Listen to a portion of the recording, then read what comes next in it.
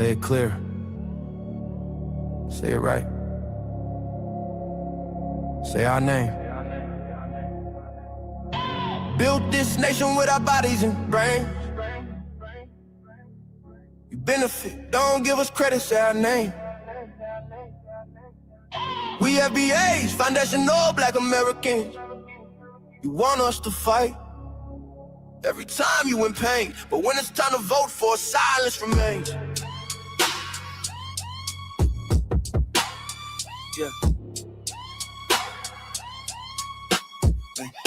They wanna be us, from the style to the hair, from the lips to the hips, body shaped in our glare. They cross borders, profit off the fight, civil rights paid in blood just to stand in this light. Asia to Africa, you walk through the door, but this land got a history you can't ignore.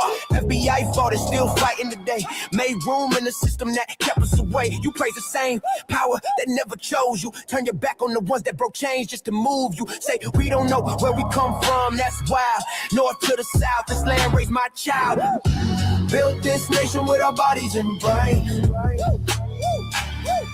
You benefit, don't give us credit, say our name. Say our name, say our name, say our name.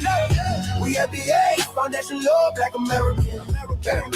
You want us to fight every time you in pain, but when it's time to vote for, silence remains. We were renowned, check the globe for proof.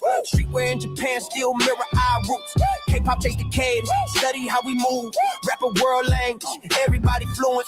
From Atlanta blocks to Mumbai lanes, Heinemann kind spitting bars, connected to the flame. That ain't hate, that's impact, that's reach. Culture travel worldwide when the source run deep. They copy the look, they borrow the sound, but skip the respect when we still hold the ground. Love the rhythm, ignore the pain, celebrate the wave, won't say the name. This was home, before permission, before approval. Say our name. Built this nation with our bodies and brains. We benefit, don't give us credit, say our name. Say our name, say our name, say our name. We FBAs, foundational black Americans. You want us to fight every time you in pain, but when it's time to vote for, silence remains. Say our name, say our name, say our name. Say our name. Say our name. Say our name. Say our name. Don't need your respect. Never needed permission. We built everything when we weren't even seen as human. Biting the hand that fed you. Surviving on scraps. FBA stop begging. We learn to build from scratch. Learn to build from scratch. Learn to build from scratch. Say our name. Say our name.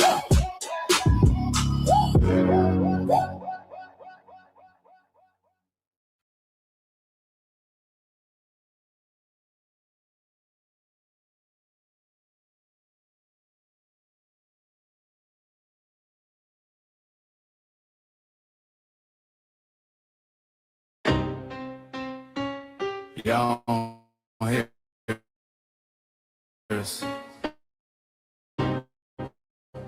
Pull up a seat and pull up a seat and motherfucking listen.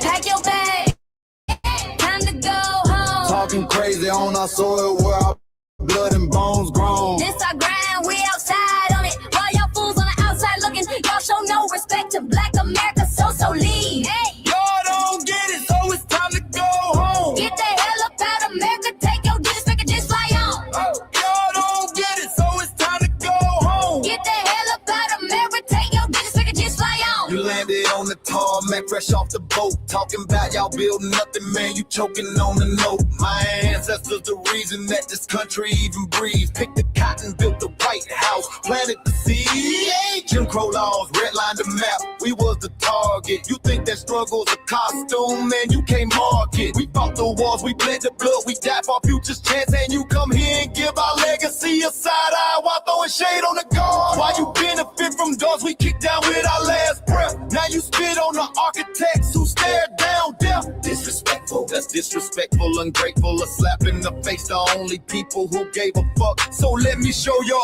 ungrateful ass to the right place. Pack your bags, time to go home. Talking crazy on our soil where our blood and bones grown. This our ground and we outside on it. Why y'all fools on the outside looking? Y'all show no respect to Black America, so leave. Y'all don't get it, so it's time to go home. Get the hell up out America, take your duties back, just fly home. Y'all don't get it, so it's time to go home. Get the hell up out America, take your duties back, just fly home. Passport, the visa, the privilege to be here. Cause my grandma did march for y'all, so disappear from our land. You cosplaying our pain.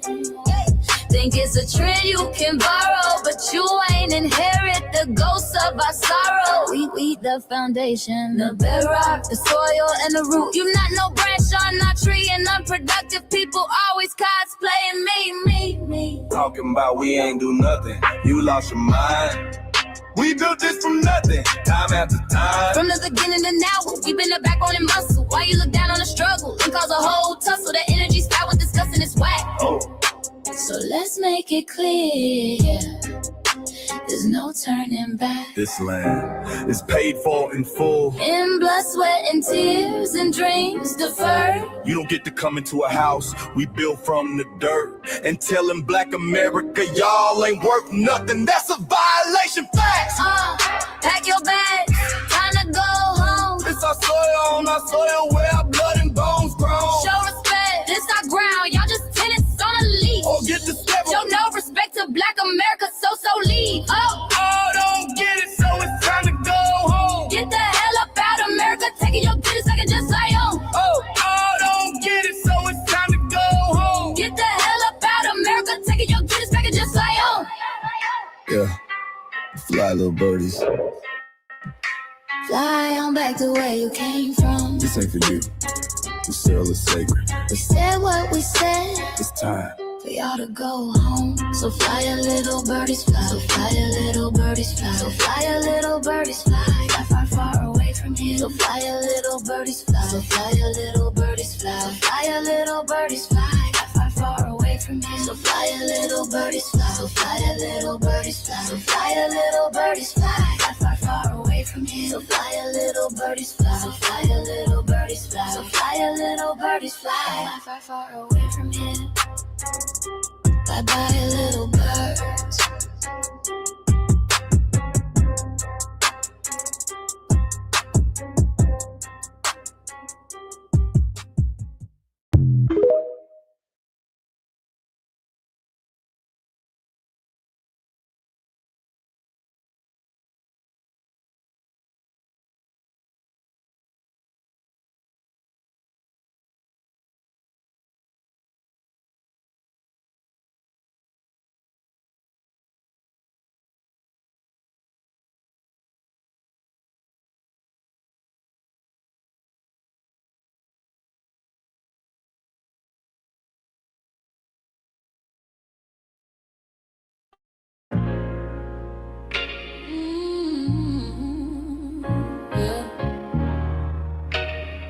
We forgot, but we never forget. This one's for the rules. We built this land from dust and tears, 400 years, and we still here. They write new rules, but they don't see every freedom they got came off you and me. We planted seeds, they took the bloom. We lit the flame, they left the room. But we back now, no disguise. The spirit's what we realize. All we want is what we earn. That sweat and blood, yeah, that table turn. You can't buy culture, can't fake that fight. This is our day, this is our ride. We FBAs. Say it loud, say it strong. We the heartbeat that's been here all along. Foundation of Black Americans, stand tall. We ain't begging for nothing, we built that all. Born from pain and grace, you can see the truth written in our face. We the soul, the sound, to fight the flame. Foundational Black Americans, say our name. They love our rhythm, but they dodge our blues. Use our voice when it fits their news. They take our sound, but not our scars. We the backbone, we the stars. Now the veil is gone, the mask is clear. We see the game, we know it's here. No more silence, no more lies. We lift that flag and watch it rise. Rise up, rise up. We the ones that made this nation breathe. Our pain to the power. Our roots are trees. We know worlds. It's rhythm and grace, and now we're reclaiming our rightful place. Can't copy courage, can't steal pain. You can't inherit soul by changing names. Our story ain't done, it's the revival. We guard the gate, it's about survival. We FBA, say it proud, say it loud. The world dances on what we vow. Foundational Black Americans. Still we stand, still we fight, still we demand. Every block, every song, we've been right here all along. The soul of a people strong and free. Foundational Black Americans.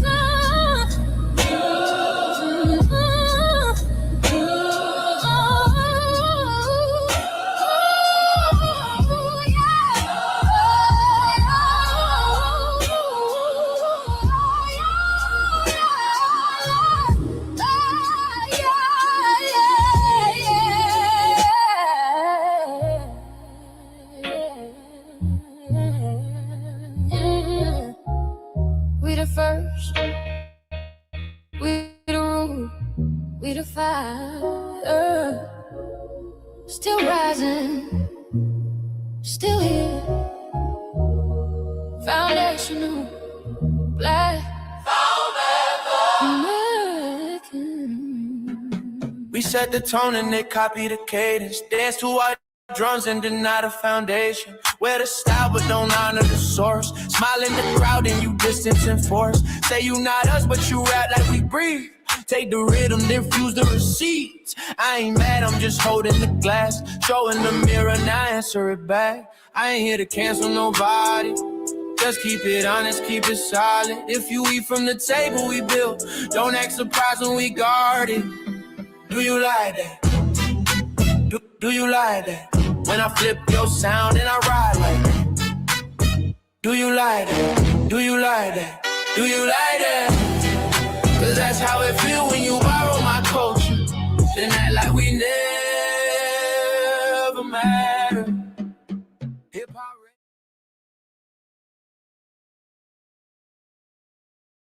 Mike Larry. Now this shit here.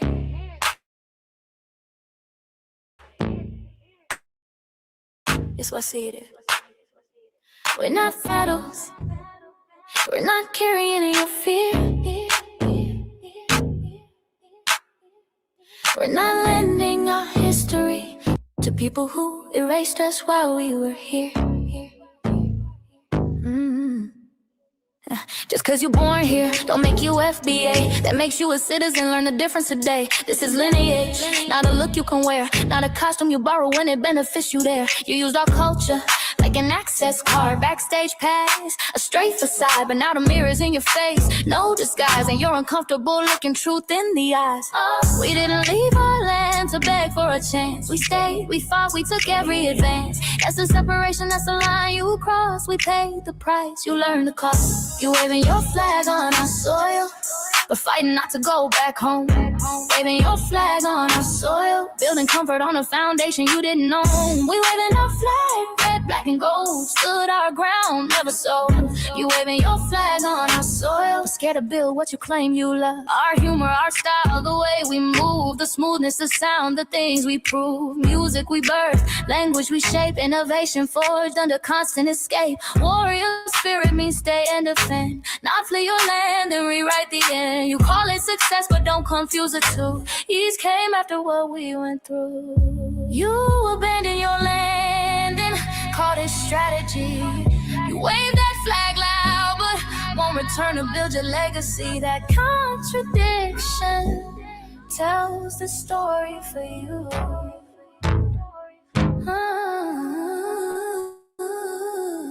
You waving your flag on our soil, we're fighting not to go back home.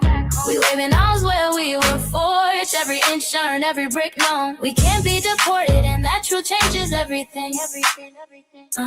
We can't be deported, and that truth changes everything. We know who we are, and now we see who you are too. Just because y'all born here doesn't make you FBA at all. It makes you an American citizen. It's biologically impossible to be us, because it's a lineage, not some damn costume you can just put on to look cool. You immigrants and immigrant Americans has used our culture as an access card, a backstage pass to our culture. Now y'all have to look in the mirror. Our sense of humor, the aesthetics, mannerisms, the style of dress, the smoothness, the creativity, our genres of music, innovativeness, our slang, our warrior spirit by staying on our homeland and fighting and not fleeing to somebody else's land to beg for a better life and shit on the very people who fought to have us there. That's who we are. And we know who the hell y'all are waving your flag on our soil and fighting to make sure y'all don't go back.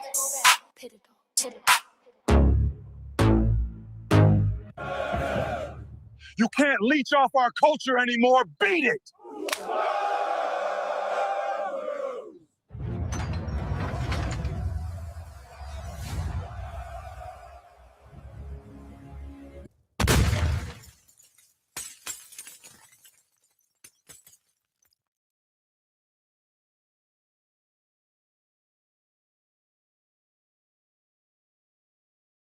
Larry, man, you did it again.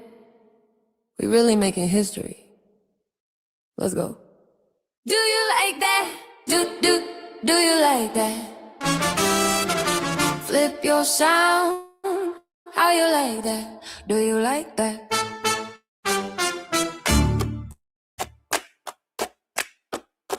Do you like that? Say it loud, don't walk back. You like that? Do you like it? What been making us? Now y'all switch it up. Turn the carbon copy, y'all ain't black, what the fuck? It's funny y'all connecting to our culture like it's Wi-Fi.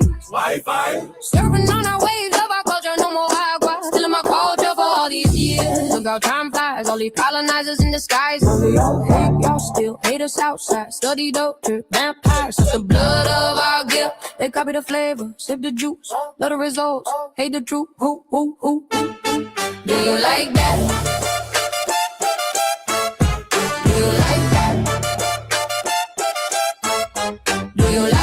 Flip your sound, how you like that? Do you like that?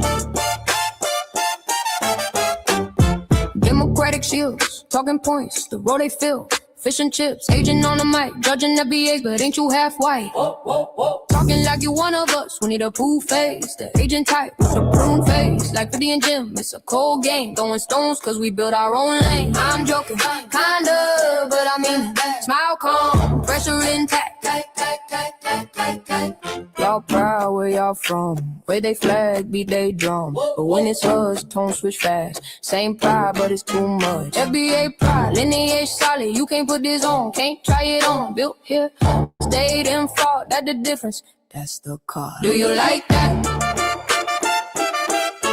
Do you like that? Say it clear, don't twist the facts. Do you like that? Yeah. Do you like that? Do you like that? Point made. No edit. No care.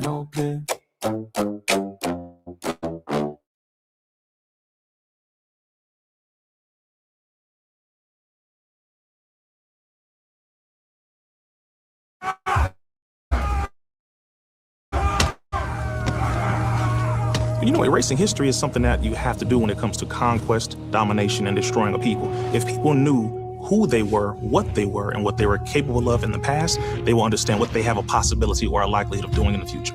Foundational Black Americans, we've always had a culture of resistance. We cultivated a culture of resistance on this land, and we've been resisting ever since we've encountered European domination. But nothing was really popping in Europe until the transatlantic slave trade, and that's where they amassed a lot of wealth. One thing that I think is unique about our culture as far as how we resist, how we fight back, is just the environment we were put in from day one. Being only 13% of the population, the white supremacists were very meticulous about keeping that population at a certain amount. There was never a period when we did not resist the encroachment of the white man. They have a natural behavior of authority no matter where they go. That's why they'll step up in front of us in the line at the store. We're not important. They don't even see us. We've never been able to excel. We've never been able to relax. We've never been able to just be, which means that existence is resistance. It must be something in our DNA, our historical background, to when something doesn't sit right with us, especially spiritually, in our souls and in our spirit, we just say no. We live in resistance. You know, from the moment we're born, we're in resistance. And it's handed down generation to generation. And so I think that cultural resistance is actually in our DNA, in our epigenetics, and then it blossoms out into the culture. So there's almost nothing in America that we do, from song to dance to politics to the way we talk, the way we dress, having coded languages considered to be slang today. Everything about Black American culture is a form of resistance. Of course, they want to always downplay our contributions to the global tapestry because they continue to act like our number one export in this country is not Black innovation. Everyone understands that our resistance has been the cornerstone of what foundational Black Americans have always done. We are the life that breathes everything into this nation. The further back you go, the further Black you go. It's just simple like that, brother.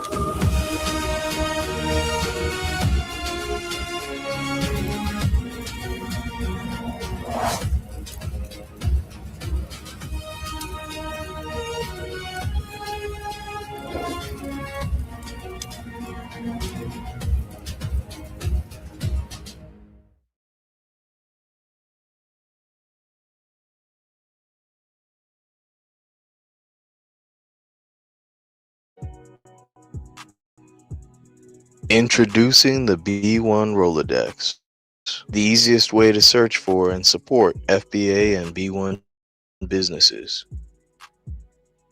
Hundreds of entries from the Black grassroots for the Black grassroots. Free to use, free to download, constantly updated. Trouble navigating the document? Try using the map version. Notice a business missing? Use this simple Google form to submit an FBA or B1 business. Also submit anti-Black businesses, which are now being collected in that last tab. Find resources, contact numbers, and much more using the second tab. All the info you need to start practicing group economics today. Go to blacktruthunited.com. That's blacktruthunited.com. Greetings, Black family, greetings, and thank y'all for tuning in to another episode of the Frontline Black News. I'm your host, Shane Crewman, and we should be joined here shortly with our West Coast correspondent, Shabaka San Corey, and hopefully our other host.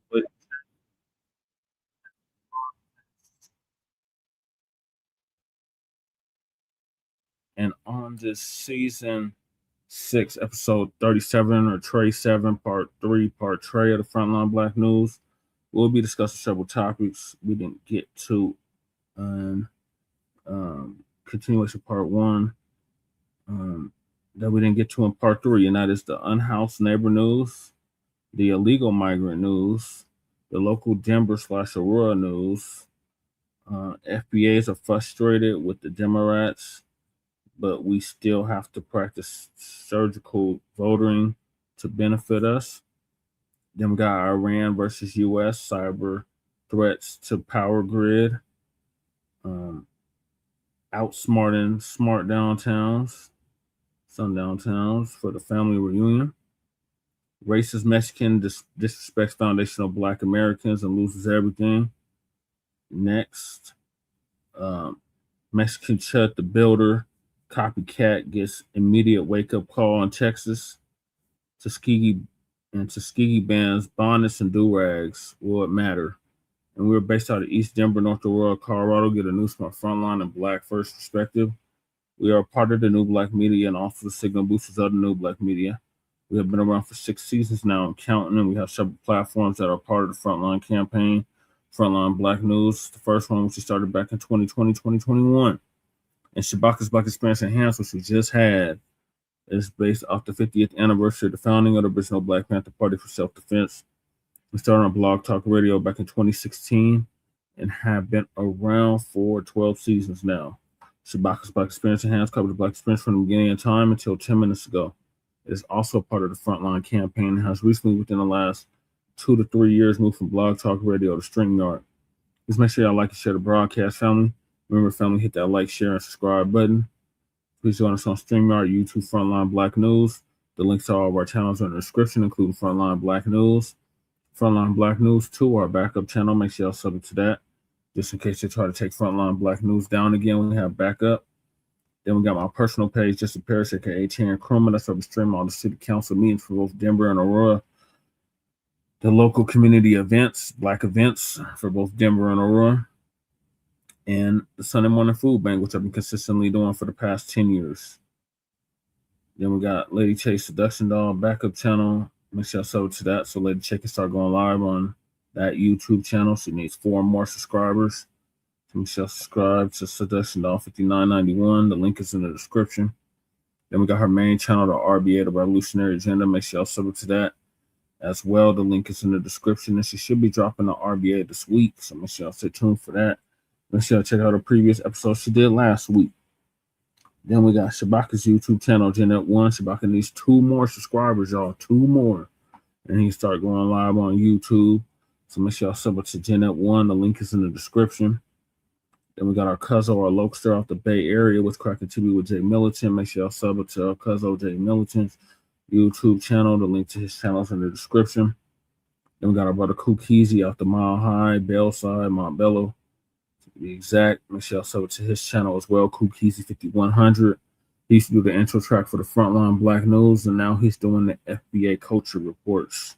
So make sure y'all check him out on YouTube. Then we got our brother from another mother, Breeze Omega, who was with us earlier for Shabaka's Black Experience Enhanced. And y'all subscribe to his channel, Breeze Omega, on YouTube. The link to his channel is in the description. And that's our brother that's originally from Hempstead, Long Island, but is now in Leesburg, Virginia. Make sure y'all check out Breeze Omega on YouTube. Then we got our brother from Watts, California, who's now in Houston, Texas, the Church of Black Power. Make sure y'all check out our brother Church. He interviewed me last Friday, so make sure y'all check that out on his YouTube channel, and he will be dropping a new video tomorrow.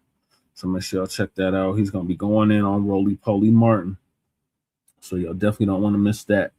Then we got our brother Torian Rain Reloaded, who's been around for a decade plus. We got Nabi in the building. Salute, Nabi. Welcome back. We got our brother Torian Rain Reloaded, who's also out the DMV area. Make sure y'all sub to his channel as well. Torian Rain Reloaded on YouTube. Our brother's been around for a decade plus, and he actually put Lisa Cabrera on, and he did several series, such as the We Fought Back series. Make sure y'all check him out. Thank you, Nabi. Appreciate you. And Shabaka's trying to get up, but Shabaka is saying your device is not connected. So it's either your mic or your camera is not connected. And then we got honorable mentions. Our brother who was live earlier, Black Alpha Network. Make sure y'all check him out. Our other brother out the Shy, Afro Elite. Make sure y'all sub to his channel as well.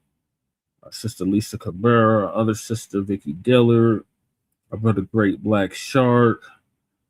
I got some empowerment from that. Oh, thank you, Nabi. I'm glad to hear that. Yeah, I tried to do my best empowerment speech. So thank you for that. Shabaka is still saying that your device is not connected. So I'm gonna have to go through the phone again or something. So honorable mentions again. Our brother Beatzilla. Make sure y'all check him out. Our other brother, Sincere Love to God, and his co-host, Nicety Girl. Make sure y'all check them out as well on YouTube. Who else? Who am I forgetting, y'all, that I didn't already mention? Oh, our brother Chase McGee. Shout out to Chase. Make sure y'all sub up to Chase, Foundational Black American History on YouTube. Okay, there you go, Shabaka. Shabaka. Oh, we can't hear you. I think you're muted.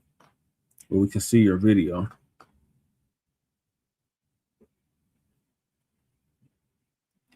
We got Uptight in the building. Damien's in the building. Salute, Damien. Anybody that's part of New Blacc Media, make sure y'all sub to their channels. I'll be here naming people all night, but y'all get the gist. And then we got, last but not least, our brother Black Truth United. No, he's not on hiatus. He just did a live stream like 2 days ago.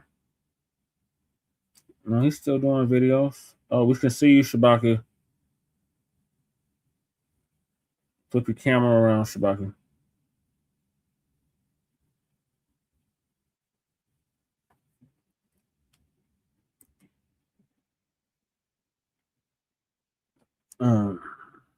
Make sure y'all check out our brother Black Truth United. He came out with the B1 Rolodex, which is the modern day green book for FBA B1 businesses alike. And a link to our brother's channel, which he just did a hilarious piece on Roly Poly Martin. So make sure y'all check that out. And then the link to the Rolodex is in the description. The B1 Rolodex, the link to the FBA threat database that he just recently came out with is also in the description. And the link to submit your business to the Rolodex is in the description. And yours truly is in the Rolodex for my political work. So make sure y'all check that out.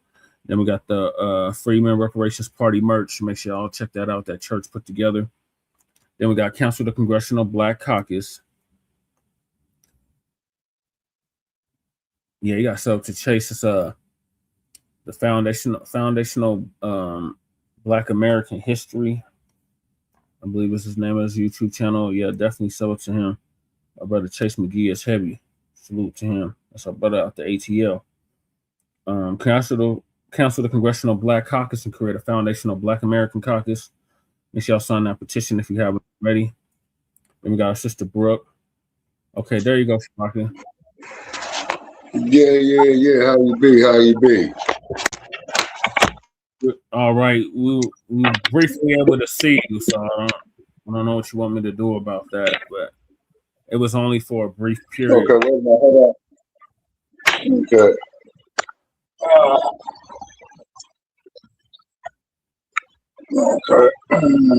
Okay, bear with me, please. Okay. While you're getting that together, I'm gonna finish the intro. Then we got Sister Brooks' call to action. Make sure y'all submit those letters and them emails to her call to action. Okay, give me a mic check. Mic check 1 2 1 2. Mic check 1 2 1 2. You sound clear on my end. Okay, mic check. Okay, good, real good. You know, these clandestine, crooked ass, robotic, inhumane, subhuman motherfuckers and they bullshit, boy. I'm telling you, man. Yeah. A lot of them belong in fucking jail, if not that, a damn mental institution, man. You know what I mean? Yeah, I agree, Shabaki. And then we got the Reparations for the Descendants of American Slaves Act, the change.org petition. Make sure y'all sign that if you haven't already. The link is in the description. Then we got Lady Chase GoFundMe. Make sure you donate to that if you haven't already. The link is also in the description. Then we got Chud the Bussies. To hell with Chud the Bussy. But we got our brother Joshua Fox to put hands and feet over Chud the Bussy. The link to our brother Joshua Fox's GoFundMe is also in the description. Donate to that if you haven't already. Then we got Stop Netflix from releasing damaging docu-series about Michael Jackson. Change.org petition. Shout out to Dr. Randy Short for putting that together. Make sure y'all sign that if you haven't already.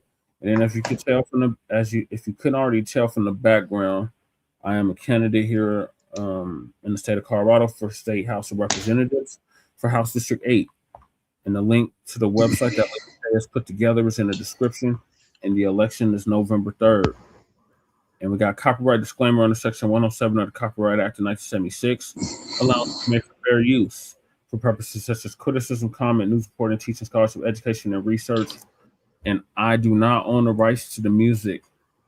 And if you don't understand racism, white supremacy, what it is, and how it works, Everything else that you think you understand will only confuse you. In all 9 or 10 areas of human and people activity. And that was by Mr. Nellie Fuller Jr., who passed away exactly a year ago at the age of 95. And those 9 areas are, once again, economics, education, entertainment, labor, law, politics, religion, sex, and war. And some say health and nutrition. And all 9 or 10 people activity. And so producejustice.com, the link to the website to get your compensatory code concept for victims of racism and white supremacy is in the description. And when you, a Black person, are captured by any race soldier, you must never fuss, fight, or flee. Comply and defend yourself in court, also by Nellie Jr. producejustice.com. And last but certainly not least, we got racism and white supremacy, which is the only racism that exists on this planet in this time and in this realm. Is conscious and subconscious behavior to maintain white genetic survival, to prevent white genetic annihilation. And that was by the late great master teacher, Dr. Francis Christ Wilson, passed away exactly 10 years ago at the age of 80. I would have been 90 as of 3 months ago. And shout out to our FBA brother, Tariq Nasheed, who's back from his trip in Japan, for paying for her funeral along with several others. For those are the topics, make sure y'all hit that like and subscribe button.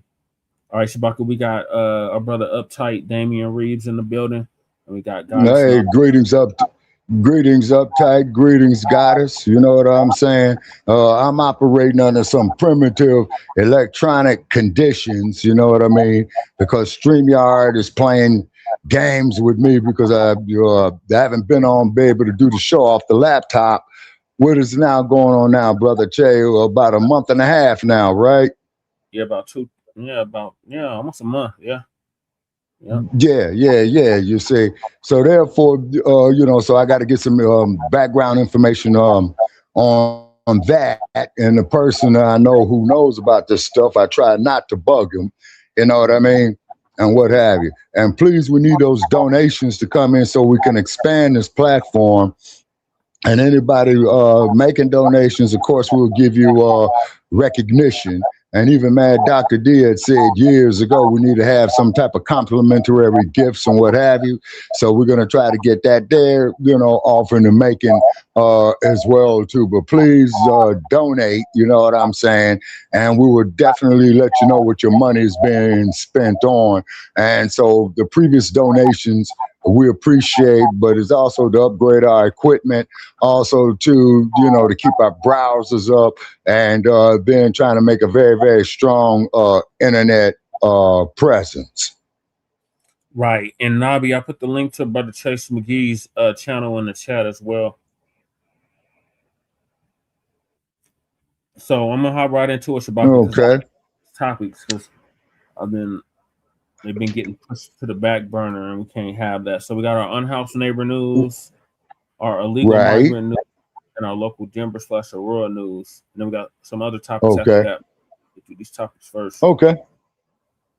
So the Unhoused situation has just gone from bad to worse. Yeah. It's really bad, y'all. So I'm gonna go back to the old state of California, Shabaki, and show how. Yeah. They belong in jail, everybody. All them politicians in that crooked ass state belongs to go right straight to fucking jail. Right. So the first one I'm gonna play is from Fox News. Los Angeles homeless crisis surges. Just like we knew it would. Desperately need change. And then the next one after that is the homeless crisis in California, a city falling apart under fentanyl's grip. That's about right. All right, let me share my screen. God damn it!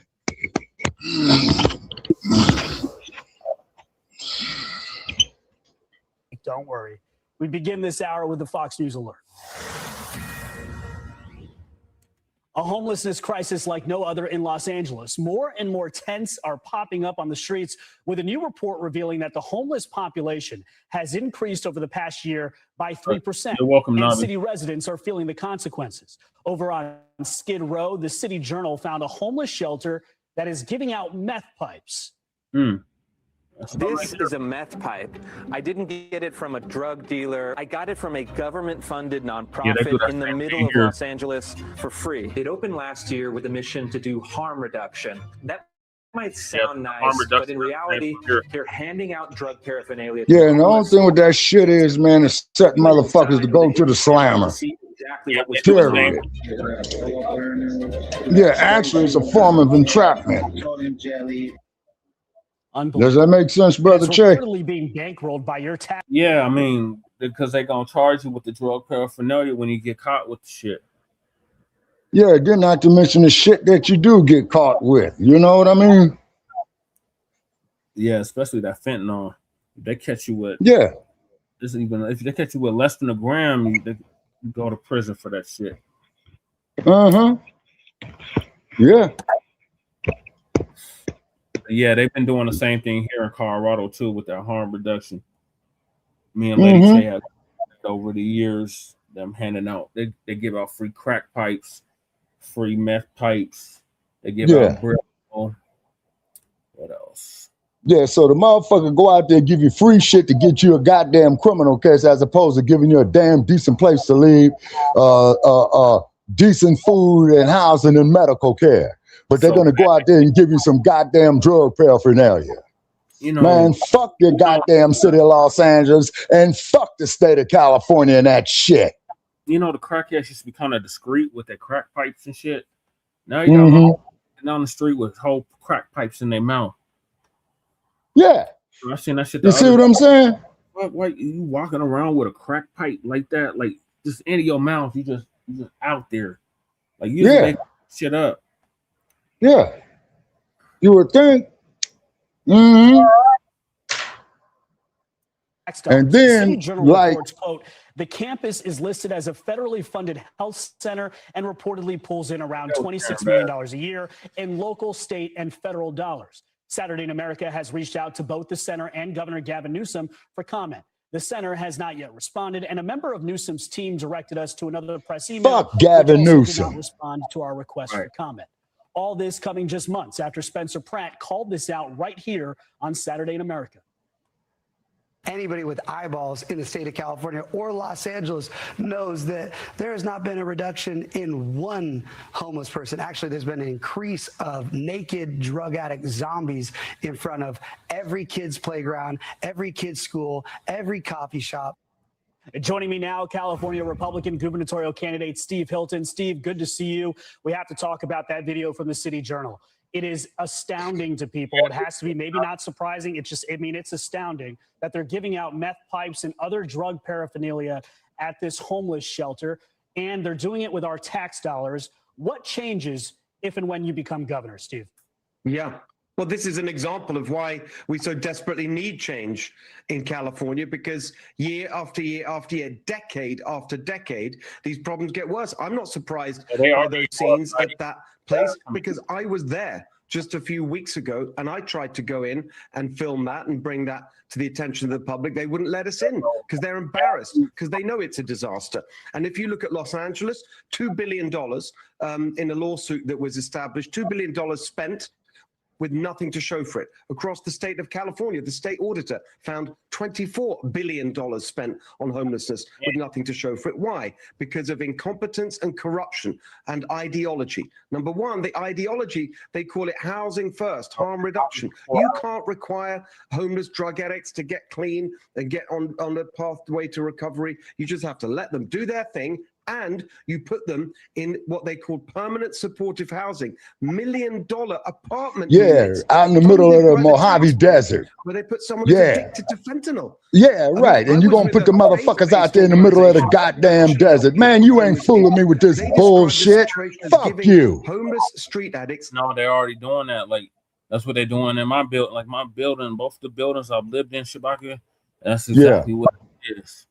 When I'm talking about the supportive housing, they put drug addicts in the building with people that are mentally ill or people that's sober too. They put them all in the same building, and we got to do. And the reason why they're putting them in there with the sober people, Brother Chase, so therefore that they will relapse. You see what I'm saying? Right. I'm really living this in real time, y'all. What he's talking about, I'm living. Yep. Second homes, because you get the $1 million apartment and then you're going back down onto the street to buy and sell drugs. The whole thing is a complete disaster, and we got to kick out the people who did it, both the Karen Bass regime in Los Angeles, but of course, there's one-party rule of Democrats right across the state of California. That's why I'm running for governor. Yeah, Steve, so what would you do differently? 3-point plan. Number one, enforce the law. It is illegal to live on the streets. All those homeless encampments that you see, not just Skid Row, I'm on the road in California all the time. It's right across the state. Every major city, every big town. You remove the homeless encampments. It's illegal to camp on the streets. Number two, you get people into drug treatment. You get them off the streets and off drugs, and it cannot be a choice. It has to be mandatory. Number three, of around 80% of people who are homeless. You can't do that, Hilton. It sounds good, but you can't do that. They gotta want to want to get off. They gotta want to get off the drugs. Exactly. But they keep. They're not screening people. They just bringing people in. They just like, okay, we tired of seeing you on the street, so we're gonna bring you in. But they're not addressing their issues. They just put them in an apartment and lock out of sight, out of mind, and these places become drug dens. Like that other place I was at, Fusion Studios. I'm surprised they running. It's a hellhole. One of my neighbors, he writes for Newsbreak. He's always writing articles about how fucked up it is over there, and I'm like, I'm so I got out of there. But then I look over here, and I got the same shit going on over here. Right. See, so what it is, Brother Jay, it is a program that is designed to fail. And the reason why they want it to be designed to fail so they can get all these motherfuckers in the goddamn slammer and get free labor out of them. Yep. But like Lisa said, if they can't get you on the streets, they're gonna get you with these thought crimes. Exactly. Thought crimes, yeah. Conspiracy. That's a thought crime. You know what I'm saying? Oh, George Orwell shit. I mean, look at these damn criminals you got running the goddamn country. And Uptight said he's up in the Antelope Valley, and he said he see the bodies increased. Yeah. Yeah. You got to cross the Antelope Valley, man, to get from LA to Vegas. Mm-hmm. Yeah, exactly. Easier said than done, Uptight. Yeah. And Nabi says normal, regular people without addictions that work have to be subjected to living around their substance abuse user asses straight sucker shit. Yeah. Yep. And then not to mention that the diseases that could go airborne, you see what I'm saying, that will infect them. You see what I'm saying? Mm-hmm. Yep. So that's what you see? Type of shit. Yeah. So it's in and out my building, this motherfucker's strung out on fentanyl.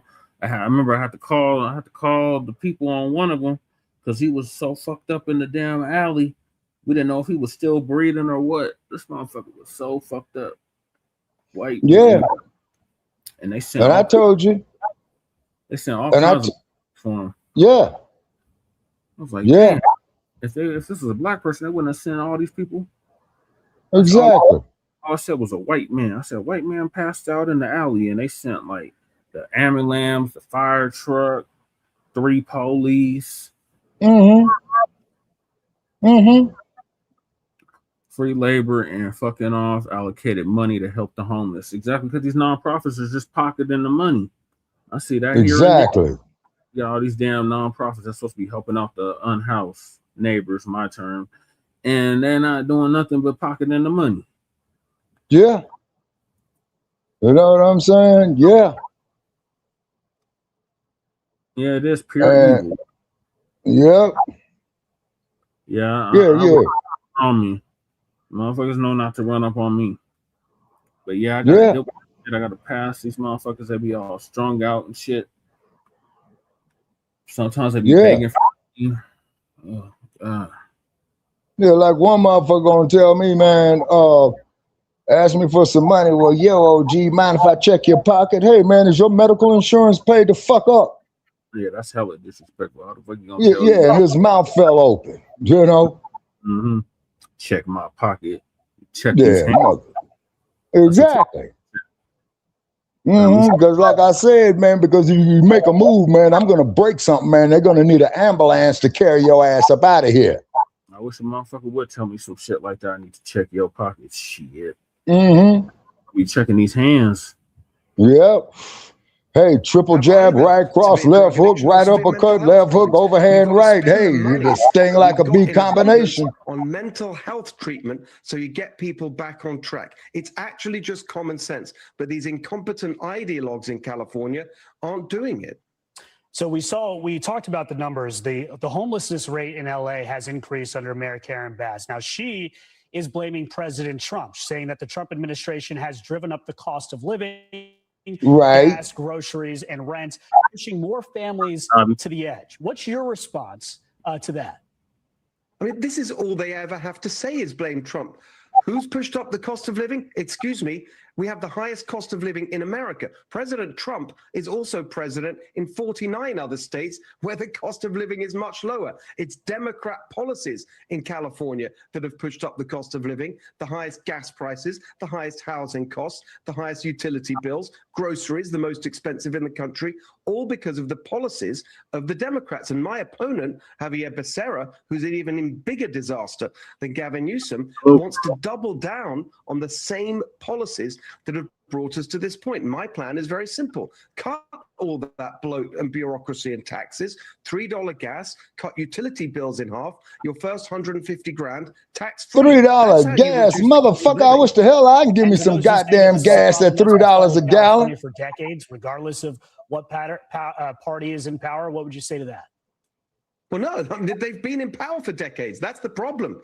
That's why we're in this point. It's now 16 years of one-party rule. Yes, you can see that the origins of it go back a little bit further than that, but not much. This explosion of this scandalous homelessness has been on their watch because they are captured by an ideology that says we can't require anything in exchange for government support. You can't ask people to change their behavior. And they also load up the taxpayer money into their corrupt, what we call the homeless industrial complex. This combination of non-profits that are funded to never solve the problem but keep on raking in the cash, and crony developers who build these $1 million apartments. We got to blow the whole thing up. That's why I'm running an outsider to shake up this broken and corrupt system. Steve Hilton with a ton of energy this morning. I appreciate you, Steve, for joining us. Good luck on your campaign for governor of California. Be sure to like and subscribe for all the Fox News latest on YouTube and catch full shows streaming now on Fox One. I don't know what the hell he gonna do to help our FBA. Man, that motherfucker ain't gonna do shit, brother Che. That motherfucker there is talking out the crack of his funky, nasty, stinking ass. Because the only thing that he sees, man, is for him to make some goddamn more money off of this shit. It got so bad with stealing and stuff, so I came out here. False charges, false incarceration. I've witnessed a couple people passed away because of hypothermia. Witnessed people going crazy because of that spikes. I'm in this situation because of not being able to have safe housing. I'm already out here. They're not providing. You got a lot of mental people out here that need help. I've seen this van drop off person, they take them and dump them off here. Housing without all the stipulations and the BS. It was saturated with growing black mold. I do carry weapons. I had to pull it out on 2 different occasions. And not being treated like a human being like I was before. Welcome to U.S. Homeless Stories.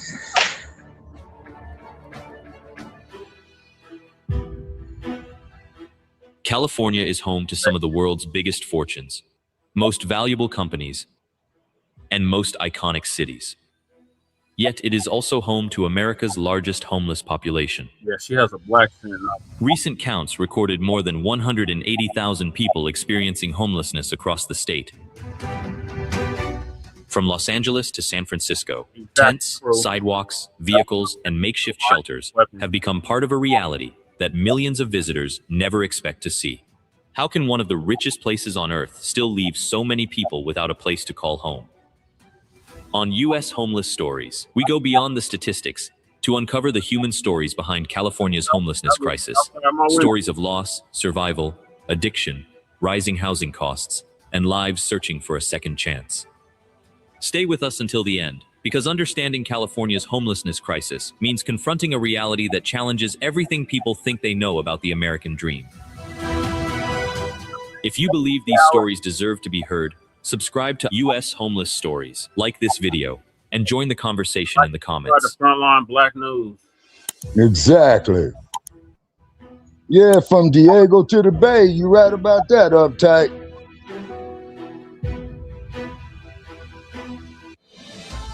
One, the full scale of the crisis. In the shadow of golden hills and glass towers, another California exists, measured not in stock prices or ocean views, but in tents, vehicles, and makeshift shelters along riverbeds, freeways, and forgotten lots. Tens of thousands wake each morning without a door to close behind them.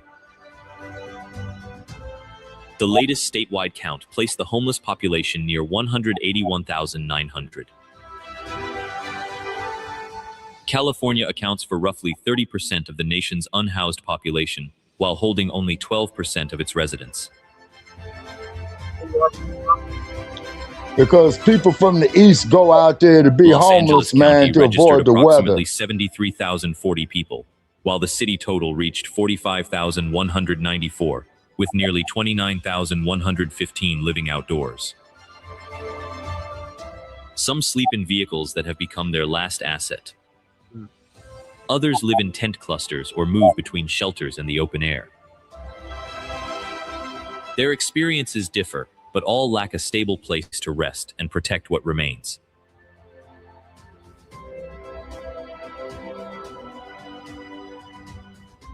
The daily weight is heavy. Belongings must be watched or carried. Sleep comes in fragments. Washing, resting, and keeping personal items safe require constant improvisation. Exposure and the need to remain alert create continuous fatigue. Privacy disappears, and even a locking door becomes a distant memory.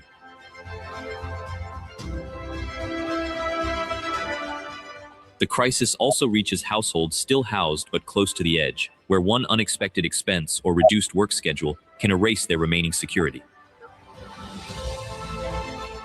The distance between a rented room and the street is shorter than most assume. Those who cross it are neighbors whose support systems failed at the same time. What does it mean when a place of such visible abundance still leaves so many residents without basic shelter?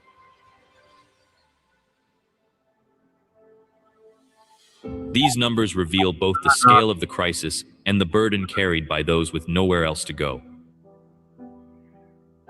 If this reality has stayed with you, a like and subscription to Us Homeless Stories helps these observations reach others across the state.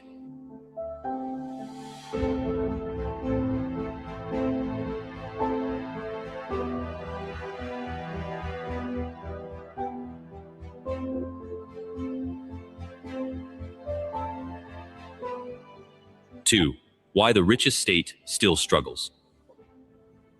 California generates enormous economic value, yet housing costs have climbed beyond what many working people can sustain. In Los Angeles County, a household now needs an annual income near $110,000 to afford the average rent of roughly $2,745 a month without severe strain. The region also lacks more than 473,000 affordable homes. Economic hardship is cited by 59% of newly unhoused people in recent surveys as the primary reason they lost housing. Some of this videos from Denver. Let's see. One of these $2,745 a month without severe. That's Denver. This is Denver. This is literally outside my door. This used to be outside my door. Literally outside my door. You see all these encampments? They put all the people who are encamped right here in this building I'm in right now. Strain. The region also lacks more than 473,000 affordable homes. Economic hardship is cited by 59% of newly unhoused people in recent surveys. That's the light rail station right there. That's 20th and Welland Street. Yeah, it's bad. Primary reason they lost housing. The pressure builds quietly. Rent consumes more of every paycheck. One unexpected expense, an illness, reduced work hours, or rising utilities can erase the thin margin keeping someone housed. Once that margin disappears, the path back becomes steep. Without a fixed address, maintaining employment, storing belongings, following regular schedules, or resting properly becomes harder. Privacy vanishes, and ordinary routines become daily negotiations.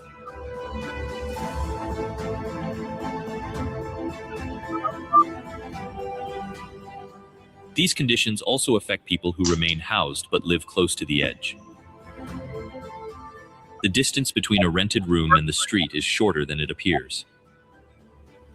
A series of setbacks can close that distance quickly. Those who cross it are neighbors, co-workers, and family members whose support systems failed at the same time.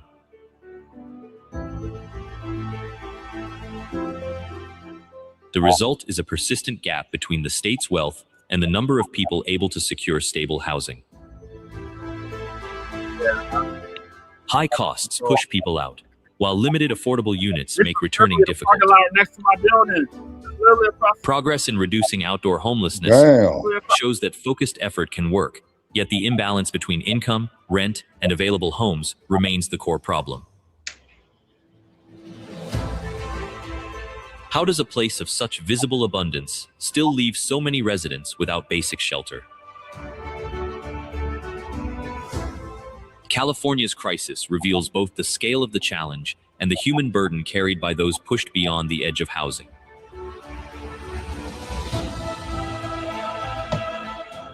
If this gap between wealth and stability has stayed with you, a like and subscription to Us Homeless Stories helps these observations reach others who need to understand what is unfolding across the state.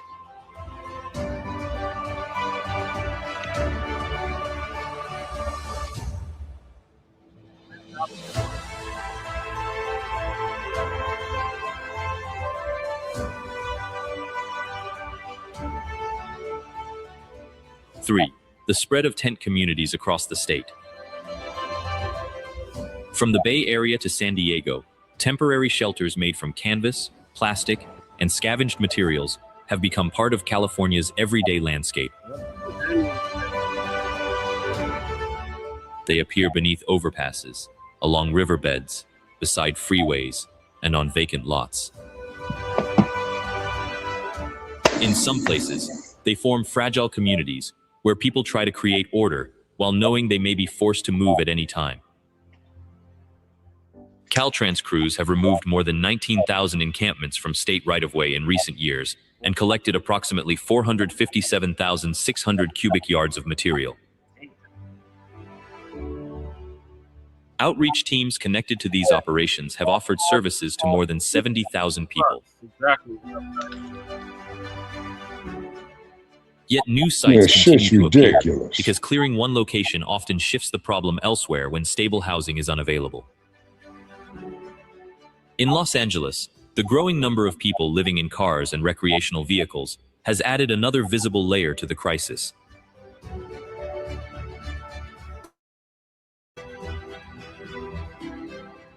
Life inside these encampments is shaped by constant uncertainty. There is no secure place to store belongings. Sleep comes in fragments because the surroundings remain exposed and unpredictable.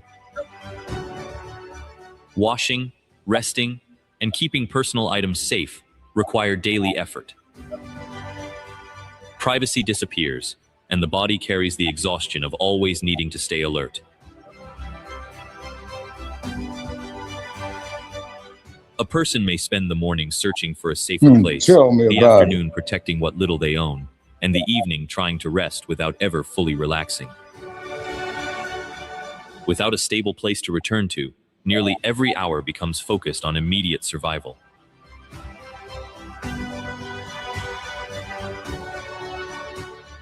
The people living in these communities are not separate from the rest of society. Many arrive there after rising costs, job loss, health problems, or a series of smaller setbacks, gradually removed every remaining option. How long can a place remain temporary before it begins to reshape both the people living there and the neighborhoods around it? These encampments reveal both the scale of California's housing crisis and the daily burden carried by those with nowhere else to go. If this reality has stayed with you, please like the video and subscribe to Us Homeless Stories as we continue documenting what is unfolding across the state.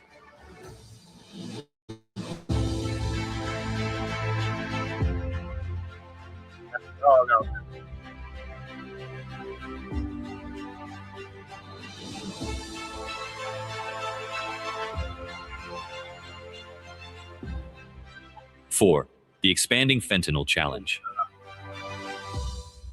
Across California's streets, the presence of fentanyl has become one of the most stubborn barriers to stability.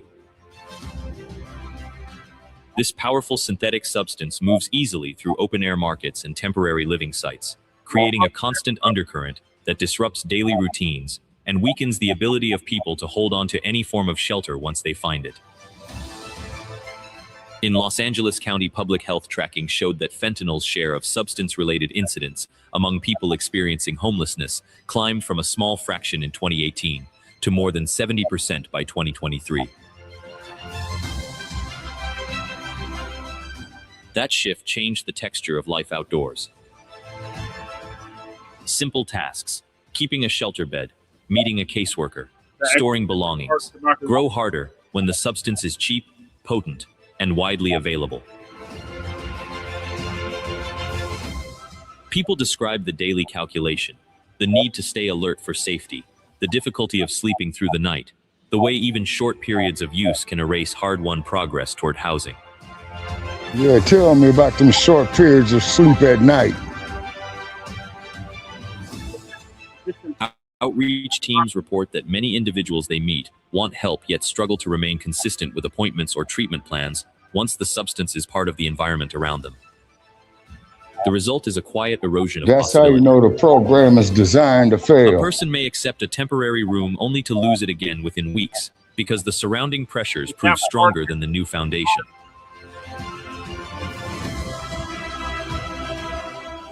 This reality is not distant.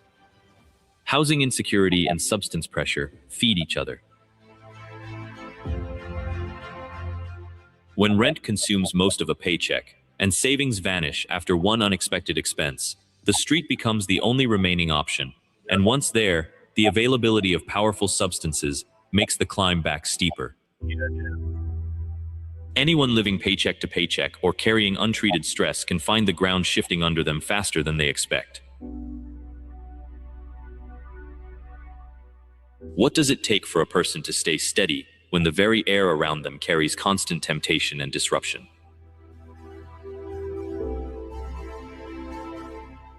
The hardship is plain in the small details: the constant search for a safe corner to rest, the loss of privacy, the exhaustion that settles into the body after nights spent watching rather than sleeping. These are the quiet costs that numbers alone cannot capture. If this honest look at the pressures facing people on the street has stayed with you, and they're not consider trying liking the to video and capture it. subscribing to Us Homeless Stories, so these accounts continue to reach others Man, who need to subscribe to understand the full Frontline picture. Black News and Shabaka's Black Experience. We're not going to be promoting you other motherfuckers for free. We can't do it. If I may say that there, Brother Che. 5. Where the billions have gone. California has directed extraordinary sums toward homelessness in recent years. Between fiscal years 2018-19 and 2022-23, the state alone spent an estimated $24 billion across more than 30 separate programs. Project Homekey converted hotels and motels into nearly 16,000 housing units and reached more than 172,000 people. Additional streams, including successive rounds of homeless housing, assistance, and prevention funding, and the Encampment Resolution Fund, added further billions. Yet when auditors examined the system, they found that tracking of both spending and outcomes remained incomplete. In some major programs, the state could not clearly show how money that moved is from definitely allocation to downtown lasting Los housing placements. Angeles. That's 6 and San Pedro. Yeah, I know you knew where these areas. At the local level, the pattern And I watched them build that library tower right there, that tall white Los building Angeles right has there. budgeted close to $1 billion a year for homelessness services in recent cycles, yet portions of those funds have gone unspent or proved difficult to follow through layers of contractors and subcontractors. Statewide general fund spending on homelessness in 2025-26 settled at roughly $1.5 billion, less than half of 1% of the overall general fund, returning to levels seen before the sharp rise in outdoor living. Yeah, got us, Navi. That's The gap exactly between what that dollars shit committed is. and measurable, sustained reductions in the number of people without shelter remains wide. And keep in mind, Goddess, as you know, when the heat hits in the summer, result is that a causes daily the experience of bacteria to promises grow. that feel distant. Yeah. A person may hear of new programs while still sleeping in a vehicle or under a tarp. The money is real, the housing units are real, yet the path from funding announcement to a locked door that belongs to someone for more than a few nights is often long and uncertain. Yep. This disconnect leaves many feeling that the system moves around Yeah, them that was rather than a with them. place called Town Street. And these are the streets, How does Che, a that I was society telling measure you about, success that they were when large feeding the homeless investments produce people, and only that shit was partial and laced uneven with results on the strychnine. Oh, yeah. Right the quiet there. cost appears in the faces of those who have waited months for a placement that never quite arrives, who have gathered documents only to find the rules changed, who have learned to lower There's expectations the lap simply dogs. to keep moving through another Dun, day. dun, dun, dun. These experiences accumulate. If the weight of this gap between resources and reality has touched you, a like and a subscription to Us Homeless Stories Yeah, helps keep Goddess, these Navi, grounded accounts California visible. is full of a bunch of nasty ass motherfuckers. Now, what they doing right there, Brother Che, is a homeless sweep right there. Now, keep in mind, they do not give them advance notice. They do the shit on the spot. 6. Stability before recovery. A growing body of practical experience shows that lasting change rarely begins with treatment alone. It begins with a safe place to sleep, store belongings, and rest without constant vigilance. And them When damn that beds foundation are too is close missing, to each every other. other form of support becomes harder to use. In Los Angeles, the pause Yeah. in new enrollments for time-limited rental subsidies in 2025 led to a sharp drop in permanent housing placements, from more than 10,000 in the prior year to roughly 6,500. And that food they're giving The away is unsheltered count tainted. rose soon after. People who had been on the edge of securing a room found the door closed again. Care Court offers one structured path for individuals with serious mental health needs, creating No, court-supervised that's the care plans LAPD that doing can that last up shit, to Goddess 24 months Navi. and They connect don't give participants to advance both notice that treatment they're going to and come housing through and support. bulldoze. They just going to come and do it. Yet even this tool depends on the The availability LAPD's of going actual to kick you in rooms your and damn feet to consistent wake case your management. ass up to telling you to shake the spot quickly. And you got less than Bridge 5 housing and minutes to do low-barrier it. shelters serve as intermediate steps, giving people a chance to stabilize before longer-term options open. Now, you see how fancy that vehicle is? Without those steps, many cycle through emergency That beds motherfucker and there return is to the doing that street to within clear his weeks. conscience. He ain't doing that there to help them people. You see? If he was and got The a lived vehicle or experience money is like that, he'll straightforward put and that heavy. motherfucker man up for 30 days in decent A person who has housing. spent months or years Fit for outdoors human carries beings. exhaustion in the body. What and a was deep that? Point weariness number of 4, the systems Black that have Panther disappointed Party, I before. think. A single night in a quiet room can restore enough energy to keep an appointment. A locked door can restore enough dignity to begin trusting the next offer of help. Now look at all that shit, all When that those small bacteria stabilizers growing are there. absent, the climb back feels endless.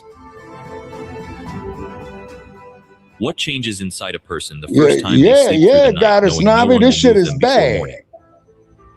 Young woman right there is probably 18 years old, looking every bit of 40. Anyone who has ever faced a sudden loss of income or an That unexpected medical motherfucker there is bill out of his knows how goddamn quickly the mind. margin of safety can disappear. These motherfuckers here just said, The fuck distance it. between a stable apartment and the open street is shorter than most people imagine. If this truth about the order of recovery has stayed with you, liking the video Yeah, it's and dirty joining as Us hell, Homeless goddess. Stories keeps these practical lessons circulating.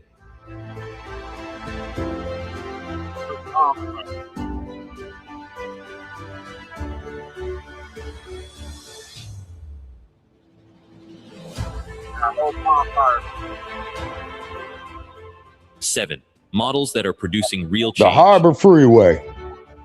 Across California, some of the clearest progress has appeared when housing, outreach, treatment, and support services work together. Now you see, they burned that Project shit. Homekey remains a strong example. By converting hotels and motels into permanent housing, the program has created nearly 16,000 units across more than 250 projects and reached more than 172,000 people.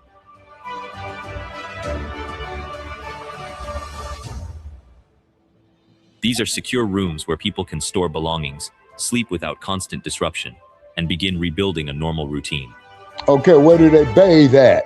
The statewide SAFE Task Force coordinates responses at major encampments in San Francisco, Los Angeles, Long Beach, Sacramento, Fresno, and San Diego.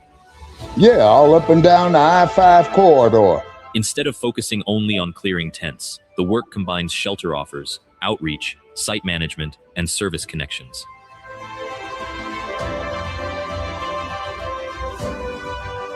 Don't even know what that In shit Hollywood, is they're giving to the intensive outreach people. and prioritized housing placements helped reduce tents from roughly 250 to around 30. The change came not through enforcement alone, but through realistic alternatives.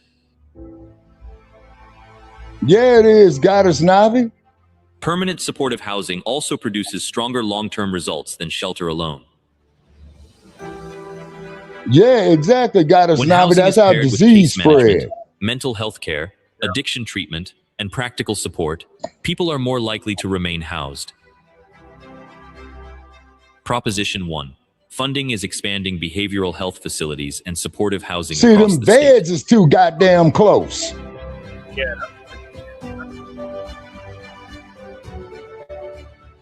The common thread is coordination. When housing, outreach, treatment, and case management follow one plan, more people move indoors and remain there. When systems operate separately, many return to the streets.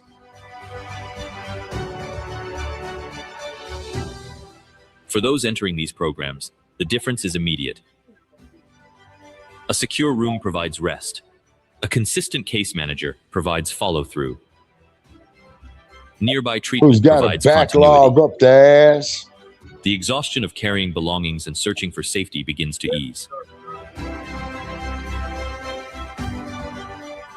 Anyone can face a sudden loss of income, housing, health, or family support.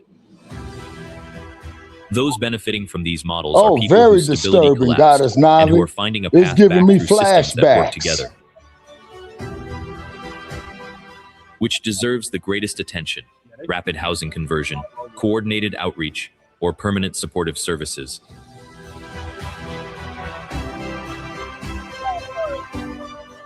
These examples show that progress is possible when Now the right imagine how pieces many connect. goddamn rats you got in that motherfucking alley. If these signs of change matter to you, please like the video and subscribe to Us Homeless Like Stories and subscribe as we to continue Frontline documenting Black approaches News. helping more Motherfucker, people we ain't move giving you indoors. no more free advertisement. Anxiety, hundreds of new cases every week. Oh no, Shabaka, that's disturbing too. Yeah, Goddess Navi, it's very disturbing. So that's why you don't walk Closing around down there with your hands in and the your path pocket. forward. The story of homelessness in California remains unfinished. Statewide figures have registered the first meaningful decline in outdoor living in more than 15 years, showing that focused effort can produce measurable movement. At the same time, recent increases inside Los Lady, you better Angeles remind squeeze that everyone water bottle to gains make are sure fragile ain't nothing and shooting can out of reverse it. when funding streams pause Because they or could very coordination easily put a syringe in there, man, with poison in it. Behind every number sits a person who once held keys, paid rent, and expected the next month to look roughly like the last. The distance Yeah, between that Goddess earlier Navi, life the and the roaches present one too. is real, and so is the capacity for a different future. But at least they don't have them big ass roaches like they got down there in Florida. The daily weight of living without a fixed place is heavy in ways numbers cannot fully capture. It is the constant Yeah, calculation of exactly, where to Goddess rest, Navi. the That's why I exhaustion moved to of never Las fully Vegas. I settling, can't fuck the around quiet in that loss of place no privacy more. and routine that wears on both body and spirit. These are ordinary human costs that accumulate day after day. The people carrying them are not a separate category. They are individuals whose ordinary supports gave way through job loss, rising costs, health challenges, or a series of smaller setbacks, and who now move through the same cities the rest of us inhabit.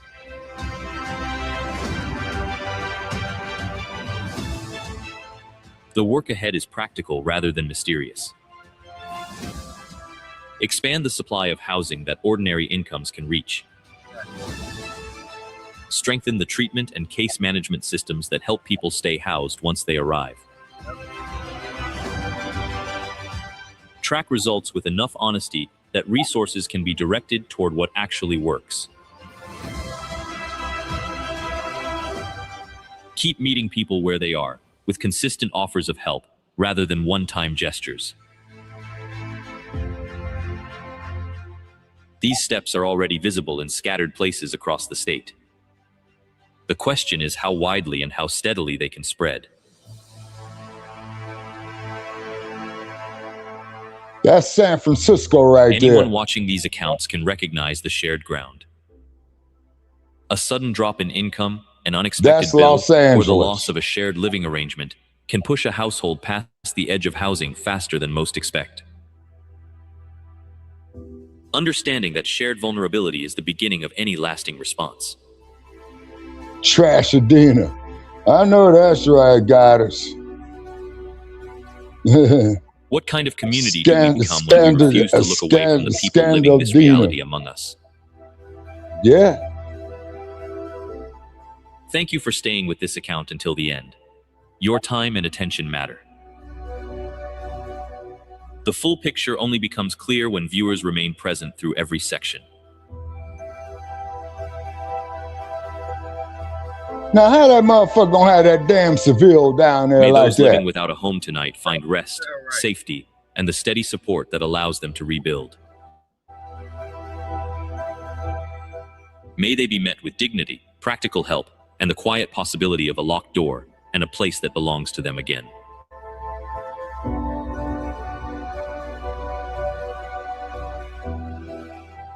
Us Homeless Stories will continue returning to these streets, these numbers, and these human accounts. If the weight of what you have seen has remained with you, a quiet like and a subscription helps keep these grounded records reaching others I who need to can't do it, understand the homie. I'm reality having too unfolding many across America. flashbacks. Like and support Frontline Black News and Shabaka's Black Experience Enhanced. Because by the grace of God, I come across $5 million. I'm first people who I will come across because I'm keeping a $4 million to make sure I stay intact. But with the 1 million, I'm going to the mamas and the babies first. Black people first. fishing. Oh Lord, yeah, this is definitely bringing back flashbacks. Yeah. Yeah. You got women out there 25 years old looking every bit of 40 and probably done so much sex work, man, you know, their whole insides are contaminated. Oh my gosh, okay. Yeah, that's the reality. Yeah, no, that's the reality of the situation right there. You see what I mean? So they got them goddamn drugs concentrated down there to keep the people's mind fucked up. Right. So now we're gonna go into the people that's living in the ditching their vans and living in their cars across. Yeah, hell, I might be living in my goddamn van. Shit. I got the tags paid up for the motherfucking past smog, so I guess I'm legal for the next year. Now I got to figure out a way to keep the damn auto insurance up.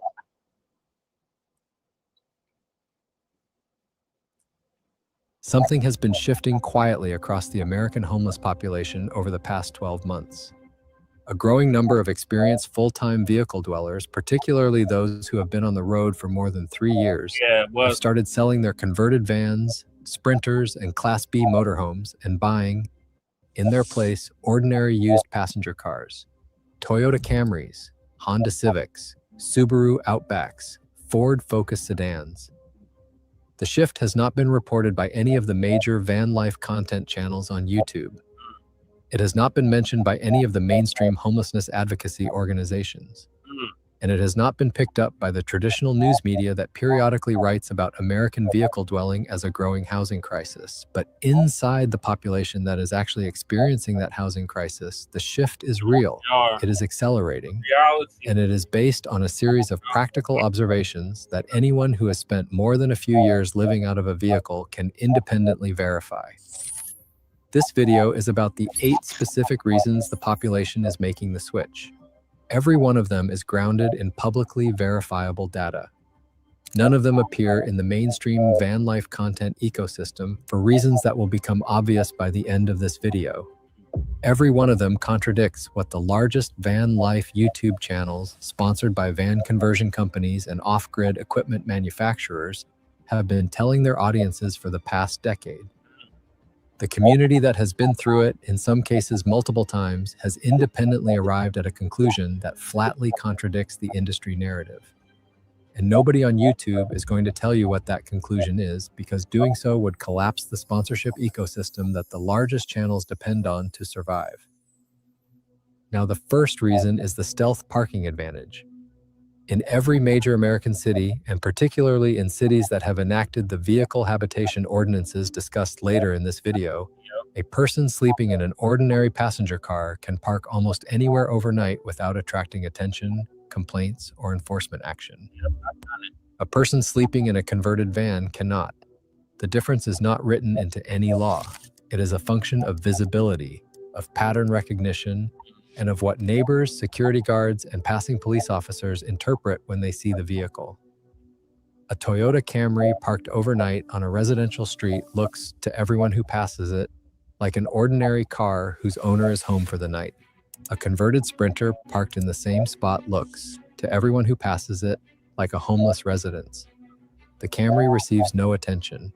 The Sprinter receives complaints, tickets, and eventually towing. The advantage extends dramatically into parking garages, which have become one of the most important overnight shelter resources for the American vehicle-dwelling population.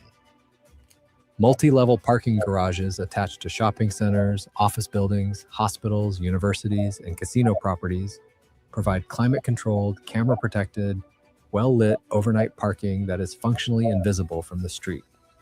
A car fits into any parking space in any garage in the country. A converted van, in most cases, does not fit.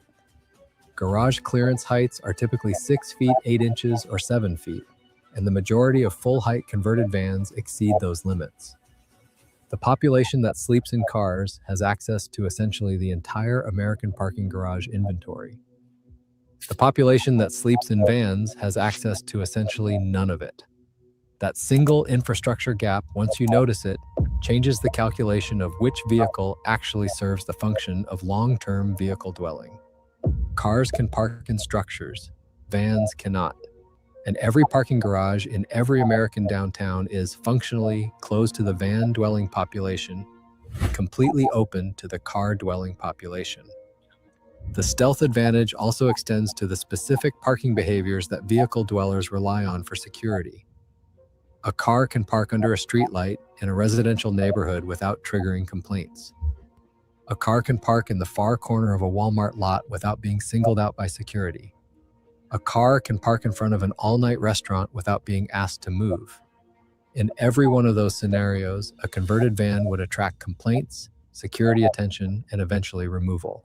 The population that switched to cars has in effect gained access to overnight parking locations that were operationally closed to them when they were driving vans.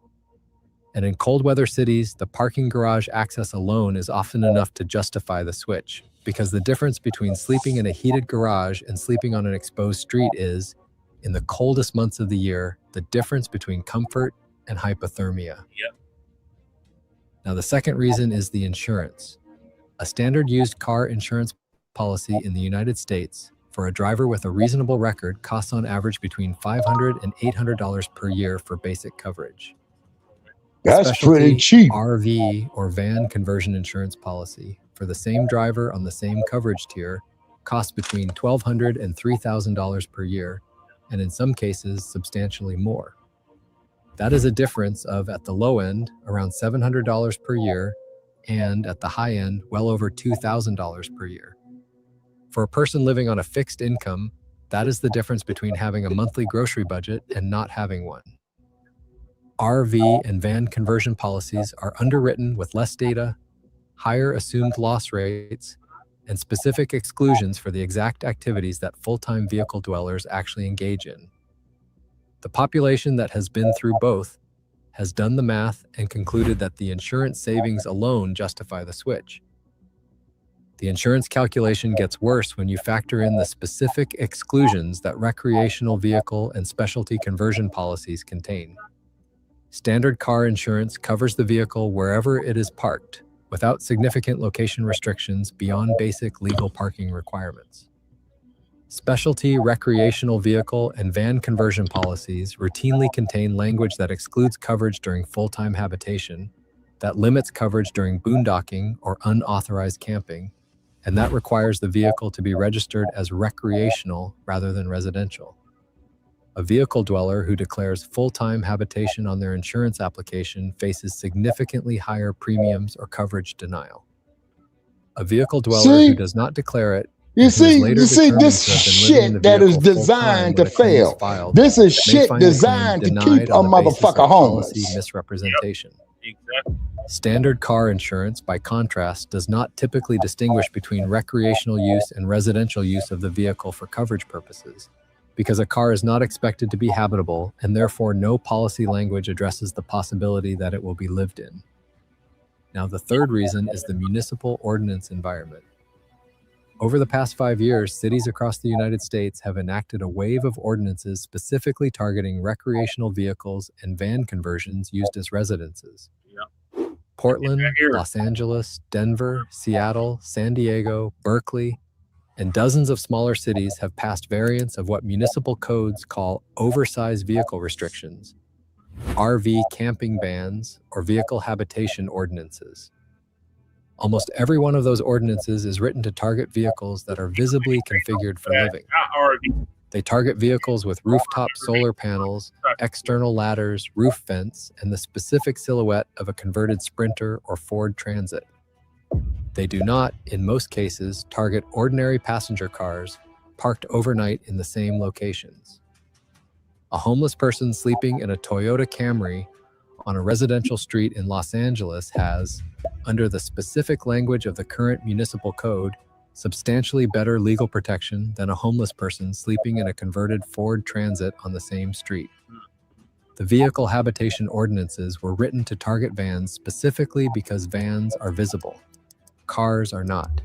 And the population that has been on the receiving end of those ordinances has learned that a car is functionally invisible to the enforcement apparatus that has been built to remove vans. The pattern is not accidental. Municipal code enforcement responds to citizen complaints See, And this shit citizens is are dramatically more predatory. likely to file complaints about a converted van parked overnight than they are about an ordinary passenger car in the same location. The van signals residential encampment. The car signals nothing. The complaint is filed against the van. The car parked 10 feet away is left completely alone because no complaint was ever filed. The car is not just cheaper. The car is functionally protected from the enforcement pattern that targets vans. Now, the fourth reason is fuel economy. A modern used passenger car, depending on the model and age, delivers between 25 and 40 miles per gallon in mixed driving conditions. A converted Ford Transit, Ram ProMaster, or Mercedes Sprinter, depending on the engine and the conversion weight, delivers between 8 and 18 miles per gallon.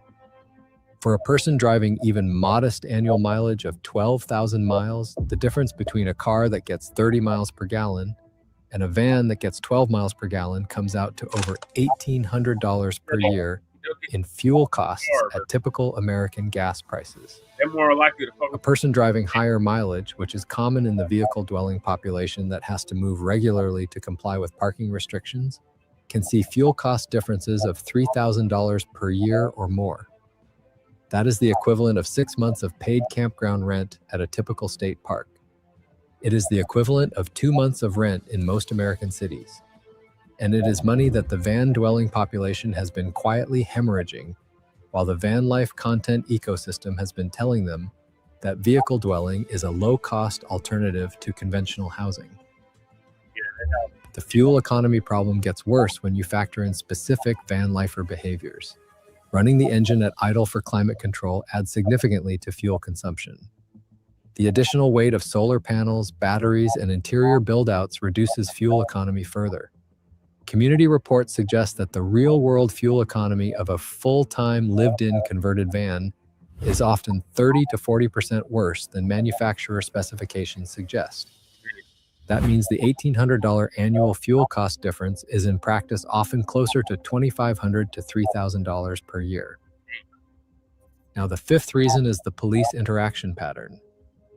Multiple community reports gathered informally through vehicle-dwelling forums and private community networks consistently describe a substantial difference in the way law enforcement treats a person sleeping in a car versus a person sleeping in a van.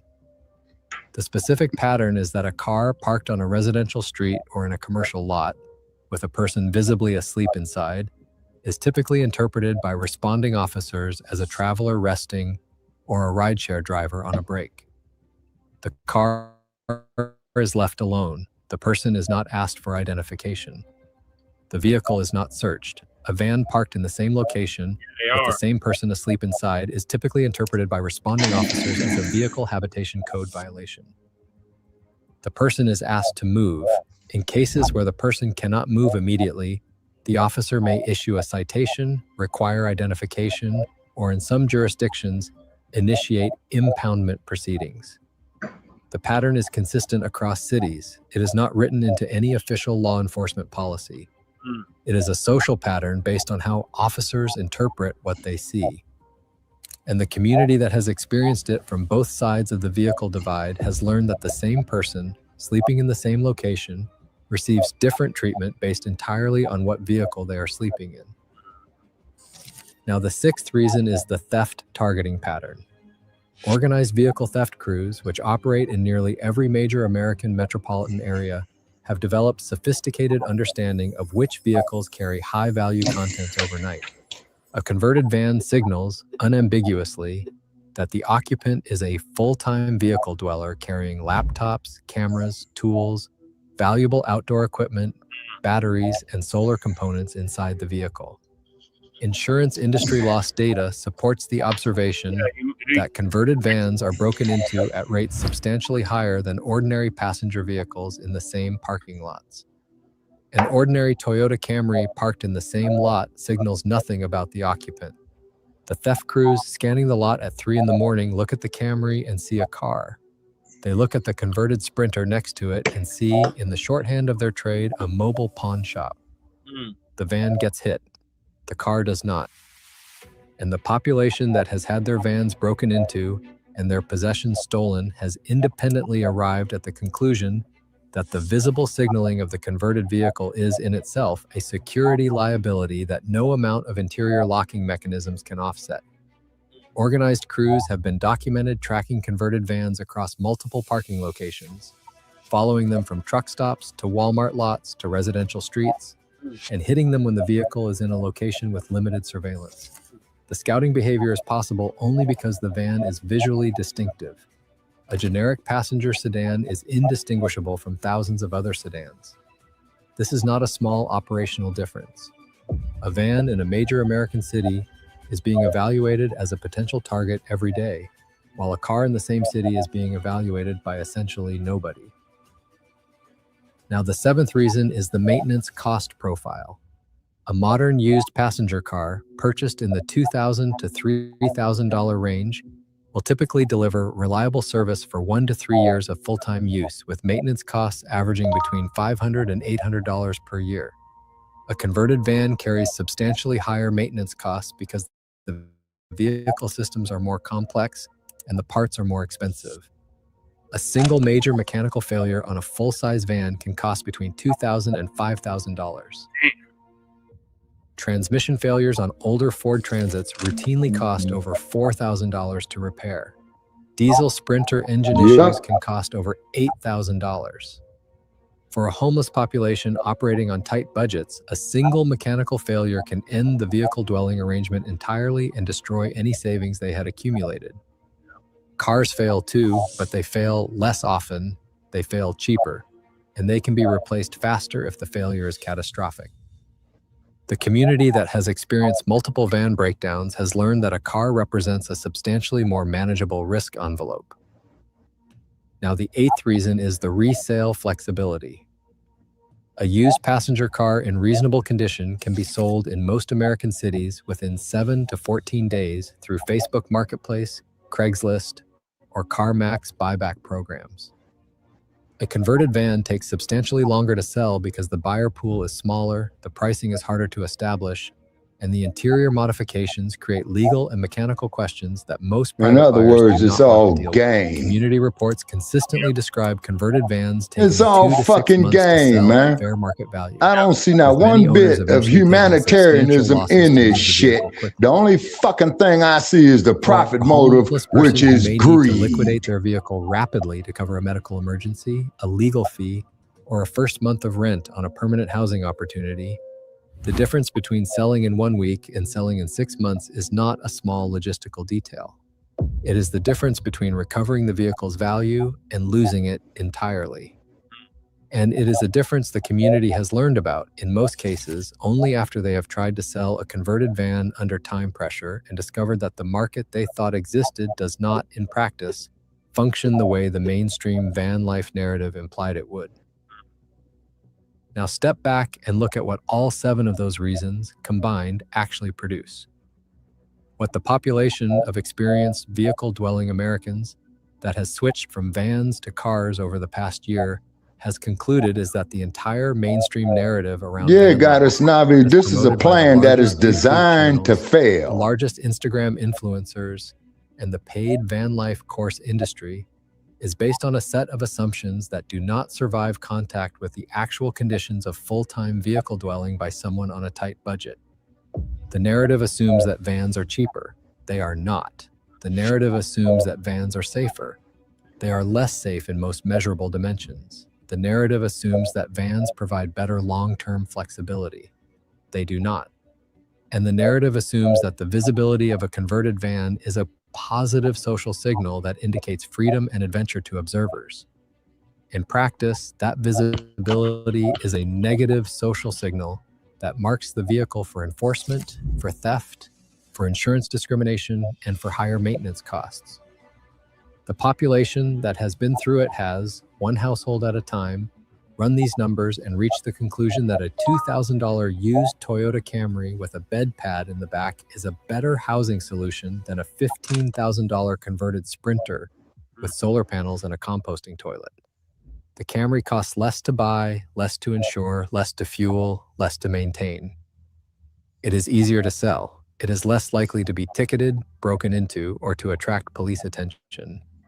And it provides, at the operational level of a person sleeping inside it at 3 in the morning, essentially the same core function as the van, a locked, enclosed space to sleep in. Now, the reason none of this has been reported in mainstream van life media is because the van life media ecosystem, as it currently exists in the United States, is almost entirely funded by advertising from companies whose interests would be harmed by the story. The largest van life YouTube channels are sponsored by van conversion companies that sell $15,000 to $50,000 conversion packages. They are sponsored by solar panel manufacturers, battery companies, and off-grid equipment brands whose entire product lines are designed for large vehicles with roof space. No, and whose interior product space. line is They are designed to sponsored by fail. van insurance companies that make more money on specialty policies than they would on standard car insurance. And they are sponsored by the van life course industry, which sells online courses teaching people how to live in vans and would lose most of its addressable market if the community concluded that a used sedan is a better choice.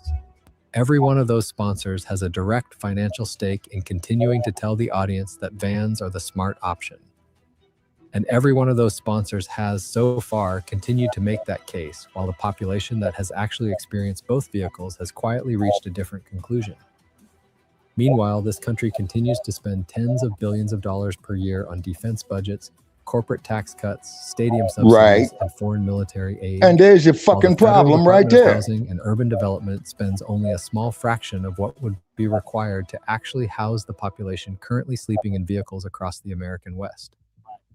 The people who have switched from vans to cars have not made that switch because they wanted to. They made it because the housing system that should have provided them with permanent housing has failed to do so, because the vehicle-dwelling infrastructure they were told to trust has turned out to be more expensive and more dangerous than promised, and because the mathematics of survival at the margins has, in practice, favored the cheaper, more invisible, more mechanically reliable option. The Toyota Camry parked on a residential street tonight with a person asleep inside it is not a symbol of van life freedom or adventure. It is a symbol of a housing system that has failed the population it was supposed to house, of a vehicle-dwelling industry that has misled the population it was supposed to advise, and of an American economy that has left an increasing number of its own citizens with no better housing option than the back seat of a used sedan. That is the story nobody on YouTube is telling. That is the story the largest content channels in the van life niche cannot tell without losing the sponsorships that fund them. And that is the story the population that has actually lived through it has quietly been passing to each other in private conversations and Facebook group threads and text messages, while the mainstream narrative has continued to promote the vehicle that the community itself has been abandoning. If this reached you tonight, subscribe. Share it with anyone you know who is currently living in a converted van or who is considering purchasing one. Because the 8 reasons you just heard are the operational reality that the population that has actually lived through both vehicles has independently verified. The van life industry will not tell them what they need to know. The mainstream news media will not investigate the switch. The government agencies responsible for housing policy will not acknowledge that the housing crisis has produced a secondary market for the cheapest possible vehicles that can serve as functional shelter. What is left is the community's own word of mouth, and the small number of channels willing to say publicly what everyone in the community already knows privately. This is one of those videos. The switch is happening. The reasons are documented. And the question is whether the population still driving vans will hear about the switch fast enough to make the same decision before their next major mechanical failure or their next parking citation forces the issue for them. Yeah, I know people that did that van life shit. And now they regret it.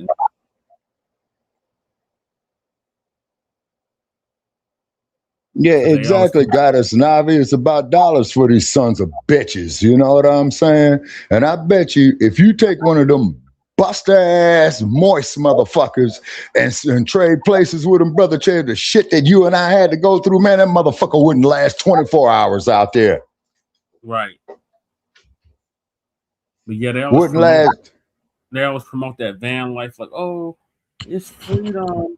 You have the freedom to do whatever. You can come and go as you please. when you actually fall into that shit, you find out, oh no, this is not it. I know Exactly. I know people that bought these goddamn vans and RVs and shit, and they said, oh, I sold my house, or I don't have to pay rent no more. I just live in the RV, or I live in the van. And then all this shit came down on them. All these laws got passed where they couldn't do this, where they couldn't do that, and now they regretting it. Exactly. You know what I'm saying? Exactly. And we supposed to sit up here as black people and be more concerned about every other fucking group than ourselves. Bullshit. Right. Well, that's racist, Shabaka. I don't control no goddamn major corporations. I don't control no damn race soldiers. I don't control none of these crooked ass, lame ass politicians. So I'm in no position to be a fucking racist. Right. So going back to California, LA's is worse than data shows. Yeah, and it the number is of people too. living on And the look at streets this of LA here. is going up, not down. And that's the according to majority the of it latest that you figures. would see, Brother Hit the Che. road to Mayor Karen Bass, who has made reducing homelessness a central part of her agenda. Sandra Mitchell is live in Hollywood with a look at how the homeless crisis is getting worse, not better. Sandra? Yeah, Sharon MB, this really is a setback for LA Mayor Karen Bass and really for our entire city. After hundreds of millions of dollars, programs, promises, and strategies, tonight there are more homeless people on the streets of LA than last year. On Hollywood Boulevard tonight, the horrifying reality of LA's homeless I know the crisis. And new goddamn numbers street. reveal it's getting worse. I see people on the streets no matter where I look. You know, it's really awful, but with the current economy and how everything's are going, I'm really not surprised. Tonight, new numbers from the LA Homeless And you could Services best Authority one reveal thing, compared to people, last year, is that you're not going to see homelessness is that up shit west of 3.4% Vine Street. citywide and 7.9% for people living outdoors or in their vehicles. That's according to the LA Times. You feel for them, but at the same time, you know, we're paying taxes and it's becoming an issue. It's also an issue for LA Mayor Karen Bass. Running for re-election, she has made moving people indoors a focus of her campaign. The mayor, in a statement tonight, blaming several issues, including funding cuts at the federal and state levels that pushed more people into the streets. In downtown, we face the brunt of the homelessness crisis. Oftentimes, we're taking it off of the entire city. And so, yes, it affects Well, our first place, neighborhood. that's not the Los Angeles City Hall that motherfucker's standing in front of. I Live think and that's work Santa in Monica. downtown LA are especially concerned. We are definitely seeing more children and families on Skid Row. You know, almost daily we're having families coming into our lobby looking for help. Dennis Oliski is the CEO of the LA Mission, and he says it's important to remember these are not just numbers or a political issue. They're people. That's the heartbreaking part is we After talk you about finish, percentage, I want to say something about that LA of an Mission. uptick as a number, but in reality, you know, we really need to be concerned about that these are someone's children that are living out on the street. Again, those official numbers set to be released tomorrow. LA Mayor Karen Bass trying to get a jump on this, releasing that statement tonight. We're live in Hollywood. I'm Sandra Mitchell, KTLA 5 News. Share MB, back to you. All right, Shabaka, what were we going to say about the LA Mission? Okay. When I was down there, I would see these ambulances would take people to the LA Mission. I'm saying, you know, and I asked the brother, you know, who worked off in there, right? I says, man, why the fuck am I always seeing the ambulance bringing people to the LA Mission as opposed to taking them up out of there? He said, man, you really want to know? I said, yeah, because these people got injured, shot, stabbed, aged. They send them there to the county hospital where they get the minimum amount of treatment, right? Okay. So they take them to the homeless shelters that are overcrowded. You see what I'm saying? I'm figuring they doing something humane. And at the same token, at 6 a.m. in the morning, when they throw your ass out the homeless shelter, you see these motherfuckers lined up there, man, on the damn street. lying in their own piss, shit, wondering what the fuck is so funky. So which means is that is contributing to a health crisis as opposed to curing it. You see what I mean? Right. Yeah, it's just add insult to injury. And Nabi says, damn, that's pretty traumatizing. Oh yeah, Navi is very traumatizing. In the middle of the fucking night in the rain and ain't got no place to go. Tell me about it. Yep. Tell me about it. I've been there. Yeah, you've been in the snow with it too, brother Che. I've been in the snow with it briefly. Yeah. You see what I'm saying? You know, briefly. You see? Okay. And so then on top of it as well too, they need to be going up there taxing all them goddamn billionaires up there in them fucking mansions up there in the Hollywood Hills. You see? And let them get a tax write-off for it. Hold on, my cue is out of order. I got one more clip to play, and this from Denver about the Unhoused. Yeah. Some more clips. So, you know, we've been having a heat wave out here. Brother Che, I'm out here in Las Vegas, and you telling me about a heat wave, sir? Yeah, well, you having a heat wave too, Sabaki. Yeah, that's why I got this air conditioning on that you might hear in the background so I could cool the house all night while I sleep. You see what I mean? Right. So here in Denver, we've been having a heat wave as well. And there was a call by the advocates, these people I used to work with. I don't work with these people no more. Right. They're calling for Denver to expand the cooling centers. So they turned some of the recreation centers into cooling centers. So when it's 100+ degrees outside, our unhoused are able to go into these cooling centers and stay cool. Well, they put these damn rec centers way out in the middle of nowhere. Right. Cooling center. So it's not easily accessible for our unhoused neighbors to get to. So exactly. Going to be discussing in this next clip. Yeah, and that is a program, sir, that is designed to fail. Yeah. As people try to escape this heat, critics say Denver doesn't have enough places for vulnerable people to cool down. Denver opens cooling areas during business hours at public libraries and recreation centers when there is a heat advisory. On Sundays, though, only about a quarter of those buildings are open. So Denver 7's Maggie Bryan spoke with one family experiencing homelessness, and they say even after the doors lock, the dangerous heat doesn't go away. 100 degrees in Denver can feel miserable. We just try to find somewhere to sit in the shade all the time. So. And for families who have no place to call home, the heat can become dangerous. It's hard. Amanda Trujillo, her husband, and children are currently homeless and take advantage of Denver's cooling centers on a day this hot. Today we go to wait at the library until they close. The city opens the cooling areas at libraries and rec centers when there's a heat advisory. But when business hours end at 4 and 5 p.m. on Sundays, so does that access to relief. What did it feel like when you stepped outside at 4 o'clock? Oh my gosh, it's still hot. It's really hot.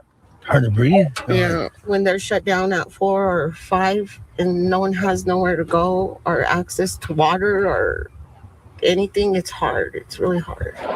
With the heat wave expected to continue, housing advocates are urging the city to expand access to cooling centers and other places people can escape the heat. We need people to be indoors at least until the sun goes down. Amy Beck, the founder of Together Denver, says she's asked the city to open dedicated emergency shelters for hot days, like the city does for severe winter weather. We would like to see people indoors overnight. That's why we're asking for the emergency shelters. So we really need to switch from the current model of trying to use the rec centers for dual purpose. Yeah, I believe that would be very helpful for not even just homeless people, people in general, you know. A spokesperson for Mayor Mike Johnston's office tells Denver 7 the city responds differently to extreme heat and cold because the most dangerous temperatures hit at different times of day. The spokesperson did not answer our questions about whether the city would open dedicated cooling shelters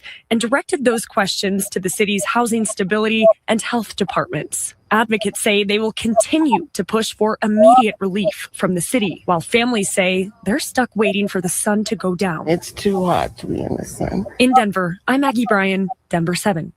And going in depth, extreme heat is also creating some dangerous conditions for people experiencing homelessness in northern Colorado. Denver 7 spoke with Daniel Edwards in an empty parking lot in Loveland where he was staying. He says surviving the afternoon heat is a daily struggle, and that struggle has only increased since Loveland closed its overnight shelter. Bones hurt when you try to sleep, in recovery, and then your bones start hurting. Loveland is a damn Sundown. Local groups are now sending people 20 miles away to Fort Collins for help. The Murphy Center there has expanded its daytime hours to try to keep people cool. Unfortunately, Loveland has chosen to go another way, and the result is that organizations like Homeward Alliance in Fort Collins and municipalities like Fort Collins have to pick up the slack. Right now is a good time to download the Denver 7 Plus app to get the latest weather alerts for your area. We also have full forecast streaming 24/7. You can find us on Roku, Amazon, Apple TV, and anywhere else you stream. Yeah, fuck Loveland. That's a damn now. Yeah. But if they didn't spend all that goddamn money. First at 5, happy birthday. If they didn't spend all that goddamn money on them illegals, we might have had more overnight shelters, Amy Beck. Since you said yeah, fucking illegals, that's the same broad me and Lady Che was going off on Shabaki. That was talking about, we need to do something for the illegal immigrants. They can take their ass home. What the fuck? Yeah, pretty much. Pretty much. Talking about what do you call our unhoused immigrants? Illegals. Exactly. Yeah, go tell them motherfuckers to go get with the Booze Brothers. Right. We have whole citizens out here that can't get into a fucking shelter because the damn illegals and took over all the damn shelters. Right. This broad talking about we need more overnight shelters. Right. For the illegals, not for citizens, for illegals. Mm-hmm.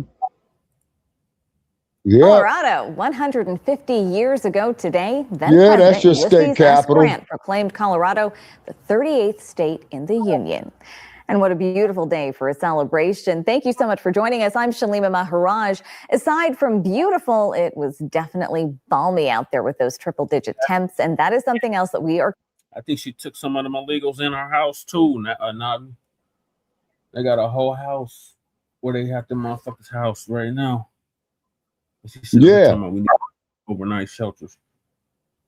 And if them motherfuckers with that Black Lives Matter bullshit living in them goddamn mansions out there in Topanga Canyon, if they had a sense of decency about their stinking ass selves, they could have allowed some of that property to pitch up tents right there for people to stay overnight. You see what I'm saying?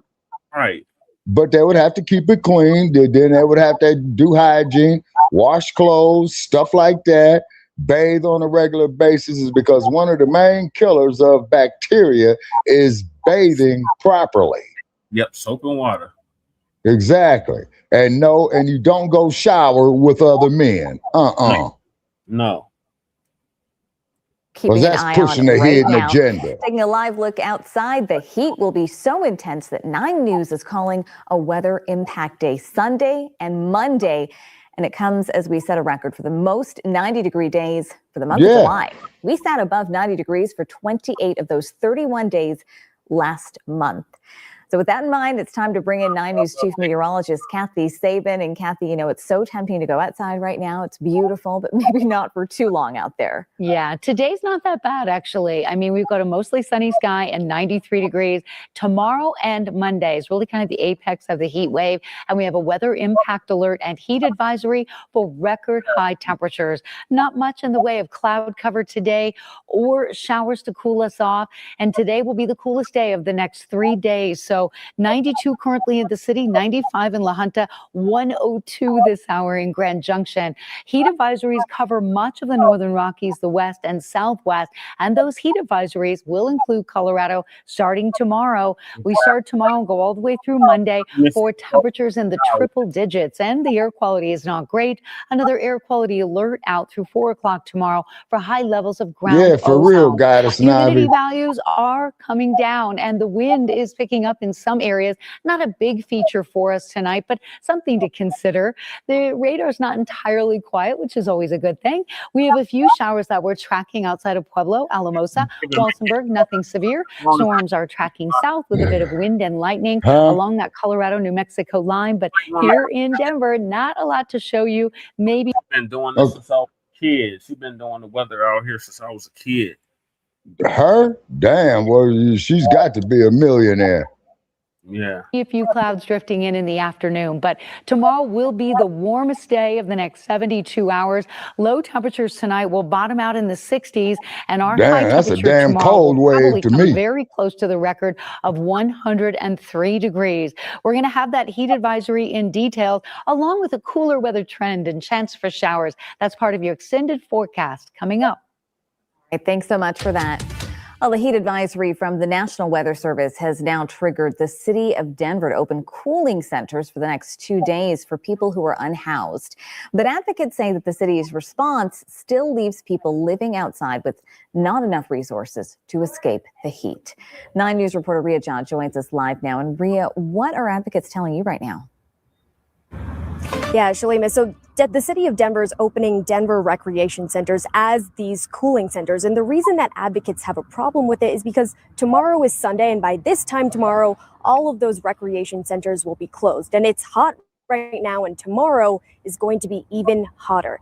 And so since it's Sunday, 22 of Denver's recreation centers will be closed. Only 8 of them will be open, and they all close by 4 p.m. when temperatures could still be 100 degrees or higher. Advocates we spoke with today set up at the Aspen at 4040 Quebec Street and spent the day handing out water and food, and also brought fans to cool people down. They're asking for the you got to city be careful with that food and those high temperatures. Cold weather activation by opening emergency shelters. They shouldn't just be an afterthought, right? Where they are told they can use a rec center that closes in the heat of the day. And when that severe activation happens in the winter, there's a certain number of things that happen. Dedicated shelters are open. The notification goes out by text. Advocates are also asking the city to pause encampment sweeps, allowing people to stay in shaded areas without being moved. We spoke with people who showed up to the Aspen today who say the heat this summer has been brutal to navigate. Brutally hot. I'm actually starting to get headaches from the heat. We just can't drink water. And even if we go somewhere like sitting under a tree or something, we always have like police coming moving us around, and like it's too much. Denver's public libraries are also open as places for people to get inside and cool off, but many of those are also closed on Sundays, and the ones that are open close by 5 p.m. The Denver Rec Centers open tomorrow will be Athmar, Carla Madison, Central Park, Montbello, Montclair, Rood, Scheitler, and Washington Park. Only one of those, literally, out of all, maybe 2, maybe 3. Damn. Are accessible by the bus route. And they close at 4 o'clock. Like you said, it's still hot as hell outside at 4 o'clock. Hell yeah. Look at this one. This one closes at 2. At 2 o'clock. So, yeah. What's that? Shetler? Yeah. Shetler, I think. Yeah. So there's no relief. No, it's not, Brother Jay. And it's designed this way. You see what I'm saying? It is designed this way. So what it is that they're killing off certain segments of the population through these programs, okay? And they're doing it systemically. Yeah. I wouldn't be surprised if they got a secret AI database telling them how to do it. And we spoke to the Motherfuckers is city and they just said that they do have diabolical. a year-round severe weather plan and that these cooling centers are part of that, but they haven't indicated whether they're going to be opening these emergency shelters for tomorrow or Monday or not. So right now it is hot, it is 5 p.m. So I would imagine if anyone that is unhoused and doesn't have a place to go tomorrow might have a difficult situation to navigate.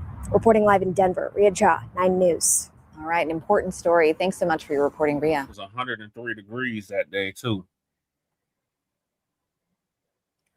So, yeah, it was still hot.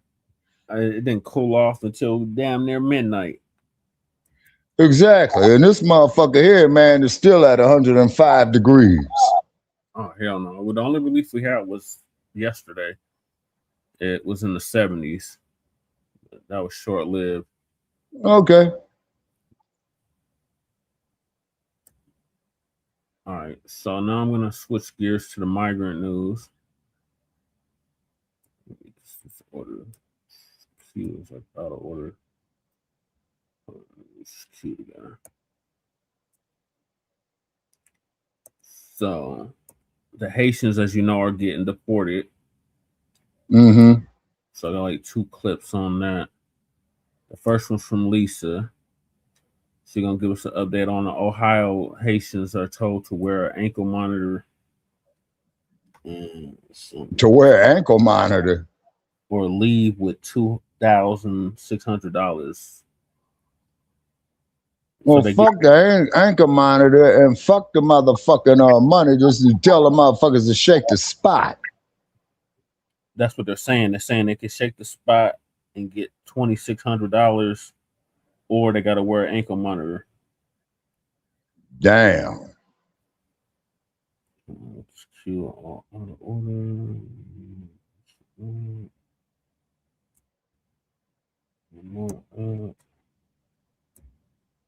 Okay.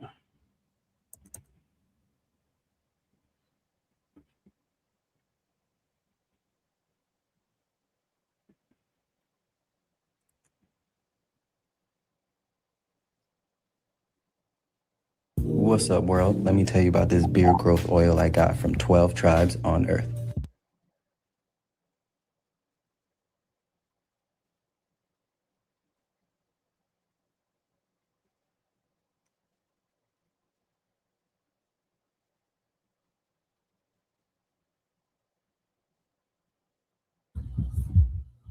All right, y'all. Had to end the other live because I got kicked out and I could not even get back in. So what I did was I logged out and logged back in.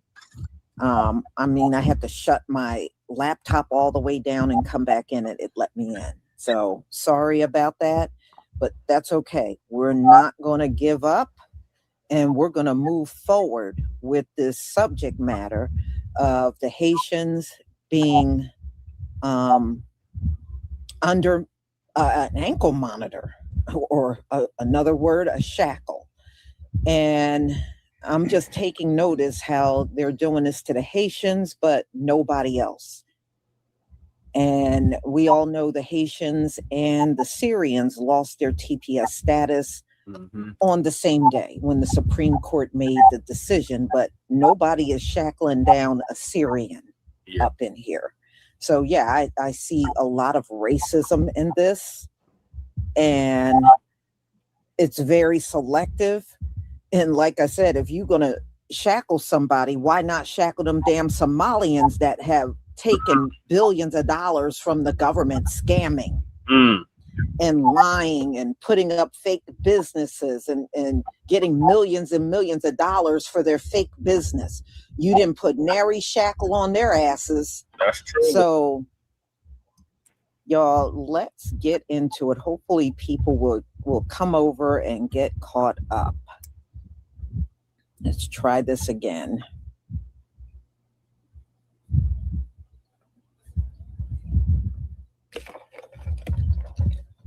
All right, give me one if you can see my screen.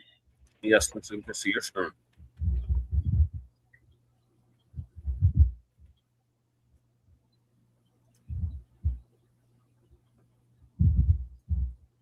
Okay. All right, here we go again, right? It's okay.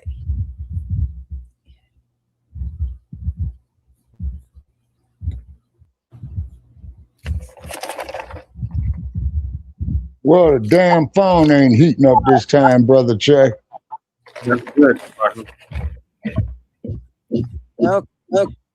Uh-oh. It's on her end. She having technical difficulties still. Okay. Okay. Can y'all hear? I went in and out, Lisa. Let me try to forward. Well, ladies and gentlemen, in 6 days it'll be the anniversary of the Watts riots. Oh yeah, it will be. That's true. We got to do a show on that. Yep. Sorry, y'all. Lisa was having technical difficulties with that stream. Let me fast forward a little bit. This will do it. I'm going to try again. Damn. Okay. All right, y'all. Thank you for the ones. I think we can do it this time. Yep, the one from 65, not yep.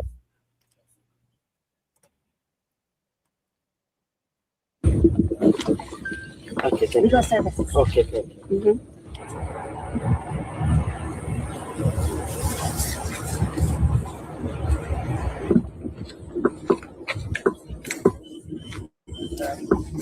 Yeah, everything is okay. Okay. Okay. They only put this one and this one. Okay. After everything is okay.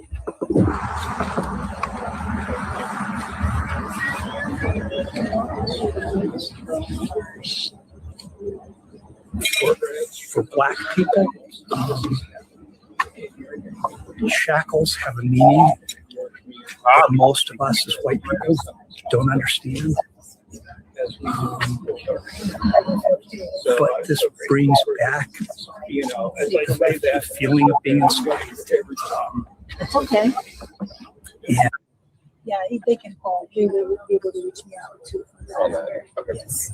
So they have to put the ankle monitor on if they want to stay in America. And I know we've seen on TV, it's people who do crime that actually have this thing on. And I'm asking, it's dangerous for them because some people, we have to know, not everybody's gonna like Haitian, with everything that's going on right now. And this is gonna be like, oh, there's a person with the monitor. So what if that person already against them? It's a threat to them. They might kill them. They might shoot them. It's dangerous. So, and again, why is it not a little bit more private? Put it like a, like a Dexicum. You know what I mean? Like put it somewhere more private. This exposes them to danger. And why that? America, anywhere you are, they can find you. Yeah. They have your phone number. They have your address. Why this? And from what we were told, it's within 75-mile radius from Ohio, from the address. I talked to them about what if we have a life-threatening emergency? We have to call the case officer. Is he available 24/7? No, he's not. But this is a question for him. This person gonna reach out within 3 days. Haitian people are very compliant. So they received the letter. They were supposed to come here voluntarily. They have to find somebody to drive them to be here on time. So if you really need them, they don't need that monitor on. We are already in jail. Now she has to go see her family in Indiana. She cannot without a legal permission. This is jail. That's not fair. It's not fair. And she has diabetes. Hey, who knows what's gonna happen to her? What if she has a wound there? It's gonna take time to heal. So it's like, and she already is stressed. That thing makes her even more stressful. Hey, what we're talking about here, human, inhuman. Well, she was crying in there. I can feel pain. I'm Haitian, but one thing we need to know, Haitian people are great people. They are not bad people. Our country is bad, yes, but we have to know America rules Haiti. When we elect our president, if they don't like him, they said, no, this person cannot be elected because they're going to lose their interests. You know, they have many interests in Haiti. If we become a good country right now, it's not good for them. But they are doing this to us. 99.9% of all the guns from America. We do not produce guns in Haiti. So I'm telling you, and now you're trying to send them back. It's not safe. It's a level 4 for security. You're sending them back. Now, because they do not want to go because there's no life there, now you put them to jail with the ankle monitor. I think this should be removed. I don't think this is fair, really. Yeah.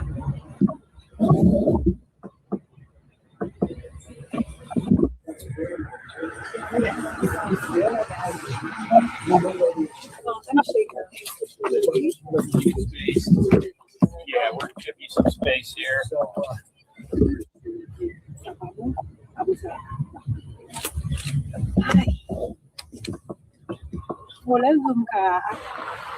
Les décisions étaient force pour Haïti.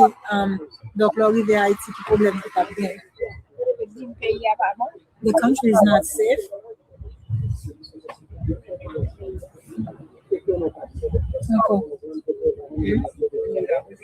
Yeah, and I have my asylum here pending, and I have a 5-year work permit.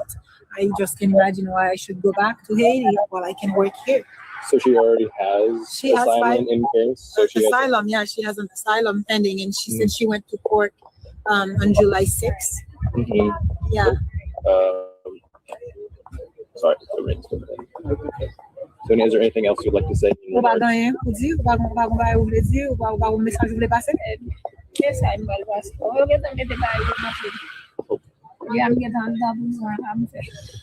don't have much to say. I'm already. You know, she brings up a good point. This woman had seek asylum and she got asylum.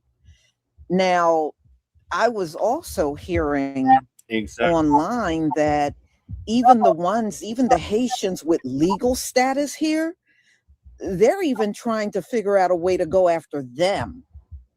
So, yeah, you may be naturalized and a legal citizen. Donald Trump don't care. Donald Trump don't care. They already done that to the Latinos.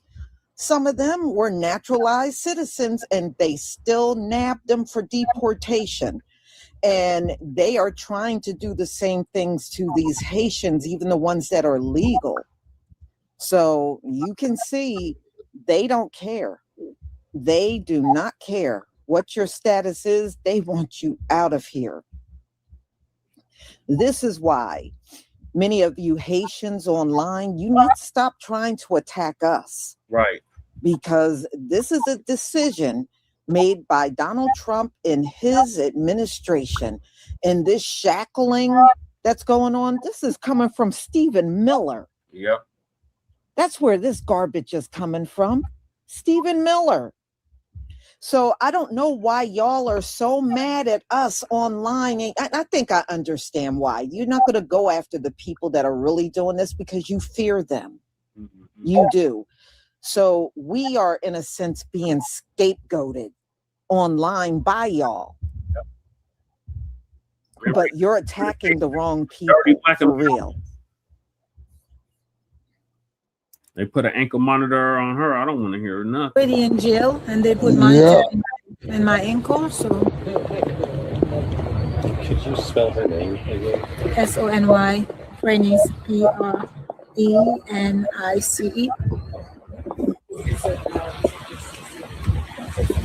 Did she? Okay. Legal services. Okay. I shoot her.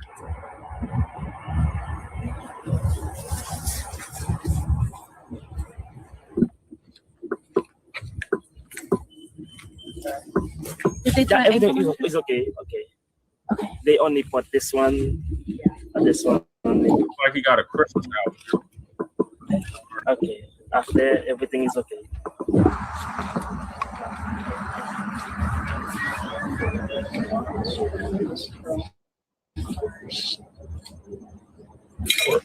For Black people,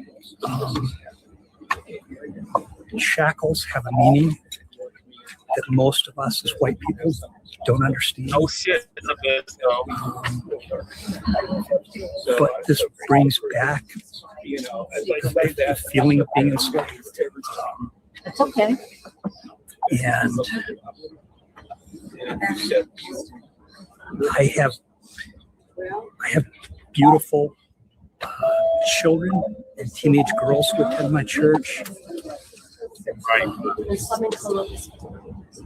both talk shit about us. That's the feeling. And I hate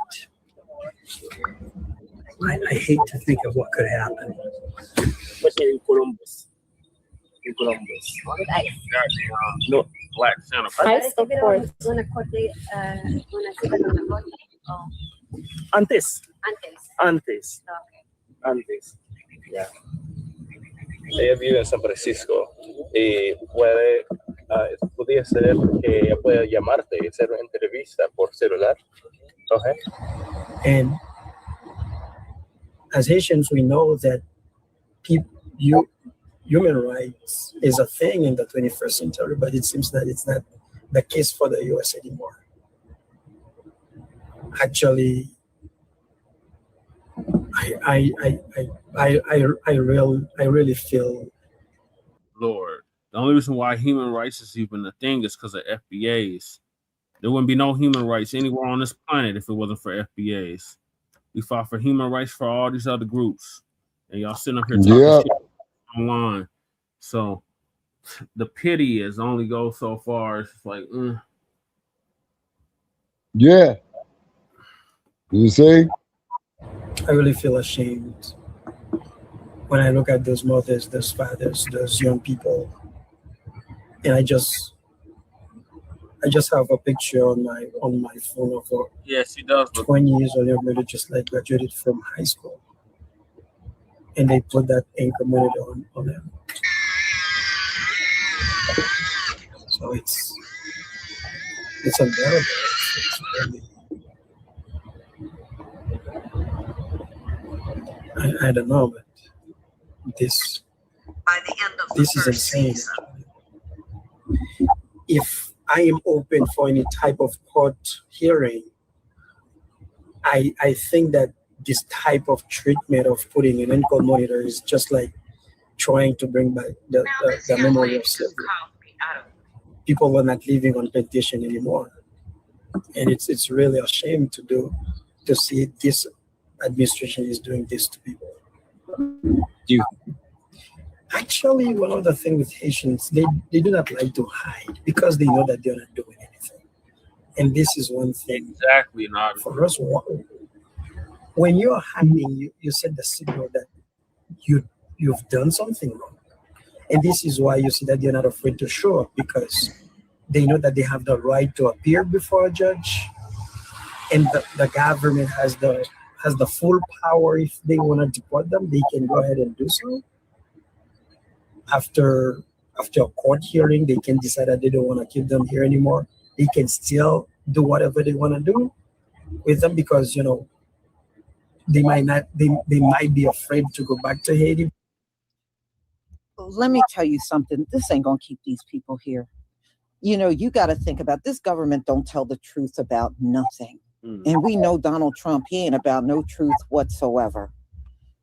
The bottom line of the matter is they're going to put these monitors on you, let you stay for a little while longer since you agreed to be monitored 24/7. But eventually you're going to wake up one day and they're going to be making the announcement that they're removing the ankle monitors and deporting you out of here. Yeah. They're not going to keep their word for you to stay here indefinitely as long as you wear that. That monitor is only going to be on you for a limited amount of time. When build they a get case tired against of you. doing all this monitoring, they're just going to cut it off of you and still put you on a plane and get rid of you. You can never trust the word of your enemy. Right. Okay, you can never trust. That's in the art of war. Their word is no better than Pala dog do. Their word has no value whatsoever. Their history is nothing but a bunch of lies. These are the same people. They haven't changed. So they are playing a mind game with you and making you believe, oh, you know, as long as you allow us to monitor you, you can stay. Trust me, there's a time limit on it. They're just not going to tell you. Exactly. Y'all stay. It's called bullshit. That's what it's called, is bullshit. But at the end of the day, they know that they have not committed any crimes. So as human beings, they know that they're entitled for their right to be respected. I read a report that in Springfield, Ohio, Haitians are being asked to wear ankle monitors. And baby, the ICE agents are the ones that are putting these ankle monitors on them. They're being called in for in-person checkups, and then they're leaving with ankle monitors.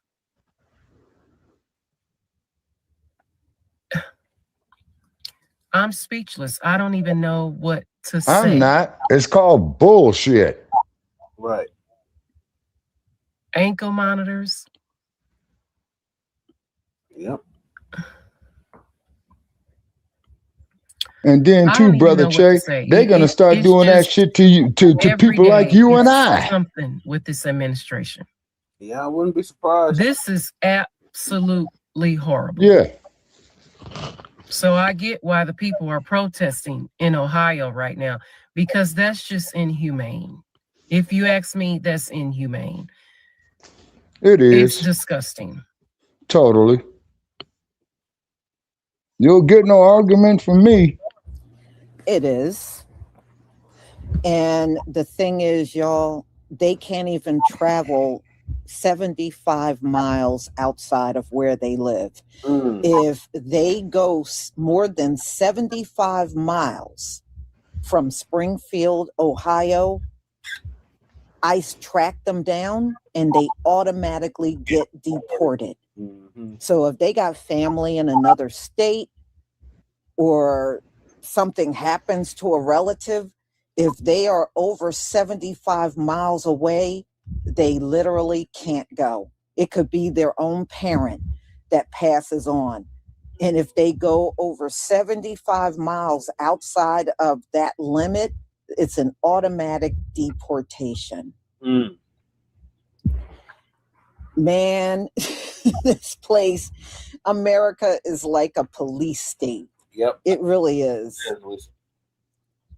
Trust me. They're going to do this to more people. They are. You know, we're going to wake up one day and they're going to start shackling a lot of these Africans here too. Yep.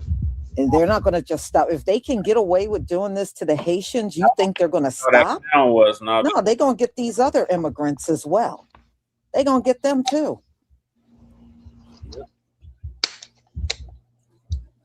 Out of jail bracelets. Mm-hmm. They signed up to fuck around and find out. Yeah. No, you know, Tamara, to it, yeah. What they're doing, they're starting in Springfield, Ohio, because it's got, you know, a pretty sizable Haitian population in Springfield, Ohio. That's where they're starting. But we know they're not going to stop there. Nope. We know it already. So if they get away with this and it works out, and they can shackle as many Haitians as they can get their hands on in Springfield, oh, hell yeah, they're going to be spreading this around. They're going to be in Florida doing it, in New York doing it. Wherever the Haitians are in big numbers, that's where they're going to go and shackle these people. So they're just, Springfield, Ohio is just a start. Yep, this is worse. But they're going to move beyond that. Yep. That's true, Nobby. Because we know how these people operate. They try to put on airs like everybody's a criminal except for them. And they are the biggest criminals of them all. But you know how they are. They put on airs like everybody's worse than them. Because you see it in Donald Trump. Donald Trump is always talking about some criminal this and criminal that. And he's the biggest criminal of them all, sitting there with 34 felonies. Calling somebody else talking about somebody else as a bigger criminal. This man is a joke. but that's how they operate. These people are power hungry, and they're always trying to subjugate a group of people. Yep. Just look at some of the stories that have come out over the years of how these farmers treat the Mexicans. They'll slap them around. They treat them bad. Depending on what farm they're on, they get treated bad. Yeah. But it's still I even read about some of them would get punched and slapped and everything. They can't help themselves. This is who they really are. It's their culture. Yeah. It really truly is. They always got to have somebody subjugated. Always. So now the new target is the Haitians, to humiliate them and subjugate them. And everywhere they go, people are going to see the ankle monitor and know why they got it on. You know what I mean? It's always humiliate some melanated person somewhere. Yeah. This is what they're all about. You know? And this is just who they are. They got to always have some dark person under them, or some dark person that they got to have some control over. You know, that's why you got Karen running around, because she thinks she got the right to walk up to you and demand some ID. You know, this is just this is their culture. Man, I wish one of them Nabisco ass motherfuckers would come up to me with that shit. You know, and it is, Peter. Who are they if they're not subjugating anybody? If they're not subjugating anyone, they feel like nothing. Yeah. They do. They feel like nothing if they don't have anybody to step on. Yeah. Pretty much. Pretty much, Lisa Cabrera, honey. You're right about that. Tamara, they are always online fighting with us. And I don't get it. Yeah. I don't get it, because we did not do this to them. And number two, all this fighting with us, what is it going to change for them? Nothing. Nothing is going to change. This country is going to keep doing whatever they want to do to these Haitians. Yeah, but you're going to be able to stay, but at what cost? At what cost? You won't have your freedom. If you're being monitored around the clock, you're not free. That part. So yeah, so what they're saying to you is either go back to Haiti, where you could possibly lose your life because that country is still very unstable, or stay here and your overseers will watch you 24/7. Yep. So you are giving up a piece of yourself by putting that ankle monitor on. Yep. Yeah, you get to stay, but somebody's watching over you 24/7? Oh, hell no. Hell no. Hell no. You know what I would be telling them? You got bigger fish to fry than to be online fighting with us. Okay. Being online fighting with us is going to get them nowhere. Right. Nowhere. It's not going to remove that ankle monitor. Nope. You know, but see, I know why y'all won't fight this white man, because you fear as soon as you get finished fighting with them, you're going to be deported, which you probably will. That is true. You probably will. That's what y'all fear. That's why you won't fight with them no matter what they do to you. You will not stand up to this white man because you fear that's an automatic deportation if you try to fight one of them. I know why you're doing it. I know. Yeah, you're right, Goddess Navi. That is the mindset of the colonizer. You don't have nothing to worry about if you come and fight with us 24/7 online. You have nothing to lose. Nothing's going to happen to you.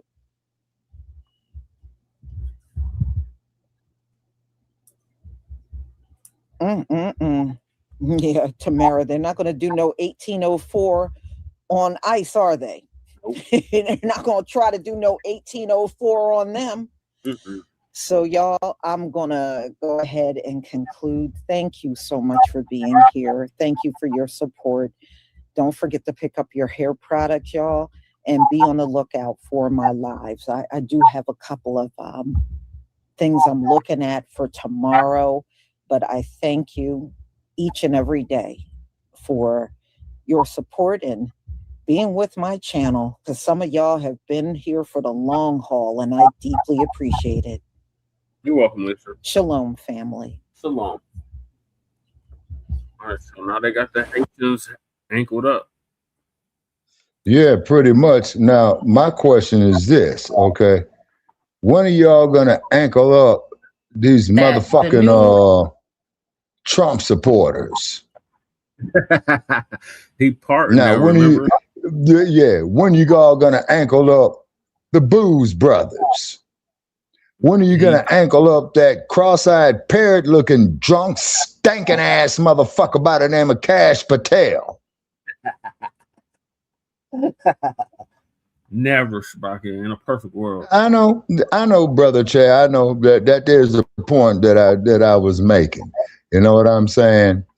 But next group of motherfuckers that gonna want to ankle up, brother, is you and me. They can't ankle us up. We citizens. But brother Che, white man speaks with forked tongue. They'll develop some shit. I hope they don't. Don't get me wrong. It's a thought crime, Shabaki. Yeah, you see? AI, and the AI gonna detect, hey, they're plotting something. Yeah, exactly. Yeah, and be totally innocent. Now, when it's found out after so long in these kangaroo courts that we are innocent, who are we gonna sue? Oh, you're gonna have to sue AI. AI ain't got no goddamn bank account. Right. Right. AI don't own no motherfucking land that we could seize. Right. You see what I'm saying? Right. So the Haitians is not happy about this, and they're taking their frustration out on FBA. Why? I don't know. But Haitians exposed jealousy for FBAs over TPS status ended. So, Brother Water, give us an update on that. Removal of TPS for Haitian immigrants is not going to only impact Haitian immigrants. I made a comment about it saying that don't get mistaken. Black Americans will be picked up as well. I see a lot of folks, especially Black Americans, that says, oh, they're still. Come on, it's the same people that was telling us we were next. Remember, we were supposed to be getting deported. We were supposed to already got shipped out of this country. All that stuff. It's the same people that was telling us we were next. So we see how that shit. Yeah. Yeah, but they play politics with us, brother Che. You know what I'm saying? Y'all don't even fucking work to even begin with. I know a lot of Black niggas right now. Black Americans. Well, first place, cat, I ain't nobody's nigga. And they fucking lazy. It's a lot of y'all. Might have to drop a dime on them. I don't give a fuck, man, if I smoke weed for the rest of my goddamn life. Trick, that's my business. That shit for sure, bro. I don't like that shit.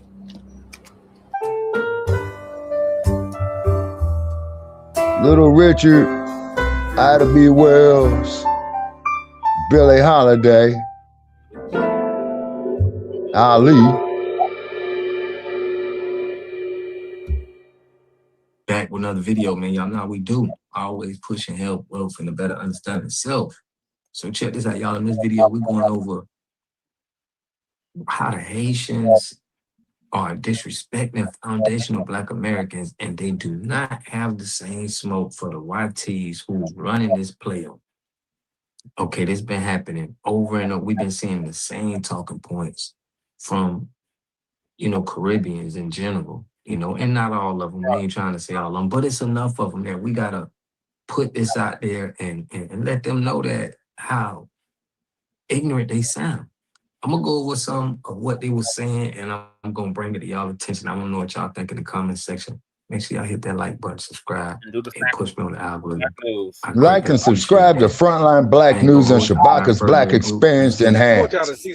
Follow Jennifer One on YouTube. I need 2 more subscribers so I can go public. Have lost their jobs today. Let me pick it. I'll give him that. He has promoted Frontline Black News, so I'll give him that. He has done that. Oh, he has? Okay, all right. Okay. Back of what I said earlier. Yeah, and you talking about the brother here on a lot of those jobs. Right. The brother on the right with the LA hat. Yes, he's promoted. Yeah, with the glasses on. Okay. Yes. Okay. All right. Okay. The white folks don't want to do them. The Black Americans don't want to do them because they lazy. We are seeing that all the time, Nobby. So did y'all see how he said? Wait a minute. White Americans Did this motherfucker say right Black here? Americans don't want to do them because they lazy. They never have the same energy towards them people. It's always disrespecting foundational Black Americans. From they knowing we had 200 towns burnt down, they know that we, Black Wall Street, 50,000 patents. What our accomplishments is unmatched to any melanated people on the land in the world. And this man got an audacity for our ancestors, letting them being able to come to the country to disrespect us like this. This is why you got a lot of people online saying, man, just send them all back. There's no respect. They don't respect what our ancestors and what we did so they can even be here. Right. Let me let them go, bro. Well, he's got a point on that. Do you know who comes to this country and do all jobs? Either the Mexicans, the Haitians, and all of the above. But then again, I see a lot of folks, especially Black Americans, that says, oh, they're stealing all jobs. You didn't even want to work anyway, to begin with. You fat ass motherfucker, how the fuck you know what I want to do? Right. So I'm saying, if we're trying to be racist, let's just be racist all the way. If we want to be racist, let's just be racist all the way. I know a lot of Black niggas right now. Black Americans. They sell drugs, they smoke weed every day, and they fucking lazy. It's a lot of y'all. First place, you ignorant bastard. I'm not nobody's nigga. And you wonder why foundational Black Americans / freemen are not putting the case. And I'm a Black man in America. I'm not nobody's a lot nigga. Of don't have a problem with a lot of you dirt cookie eating motherfuckers being sent back. Right. See, people like him are the problem. And I don't want to hear all this stuff. Not all Haitians are like that. This the problem though. Too many of you like that. And he is speaking for a lot of y'all. A lot of y'all do talk like that. I respect him because he was bold enough to come on social media and say how he really feels. And I'm bold enough to say, nigga, get your ass on that plane and get back to Haiti and build it up. And then I always get this from her. Not all Haitians think like that or feel like that. This the problem though. Too many of you do. And you don't check your tellers. Y'all just sit around and let them run them up. And when I was in the comment, I didn't see not one Haitian say, hey man, get off the FBAs. They cool. Not one. A lot of y'all was sitting back low key and like. Let me show you how cowardly this tell is.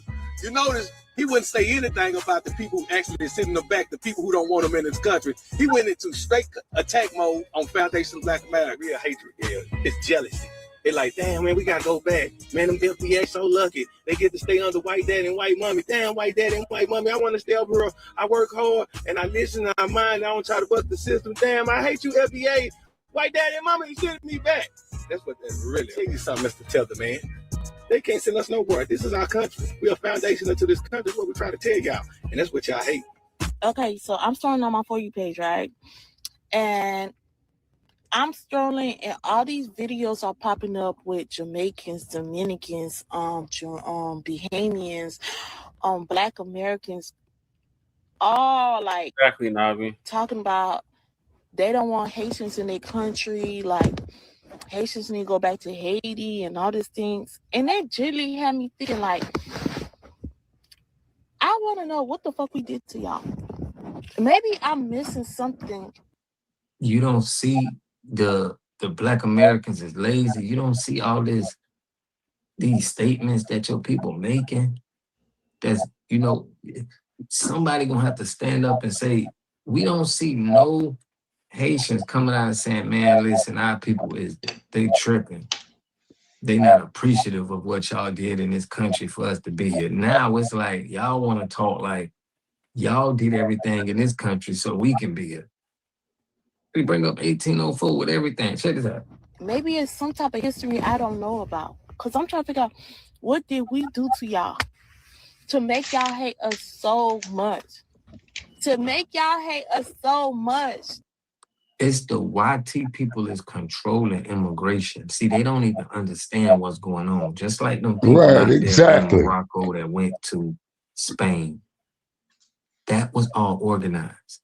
How Haitian people is going to different countries This is a slave trade, a modern day. They think that this is all about them just going to a place to work. They want a workforce. That's why y'all are being directed to these places.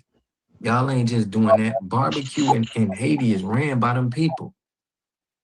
He's the president there. Them YTs and them little hats is paying this man and making sure he keep the country in line. But the people don't want to be on game, recognize this and say, man, we got to take the country back. Right. Y'all is letting these YTs just run the whole country. Tethers ball. With black Yeah, people, got us people that now. look like y'all with Haitians, and y'all don't say nothing. You only saying something about Black Americans. This should be a wake-up call to them to saying like, hey, look, y'all, we can't have them sending us to these other countries to be slaves. We need to go fight the power at our own country and take our country back. You would think somebody would be smart enough to say this online. That y'all treat us like the bottom of the barrel as motherfuckers when we help. The YTs treating y'all like that. They running that country. And y'all can't seem to think about it because you don't see them. Hey, brother Chad, I got a question. Trust me, that money being sent, barbecue is working for them people. If I'm lying, you ain't got. What's the question, Shabbat? The currency in Haiti, is it backed by Haiti or is it backed by France? And if it's backed by France, man, then that tells me something very, very significantly. I think it's backed by France, Shabbat, but I'll look it up. Right. I think it is too. Okay. Now, this is what Traore was trying to do, but he capitulated to Trump, is because, France is not getting no more of Burkina Faso's revenue. You see what I mean? Okay, In other words, no, I'm sorry. Go ahead, Che.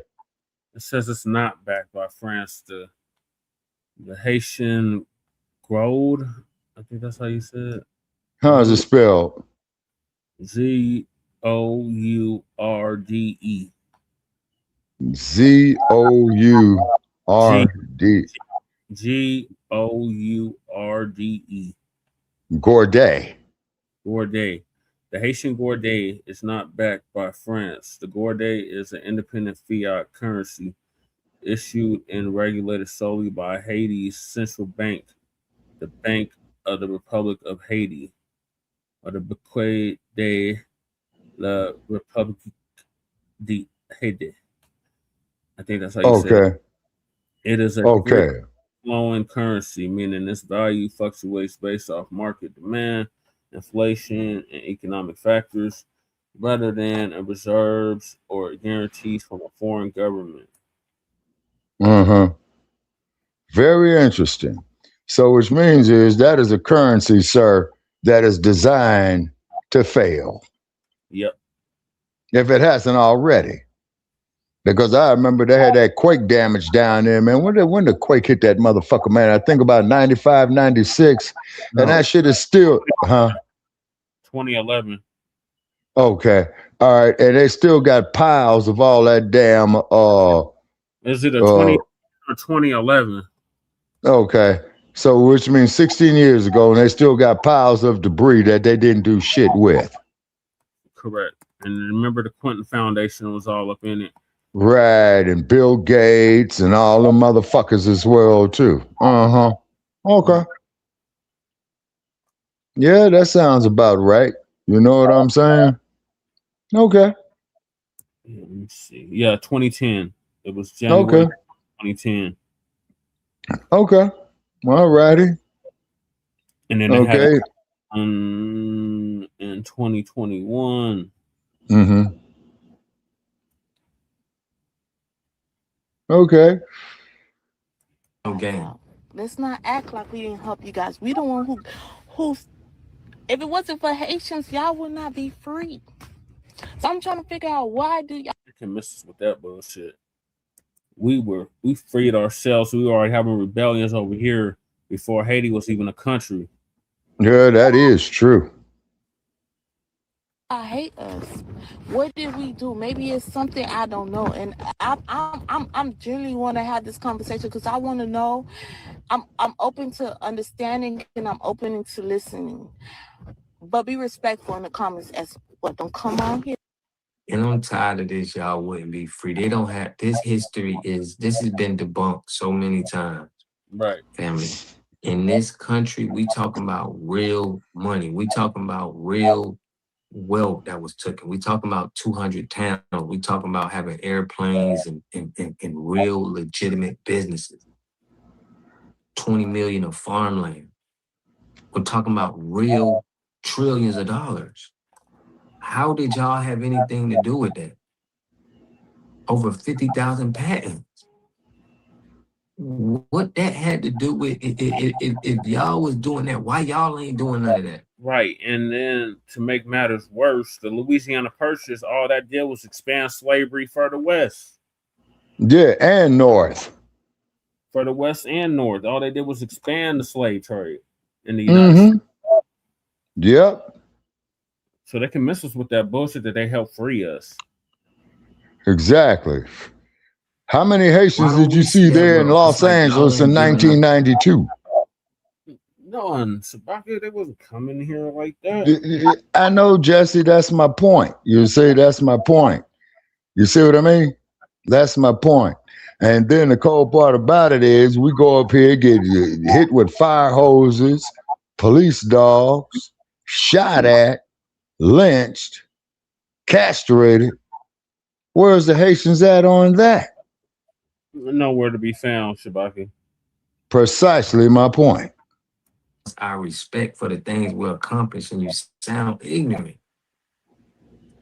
You sound ignorant. If you 1804 and you did the freedom, then y'all should be able to put up. Look at what's happening in Haiti right now. We still the most successful melanated people in the world.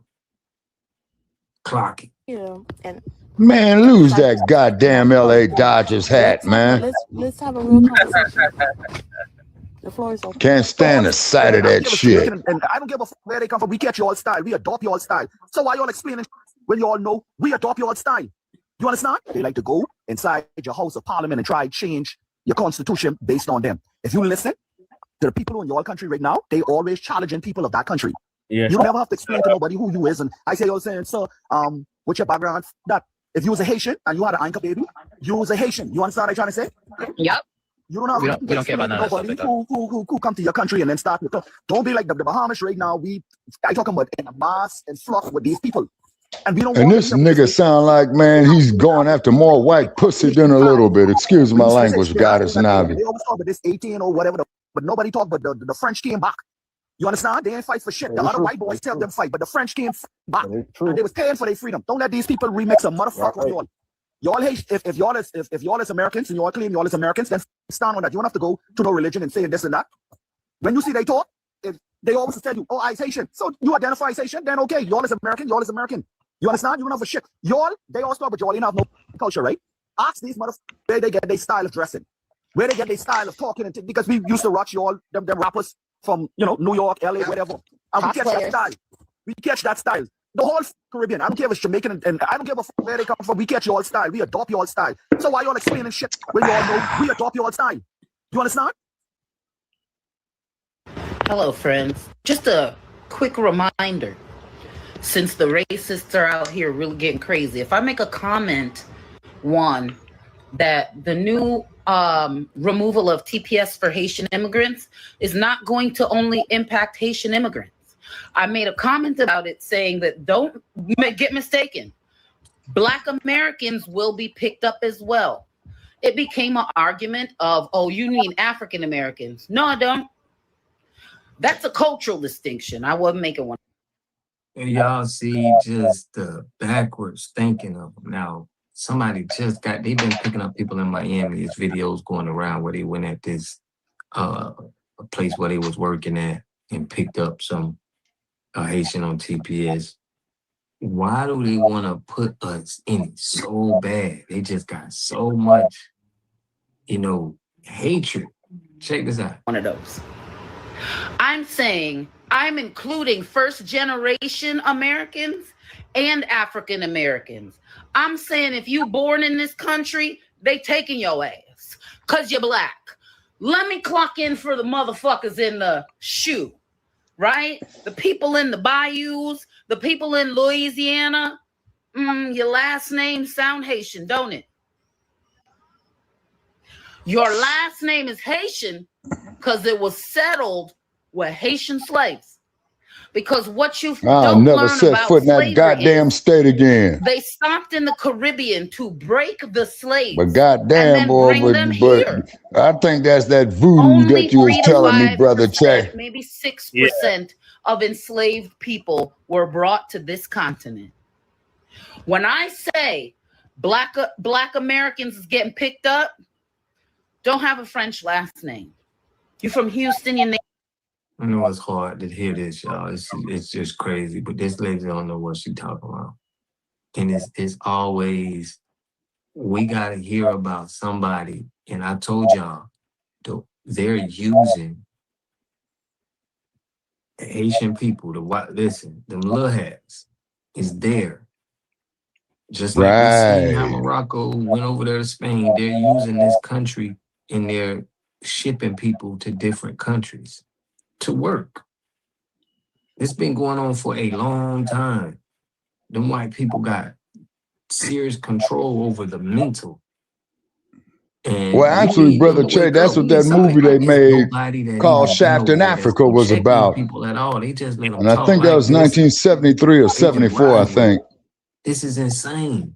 Name is Duval, you gone. Your name is anything sounding foreign. And you could be like, oh, I've been here since fucking Nat Turner. What are you talking about? And then you go, where are they going to deport us to? It's not about deportation. Stupid. First of all, being in this country illegally, this nose ring is killing me.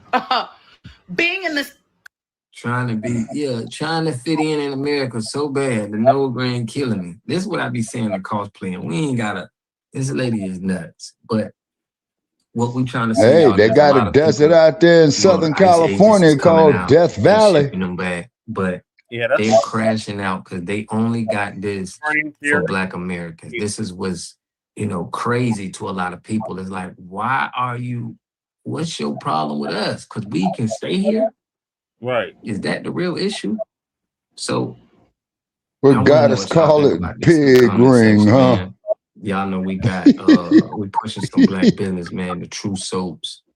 We got in the description, we're gonna have the manufacturing facility. We're gonna talk more about that in the think tank. But we got a lot of big things coming, man. Make sure y'all subscribe to the channel, hit that like button, hit that notification bell so you get the videos, because we're gonna have some information that we trying to put in and we ain't trying to let everybody know our moves. Y'all know they lurking on us. But man, I love and appreciate y'all, all my supporters, Shabazz,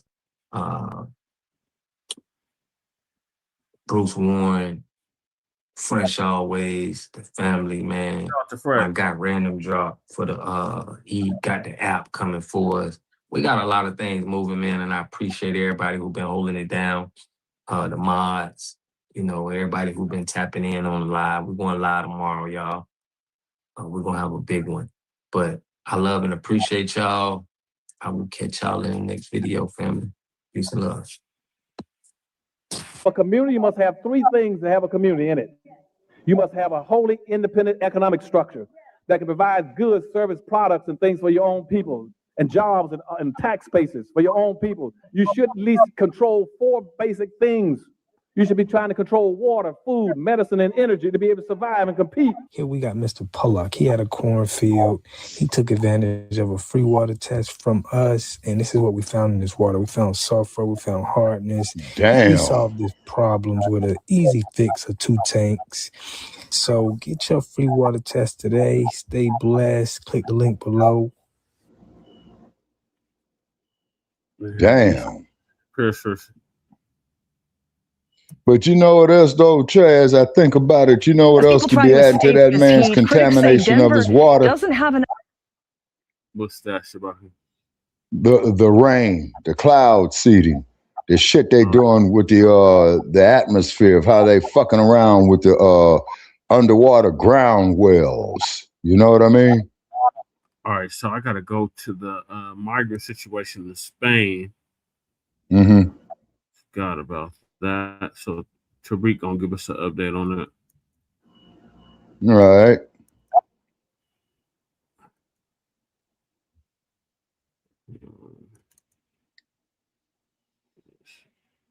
Come on, computer.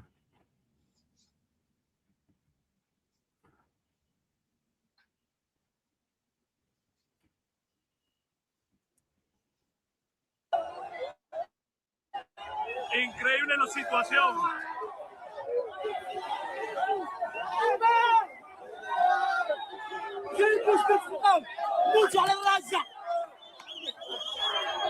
You said he loves his race. But if we say that about ourselves, they'll call us racist. Yeah, La Raza means the race.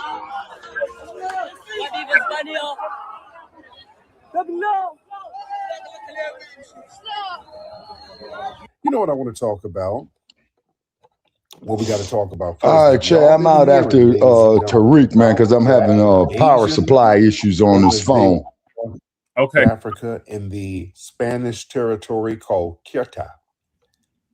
It's pronounced different ways. People pronounce it different ways. Ceuta, Ceuta, Ceuta, Ceuta, Ceuta. People pronounce it different ways. I just say Ceuta. And boy, they ran over in there deep. And boy, the European Union, they're panicking right now. Oh, what happened? Yeah, let me tell you what happened over there. It was about 60,000 people that crossed over into Ceuta. And these migrants entered. Most of them are from Morocco. It's like on the border of Morocco. Mm-hmm. So they were jumping fences, swimming around the beach edges. And this area, it's owned by Spain, but it's on the tip of North Africa. All right? It's called Ceuta or Ceuta. The local police, they said it's absolute chaos. They said basically the borders have completely collapsed. Spain, they've deployed their armed forces to back up the civil guards down there to maintain security. They're trying to restore order, but I think so. There's been a lot of fatalities down there. Mm-hmm. They're using tear gas, rubber bullets, all that. That ain't helping. Nope. So it's real heavy. It's a real deep thing. Now, the population of that little area of the territory is only 80,000, and within like days, 60,000 people then bum rushed the place. So it's a mess right now, and everybody's on edge. The European powers are on edge about this. Man, it's deep. It's deep. And, you know, the population is damn near double within days. Damn. So the local infrastructure, the migrant reception centers are completely overwhelmed. There's people sleeping on the streets. It's deep. And that's Europe's only land border in Africa. Mm. Ceuta, along with Melilla, I think that's the name of it. Those are Spanish territories that are located on the northern coast of Africa. Mm-hmm. They're officially part of Spain, so they represent the only land borders the European Union shares with the African continent. So, you know, that makes them, you know, high targets for migrants trying to enter Europe. Now, you know what's interesting about this thing? This is like a boomerang effect. Mm-hmm. This Ceuta area is very significant historically. Because the Moors, it's very, very significant because this was the inception point of the whole global paradigm. Yeah. Around the year 1415, that's when Portugal captured that area. That area was captured by Portugal. Yeah. 1415. And that was the first time a European power really crossed the water and planted a flag and established a permanent, heavily militarized colonial beachhead on the African continent. So Kyoto was really the blueprint for everything that followed. You understand? And remember, at this time, the 1400s, this was the Reconquista in Europe. They were pushing the Black Moors out of Europe. Yep. So John Henry Clark talked about Kyoto, how they conquered that area, so that got their courage up. One win will justify the next win. So they got a win by going to North Africa, taking that area. Yep. In the 1400s. And Moorish Spain and North Africa, the Moorish empires were all divided. They weren't really unified. It was like fractioned kingdoms, whereas Europeans, they started to, Spain, they started to consolidate their power. They were getting rid of all of their different monarchies and consolidating their power, exploiting the Moorish power that was fractured. That's why they were able to go up in Africa and just take a territory like that. You understand? And once they got their weight up there, they would go down and trickle down into other parts of Africa. That's why Portugal was able to build those slave castles in West Africa and places like that. That was the door, the gateway to really global domination by the European powers, that Ceuta area. Very, very significant. When they captured that let them know, okay, yeah, we can get busy. We can just keep doing this. And that's exactly what they did. Mm-hmm. So that was the catalyst of global subjugation, you see. And, it's basically, Kyoto is it's an artificial European fortress on African soil, but it's maintained purely by militarized force. You understand? And we're seeing a boomerang effect now. That same area is being used for a reverse raid. So this is why the European powers are panicking right now. See, Europe built Kyoto as a strategic vacuum cleaner. They wanted to sit on the African coast and basically extract the wealth and the resources without having to deal with the people. And they're realizing that whole militarized artificial doorway they constructed to push into Africa is operating in reverse. And they've realized that they've kind of lost control over the very mechanism of their historic dominance. And the illusion of a fortress Europe, that's breaking. Yeah. See, all of the high-tech surveillance, all the massive fencing, all the outsourced violence to North Africa and all that don't mean shit. When 60,000 people can just bum rush a border in a matter of hours, yeah, you gonna panic. And all of Europe is panicking right now. Yeah? They understand the demographic inevitability that's happening with them right now. I love TikTok Shop, by the way. Let me just say that before they start dinging me with stuff. Well, you look at the numbers, man. Europe has an aging, shrinking demographic. Yep. And you see all these people bum rushing the border. These are young people. Mm-hmm. These are young people from North Africa. They you know what the media is doing? They're strategically finding the darkest people they can to put them on the front page. Most of these people are these lighter skinned, Arabized North Africans. That's who most of the people are. But they'll be sure to find the darkest one to really scare people in the media. But these are very young people, of military age, very young people that then bum rushed that area.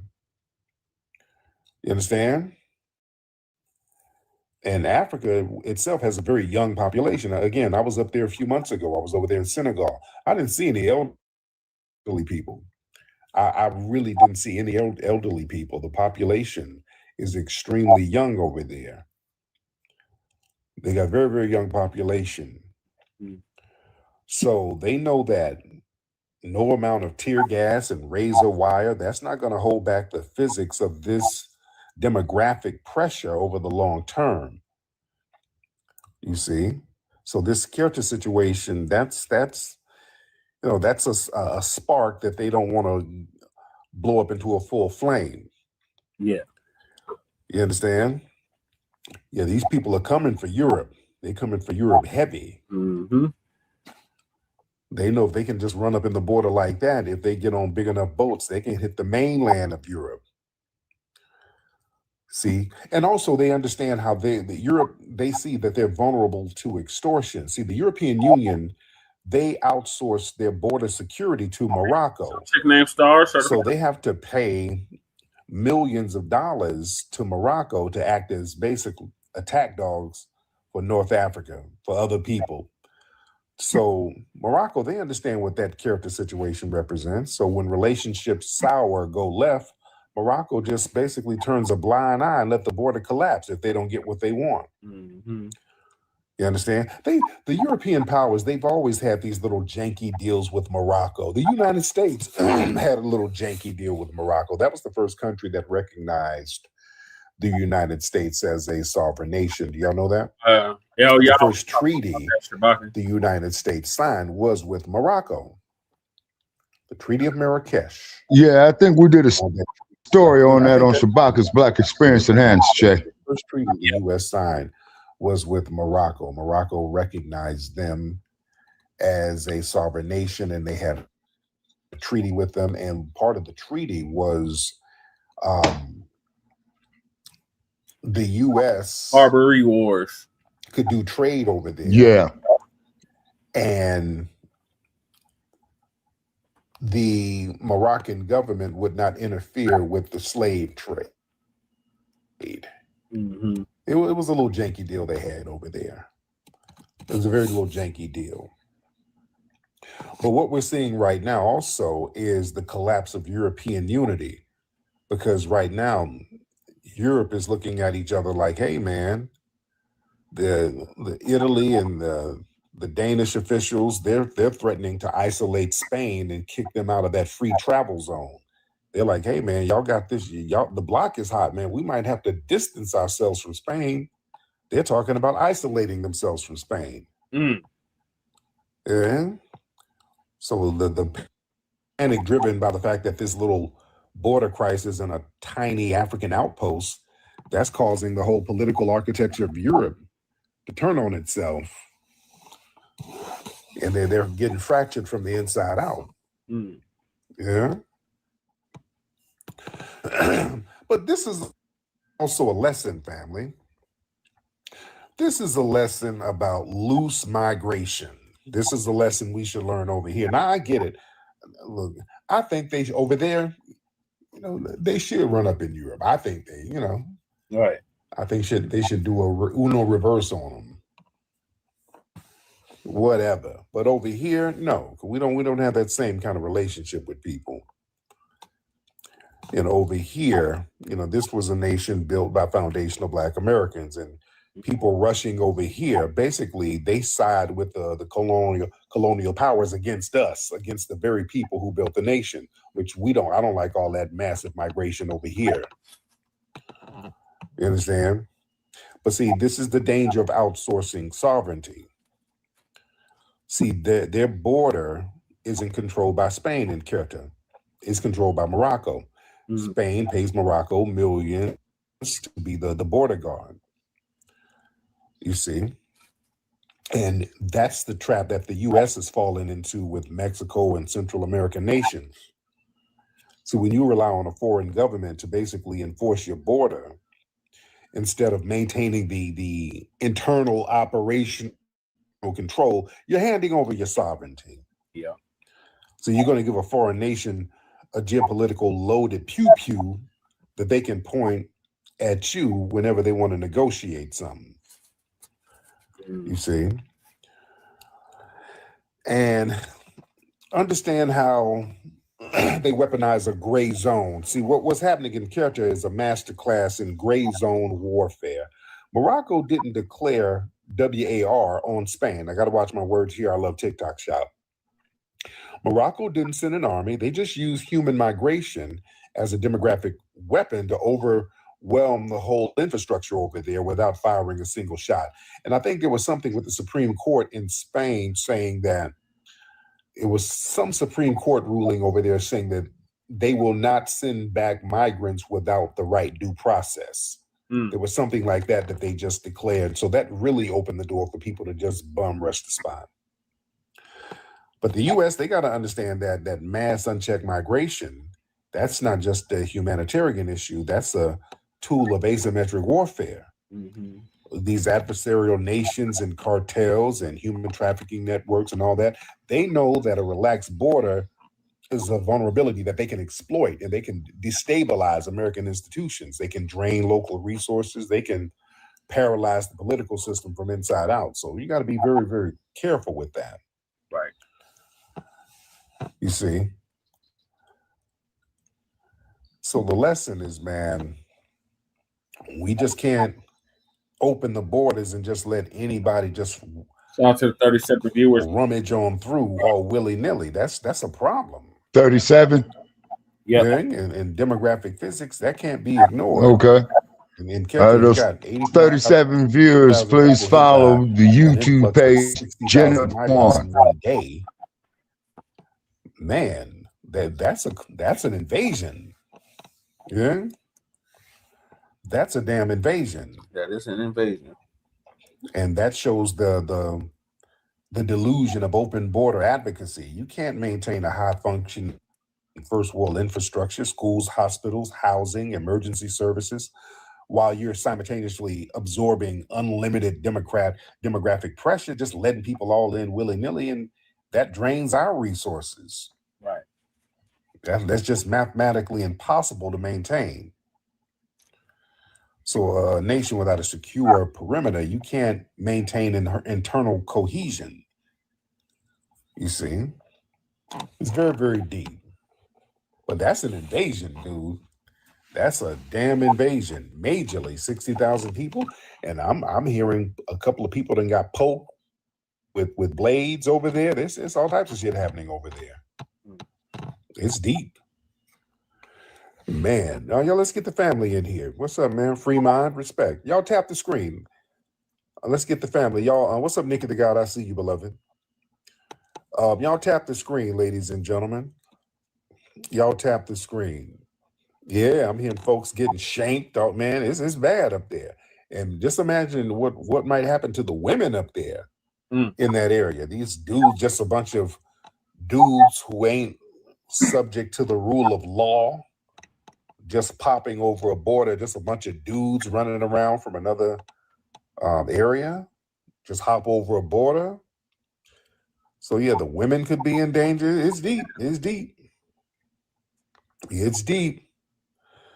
Y'all get those hands up, ladies and gentlemen. Get those hands up. What's up, Ilaris? I see you, Ilaris. I just requested you because I saw your picture up. Let me get the family in here. Yeah, let me see who else we got in here. What's TS? Is that TS Giselle? What you doing up in here, TS Giselle? Hold on. Hell no. Don't bring Hold on. Giselle up here. I'm just getting random people in here. Tariq, don't bring that. Hold on. TS Giselle. Oh my God. Hold on. Somewhere else, please don't. Hop on in. Hello? Hello? Oh my God. What's up, TS Giselle? I don't know how to work this, but I had to come. They said that you had been over here on TikTok. But I really came over here to ask you some questions because, you know, I always have to hold you to the fire for the stuff that you do. Now, I want to know. Now, I want to know why your peg leg ass is over there in Japan when the black people in America are supposed to be Man, that broad would have been gone, So you man. don't cross the picket line. That's a dude, Shabaka. Really? We're boycotting That's a dude. Japan? I didn't know God we were boycotting damn. Japan. For what? Is Japan not Asian? Yeah, they're Right. not running. So They're you not running crossed the- liquor store. You They're not crossed the running black liquor American store. picket line. They're not running liquor stores over in the United States, though. So what are we gonna boycott a country for? This what I see. This why I don't take y'all serious. Good Lord. Okay, this is just punk babble. Well, we're gonna boycott the country. How we gonna? Why are we going to boycott a whole country? What's that going to do? You can't boycott a country. Lord, y'all be saying, Lisa, Miss Lisa, what's up, dear? Lisa. Okay, you got a lot of noise going on over there, Lisa. Okay, I'm sorry. That Lisa person had a lot of noise. Yeah, we're not boycotting random Asian countries. No, you're boycotting the businesses over there that are exploitive. Yeah, you're not boycotting a damn country. What you gonna do? You can't boycott a country. Yeah, that don't make no damn sense. That don't make no sense. Man, what was this? Y'all hop on, ladies and gentlemen. Candy Cane, hop on in. Candy, hop on in, Candy. Hello, Candy. Candy? Hello? Yes, Candy. Oh, hi, Tariq. How you doing, Candy? I'm well. Good to hear your voice. Thank you so much. Now, who was keeping it real? I really didn't mean to even get on live, but I've been your support for a long time. Yes. Since the first Hidden Colors, you came out to Berkeley and at the Black Rep. Anyway, I love what you do. But yeah. Yes. Now, who was keeping it real? You said she's keeping it real. Who? I kind of agree with her a little bit. Where the transgender person online. You agree with boycotting a country? No, not an entire country, whatever. But I don't want to support the Asian people at all. Filipino. If I can stand it, I'll try to get away from them. Yeah. But it's all good though. But travel, do what you gotta do. It's all good. I mean, not a country. No, not a country. Yeah, that don't make no sense. What sense would it make to boycott a sovereign country? I agree. No, yes, that's right. No, you're right. Okay, there you go. You're right. It doesn't make sense. Okay, love you, Tariq. Thank you. All right, yeah, y'all see folks be saying shit in the chat room, and then when, yeah, you know that don't make no sense. That don't make sense. Yeah, that makes zero sense. That don't make no sense whatsoever. You're not going to boycott a country, especially Japan. What the hell is that going to do? Don't just be saying shit. Yeah. And being all confused. Good Lord. Just confused for no reason. Lord. And some of y'all over there, you over there eating some damn shrimp fried rice now. Stop it. Yeah, that makes zero sense. You don't boycott a country. What's that going to do? These people got big money over here. And family, man, I went to a store. I need to show y'all the receipt. Man, over here in Japan, if you are into hip hop clothing or whatever, y'all need to come over here and open up a store, man. Y'all can make a grip over here, dude. Our hip hop clothes and all that stuff, man, do y'all know how much they buy that stuff for out here? Dude, I talked about this the other day. Like hip hop streetwear that foundational Black Americans popularized, the stuff that we buy at home for $20, $30 or whatever, this shit sells for hundreds of dollars out here. So your son was stationed there. Man, I went to a store called what was that? 5 something. Forgot what the name. No, it wasn't 5. I went to 5 something, but I went to another store next to it. I forgot the name of it. I'm in Osaka. Family, because it's hot as hell out here. I just need a couple of pair of shorts. I need some shorts. So they had one pair of shorts that looked like sagging, like it sagged. It was like one color on the top and another color on the bottom. Oh, this looks kind of cool. I get that. And then another pair of like dark brown shorts that goes down to your knees. Oh yeah, I'll stay nice and cool in this. So the guy's talking and, showing the price, and I'm thinking I'm misreading it. I'm seeing it. You know, sometimes when you're in another country, they'll tell you the price in their money, and you don't really calculate it fast enough in your mind. You just kind of be, oh yeah, that's right, because you know it's high, but you just don't really do the math in your mind. All Brothers, right? I know about All Brothers, right? I was going to go. Somebody knows about it. Yeah, All Brothers. That's one store. Man, I 2 shorts. These are 2 pair of shorts, ladies and gentlemen. All right, 2 pair of shorts. So I try to pay for it, and on one card it wouldn't go through. So I just got another credit card and paid for it, and it went through. All right, so I pay for it, and I leave the store, and I get into my Uber, and I look at my phone, and you know, my bank, if there's a funny looking transaction, it'll block it and then send me a text. All right. So I looked at the text message. It was like, yeah, did you try to make a purchase for $1,800? I'm like, hell fucking no. What, $1,800? Hold on. Oh, hold on. Wait a minute. Nigga. I looked at the receipt, and there was a bunch of zeros behind the yen. It was like, yeah, 200,000 yen, some shit. I said, Uber driver, reverse this bitch, nigga. Nigga, I took them shorts back so quick. They gave me my money back too. I took them shits right back. Nigga, $1,800. Oh, hell no. For 2 shorts, 2 little hip hop shorts. I swear, $1,800. Like, hell no. Hell the fuck no. Yeah. And I went, I'm thinking, I'm like, did the guy finesse me? He didn't finesse. He was like, no, look at the price right here. And okay, I didn't look at the price, but yeah, it was the price. That was the price. Yeah. The price was the price. It was on the price tags. I just didn't calculate it fast enough in my mind. And I'm looking at all the clothes, all the shit that we wear at home. $800, $900. I'm like, wow.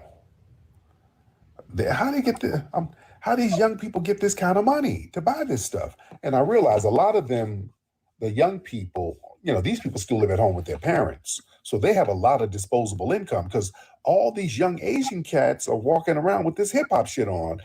And it's expensive. Well, how in the hell they get this kind of money? So they sitting on some paper. Dude, I'm telling you, if you are a clothes designer, foundational Black American family, bring your ass out here and make a grip. Because they pay top dollar for our shit, man. Yeah, I'm looking for like the little cheap. Where's a swap meet? Listen, where's the cheap shit? All the hip hop stuff is, all the urban hip hop shit that we popularize is considered high end out here. It's heavy, man. It's considered high end. Man. Yeah, man, we've been looking for a Walmart. They ain't got no Walmarts out here. They ain't got no Walmart. Yeah, give me the knockoff. You damn right I'll take a knockoff. Give me the knockoff shit. I'll take that. Man. But yeah, all the fly stuff is top dollar. Some like the little bargain clothes, they're real small. They're very, very small. They all tell you, because a lot of these people are very demure. They're very small. Like, damn. Man. All right, let me get the family in here. Y'all raise some hands. Got a lot of people in here. Because when you walk the streets out here, they sell a lot of T-shirts, but in like the touristy areas where there's a lot of people, you don't see them sell a lot of pants and bottoms and stuff like that. You know? Yeah, man, I took that shit right back. I ain't paying no $1,800 for no shorts. Right. Damn that. Man. Let me see. Reg, Brother Reg, hop on in, Reg. Let's get Reg in here. All right. Mr. Reg, hop on in, Reg. What's up, Brandon? Brother Reg.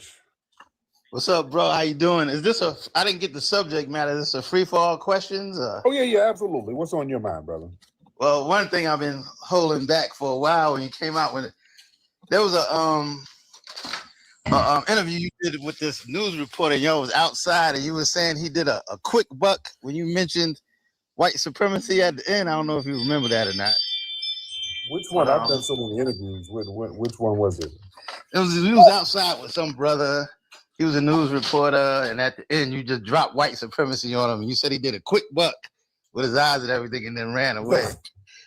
Where's this interview? It's old, but I got reminded of it because when you came out with root work, every time you said root work, I caught myself doing a quick buck, getting scared, and then straightening myself up a little bit. So I thought that was pretty funny. I gotta find that interview. I'm trying to. I don't know. I don't know. I've done so many interviews. I don't know. The fairy glam mother. Hey Tariq, hey, peace to the chat. I want to be real quick because I'm about to get my client, so I'm glad I was able to get up here. I just wanted to say a few things. Long time listener, follower. Yes. Going through all of your movies, everything. But I wanted you to be aware of a few things. First, a lot of the tethers and tether adjacents, the panhandlers, they're trying to goad FBA into the street because I believe these tethers think that they can get U visas off of the altercations. So that's the new tactic. Two, then I wanted to update everybody. I'm going around everywhere I can to update everybody. The next time a tether asks you, what have Black Americans accomplished? You can tell them that we have united all 54 countries in Africa and the Caribbean into Africanizing us and turning us into a HATE group. That is our greatest accomplishment so far. I think we should really pat ourselves on the back for that because that is a great accomplishment. And then the last thing I wanted to say is, Dr. Umar now is now trying to get into the delineation movement. So we live in unprecedented times here. The media is starting to sound more and more like us. People are getting put up out of here left and right. So, we if we keep this up, we might be able to achieve world peace. And I'm not even saying that to be sarcastic. I just wanted everybody to know that. And that was all. There you go. Thank you so much, beloved. There you go. One Blake. Yo, Tyreek, what's good with you? I just want to say thank you for everything you've been preaching and pushing and everything. I just want to say thank you for waking up a lot of the Black community. But I had a very big question for you. Yes, sir. Go ahead. With everything going on with the delineation process and reparations and everything you got going on, I'm out here in California, right? So, as you know, California has been overrun with a whole bunch of immigrants.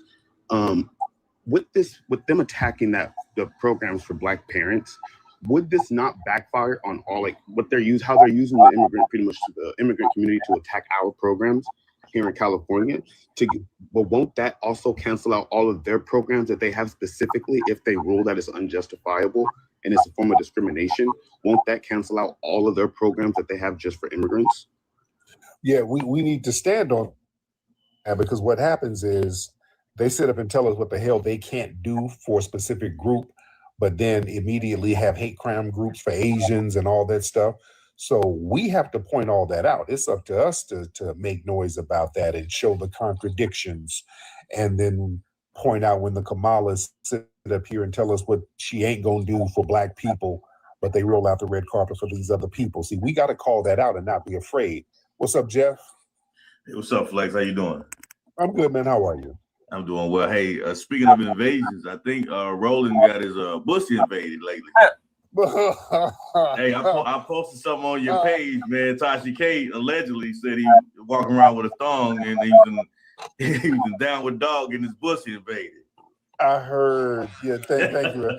I heard. Wait, did somebody say, did they mention my name on this show or something, or to try to imply my name or something? Somebody said they mentioned my name or tried to imply my name. But yeah, there's a rumor that there's a video of Roland with his bussy spread. I don't know. There's a rumor. I don't know. But man, if it comes out, y'all know we're gonna be here for a while, right? If that comes out, y'all know it's the level of petty that I'm gonna take this shit to. Oh, I'm gonna take it to some. Y'all gonna see me go to a real dark place. I'm gonna let y'all know right now. This better not be true. I'm gonna go to such a dark place with this. Y'all really don't understand. This better not be true. Oh, I'm just gonna take this thing to the depths of evil. Boy, this better not be true. Lord, y'all gonna see cartoons, puppets, your family. This is gonna be a little cottage industry within itself if this is true. Oh, it's gonna be a problem. So we'll see. Again, I don't know. But yeah, there's a rumor that there's a video of Roland allegedly getting pegged. I don't know if this is true. That's just a rumor, but Lord, man.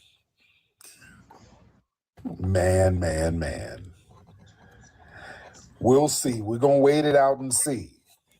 Try a little root work. Feels good with that. All right, Shabaka, what is your closing statement on your way out? Okay, my closing statement on my way out, as Tariq, is doing his thing. Not mad at the brother, you know what I mean? But these damn tethers, man, something's got to be done with these sellout ass motherfuckers, man, is because basically that's all what the fuck they are, Right. and just sitting here reflecting. I'm looking back at the slavery times, right? Okay, so let's say you and I, man, we getting ready to get the fuck up out of here, right? House nigga coming in, man, with you all talking, man. We say, oh, no, nothing, man. But the house nigga already knew what we was talking about because the no good bastard was standing there behind that closed door listening to us for the last 15 minutes at least. You see what I'm saying? Right. And then, so you and I go make our move. You know what I'm saying? Next thing we know, man, the heater's on. And after our brilliant calculations, that the heater's on us, man, 12 hours before our estimated time. You see what I mean? Yeah. And that's what I put these damn tethers into, man. You know what I'm saying? Doing the same motherfucking shit. You see, and talking about that we wrong because we demand reparations and all this shit. Then these other individuals want to come over. Well, man, what about the Irish? Man, we ain't got the time to worry about them, man. Because them motherfuckers own our black asses on them plantations too. The overseers hitting us with whips and all that shit. You see what I'm saying? So basically what it is, man, is, as I've always stated, Che, that me throughout the years, man, we got to build up our own economical infrastructures, man, and make the power shift, you see? But if we decide to do that, who's going to be the main ones to sell us out? Tethers. Yep. House niggas. Yep. Roly-poly, Martin's getting shoved up his ass with some shit, man, that was disgusting. Cory Booker standing up there talking bullshit for 25 hours, man. You know that motherfucker had to have him some stash somewhere, somehow. I mean, the man didn't even go piss and shit, man. Who the hell, man, ain't gonna piss and shit in 25 hours? Right. So basically, Black family, we is all what we got. We've come a long way, and we got a long way to go. Now, I might not get there with you, but I hope over the years of the work that I did, that there were those who took what is useful and used it and leave what is useless. To quote Bruce Lee, that's the universal law and principle. You know what I'm saying? Just like 2 + 2 = 4. Just like 5 + 5 = 10. You see what I mean? Not 9, not 11. And then, of course, we get our critics out there, Brother Che, you know what I'm saying, and what have you. And with us getting the critics that we do, tells us that we are doing the right thing. Right. So on that, I'm going to bid everybody a good morning, is because the sun is going to be rising soon. And I want to get up there out in it early because I got a couple of errands to run before the high temperature hits. You know what I'm saying? Yeah. And whatnot. And then, too, ladies and gentlemen out there, please hit that PayPal through Brother Che because we need some revenue real bad. It would be nice, people, if we can come up, say, with about $3,000 in about 3 weeks. And we'll be more than happy to mention you, and then we could do real big things. You know what I'm saying? Yeah. Real big things. So I appreciate the phone not heating up, like it did the last time. And so with the 3 hours and 45 minutes we did here, and I think we did 3 hours on Shabaka's Black Experience Enhanced. Yep. So that's almost 7 hours and didn't have no heat up on the phone. So that's a good thing, although it's getting a little warm now. I say, but the damn thing lasted, man, over 7 hours. So that's a good thing, So definitely, ladies and gentlemen, hit that PayPal, you know what I'm saying, to support Shabaka's fund. So we can make better content creations. But then this also too would allow us to travel to certain areas and to go over, the same lands where certain history has occurred. So with that there, I'm gonna bid everybody a good morning, and I'm getting ready to lay it down here in Sin City, Brother Che. Okay. All right, man.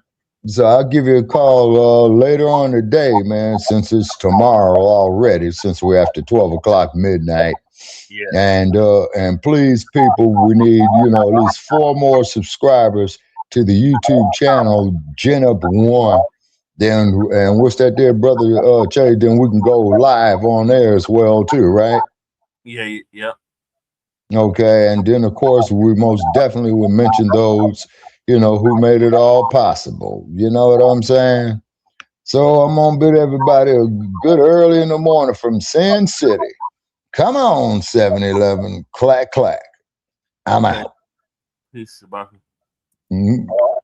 Make sure y'all sub to Janet 1. There's the link in the chat.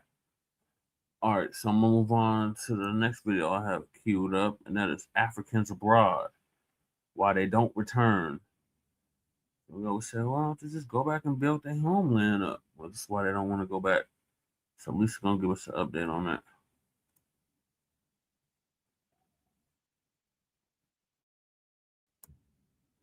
What's up, world? Let me tell you about this beard growth oil I got from 12 tribes on Earth.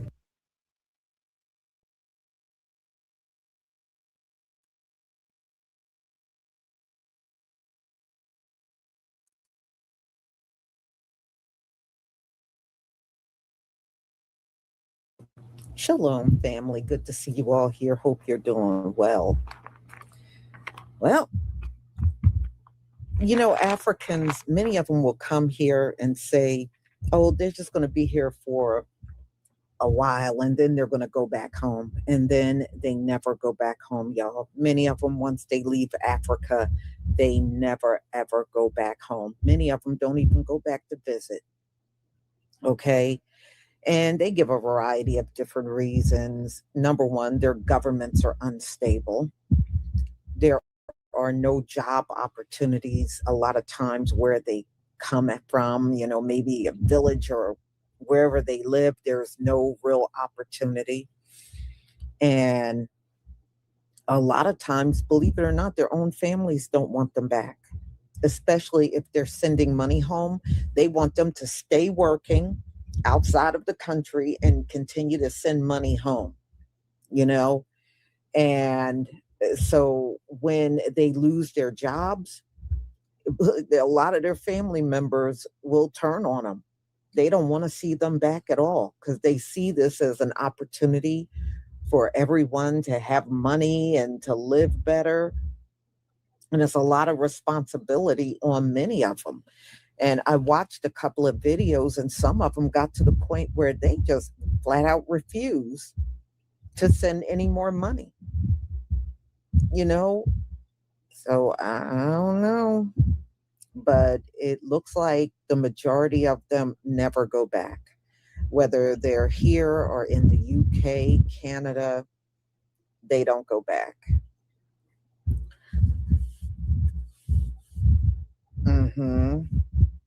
Yeah, you know, it's not the same when they go back after leaving.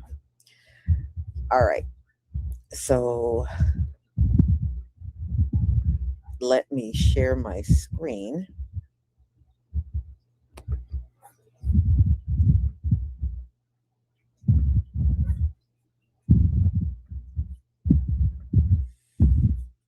Okay.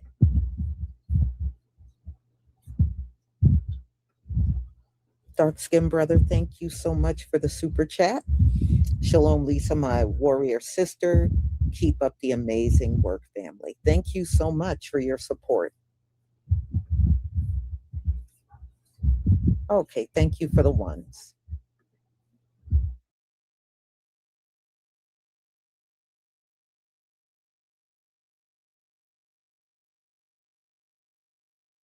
Nigerians believe that when they are fleeing their country like cowards they are, to be leeches, nuisance, and parasites to other people's countries, and they get there with pompous attitude that we are doctors, we are lawyers, we are entrepreneurs, we are smart, we are rich, we come from the great country, we are giants of Africa. They call that traveling. They say they are traveling. You and I understand what traveling is, right? We understand the definition of traveling. Yeah, it is where you go to another country temporarily for whatever purpose. It could be a vacation. It could be a business conference, a business trip, or whatever the case might be. But the purpose at the end of all of it is to come back home. Yeah, like your home country. But for them, traveling, it is going to America and never come back to Nigeria or come to South Africa, traveling, but they never go back to Nigeria. And we keep correcting them as South Africans, like, no, you did not travel. Yeah, you may have hopped on an airplane or on the back of a crocodile and came to South Africa and traveled. But the soonest you overstayed your welcome, you are no longer a traveler. You are now a criminal. Why? Because the country that you went to has what you call immigration laws. Just like South Africa has immigration laws, the United States have immigration laws, the UK has immigration laws, and everywhere else, including on this very continent called Africa. Africa also, the respective 54 countries have immigration laws, including Nigeria. Quick one, guys. So, you know that a lot of people who are living in diaspora are always saying, living in the diaspora is not easy. It's stressful. You need to deal with the weather. You need to deal with the kind of hard labor that is here. You need to deal with getting your documentation. It's not easy. And yet, people in Africa are telling them, if it's not easy, come back and I'll let us go. These are 5 reasons why people living in the diaspora, Africans especially living in the diaspora, will not return, okay? Number 1 on top of my list is that, well, in the diaspora, there are opportunities, okay? You can easily get an opportunity that will change your life in an instance. Not because you know somebody in high place or because you are related to somebody in high place, but because you registered for something and you tried your luck. The second point would be the healthcare system, okay? When it comes to major healthcare issues, which can happen to the best of us, okay? We are human beings, we tend to fall sick, we tend to have issues, okay?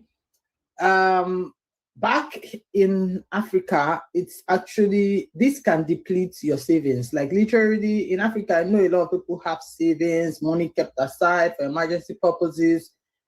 And eventually they fall sick and this money is gone in 1 week, literally. All the money saved up, gone.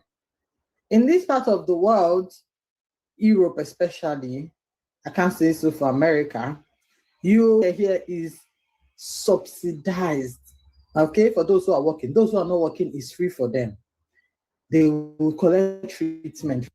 They will receive the best quality healthcare. It's not like you are receiving substandard healthcare. Pregnant women will give birth through CS here, and we don't hear of, oh, I don't have money to pay my hospital bill, so I'm being left in the hospital. You don't get to hear somebody who you know has been working for years now open a GoFundMe account to solicit for funds because he needs money for surgery, or he goes to all these non-governmental organizations to seek for funds. But we get to hear that back at home because his money has gone and now he's at the mercy of others. This third point is very important. So in Africa, help comes at a cost. You have to pay something, do something back in return. In this part of the world, you see somebody that will genuinely help you for no just reason.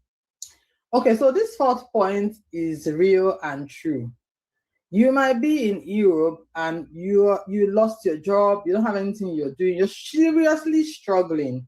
But just because you took one picture in a nice building outside your street, wore jackets, people will just believe that you're enjoying and that life is so good for you, okay? That is what it is, okay? In Africa, people will tell you, cut soap for me, cut soap for me. They don't know that you've not eaten since morning. So there is nothing to cut. There's no soap to cut. We are just here crying in our Lamborghini, okay? There are struggles here as well, but it's easier to package than back home. This last one, if it's not true, please tell me in the comments, okay? Okay. Abroad, living in the diaspora actually pushes you to be your best self. You want to do something new, you want to start a business, you want to create a startup, you want to open that YouTube channel, you want to start doing master classes, you want to write a book. Abroad pushes you to do better because you have the platform, you have the opportunity, you have what it takes, everything, the materials it's to take for you to do it without shedding blood. You have all that available to you, okay? In Africa, even if you have the initiative, you want to do stuff, a lot of things will try to hinder your progress and you will just decide to give up. So this last one is spot on. If you agree with me in the comment section, or if you disagree, let me know. Do well to share this content. Follow for more. At a high level, do you think it's feasible for everyone to return home? No. Okay. 100% not. We don't need everyone to go back to Africa, quite frankly. So you're not listening to the right. No. I mean, it's a Cinderella story of some sorts. Okay. Because one, most of our economies are not self-sufficient. Like you mentioned, we're reliant on remittances. Our economies are fueled, families are fed by other family members abroad, exchange rate parity, yada, yada. They can send money back home to sustain people mainland. So if those people now leave and then return back, there's not enough of an economic engine back home in our countries, failure of us post-colonialism, to sustain, let's say, that family. Yeah. So our economies, our countries are built on breadwinners being abroad. And if you happen to find yourself being the breadwinner abroad, you can come back home for holidays, but if you're going to return, what's the trade-off? Okay. The quest to get documentation to remain in the diaspora has become one of the rising reasons why many Africans will never see their home again until their deaths. Many Africans who traveled out of the country especially Nigeria. Most who travel because of the financial struggle they face back in Nigeria are so desperate to remain where they are. And so many applied for this so-called asylum status and has remained so stuck in the country they are. Some of them will never, ever visit their country again because of the asylum status they've acquired. At the end of the day, when they die abroad, they bring their casket to their country to bury. There are times when your family back home don't even want to entertain or hear you say, oh, things are hard right now. I'm not coping very well. I don't have the money. I'm failing or whatever. They don't want to hear that. And if you dare suggest that, I'm thinking of coming back home, oh my goodness, that one is a no-go. There are times when our families put so much pressure on us because somewhere along the way, you stopped being a child. You stopped being a sibling, but you became the solution. You became the solution of the whole family. And that emotional weight, that pressure, guess what? It doesn't show on our payslips. It shows up or it manifests as burnout, as anxiety. When you hear that phone call, when that message comes through, it also manifests as you taking extra shifts, not for growth or not because you just want to work extra for that week, but you take extra shifts because you need to, because you're trying to avoid that guilt when next time that message comes through and you have to tell someone you don't have the money. This is how it manifests. But here's the uncomfortable truth. This is what people don't tell you. Over time, that giving, that generosity turns into resentment. It turns into resentment because people start expecting.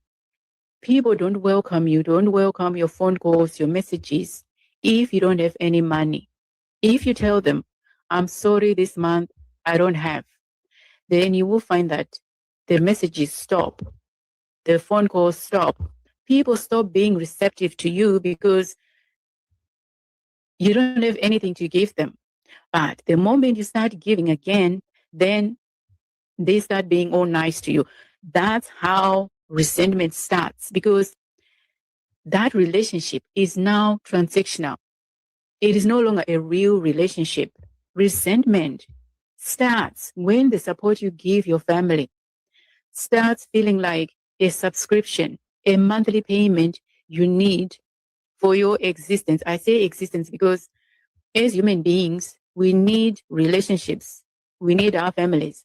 So if your family, if that relationship is tarnished because you don't have any money, then yeah, it becomes a situation where you need to make sure that you have the money for your own existence, for your own peace of mind, because you love your family after all.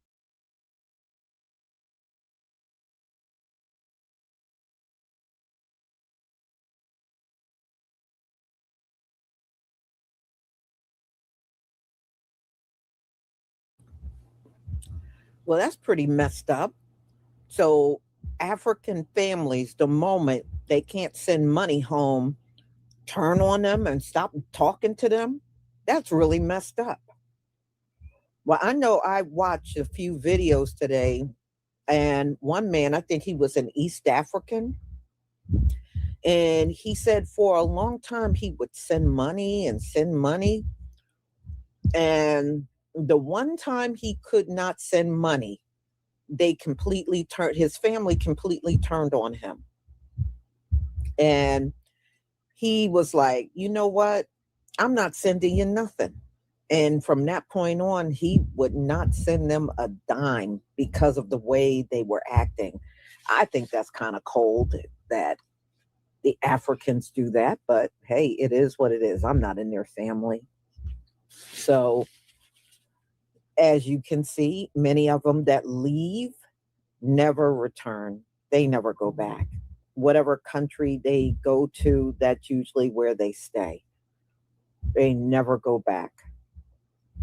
Even the ones that the Nigerians that moved to South Africa, they do everything they can not to go back to Nigeria. I mean, they know their economies are not good.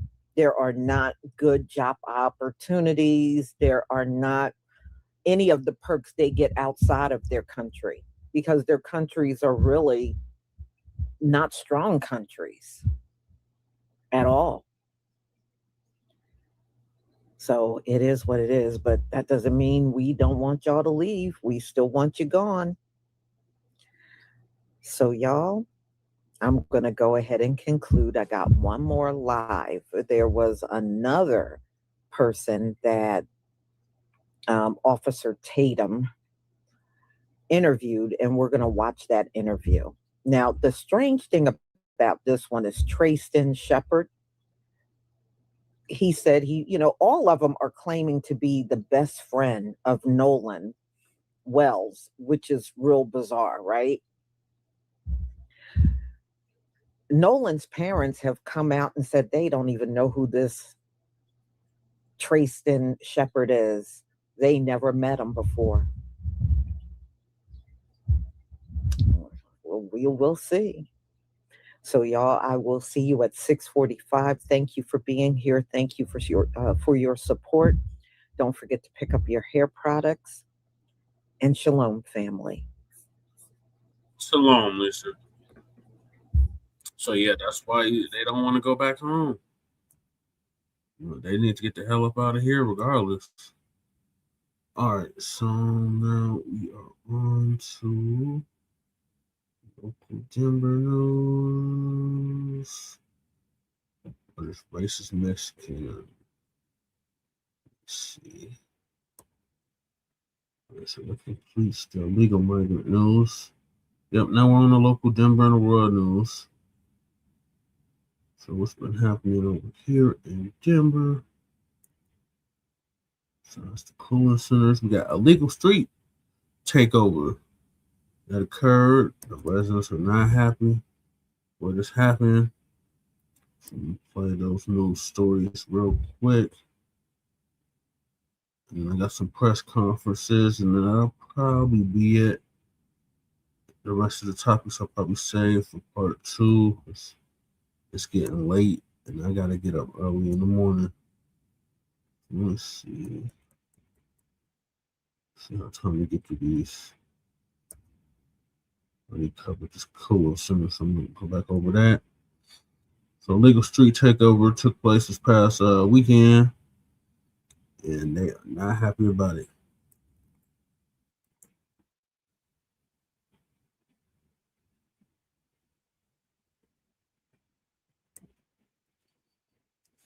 Donuts in the middle of the intersection, large fireworks lit near stopped cars, and frustrated neighbors. Those are the results of an illegal street takeover on South Broadway Friday night.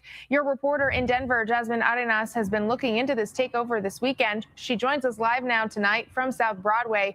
And Jasmine, I know you talked with several Denverites who say this is actually very concerning.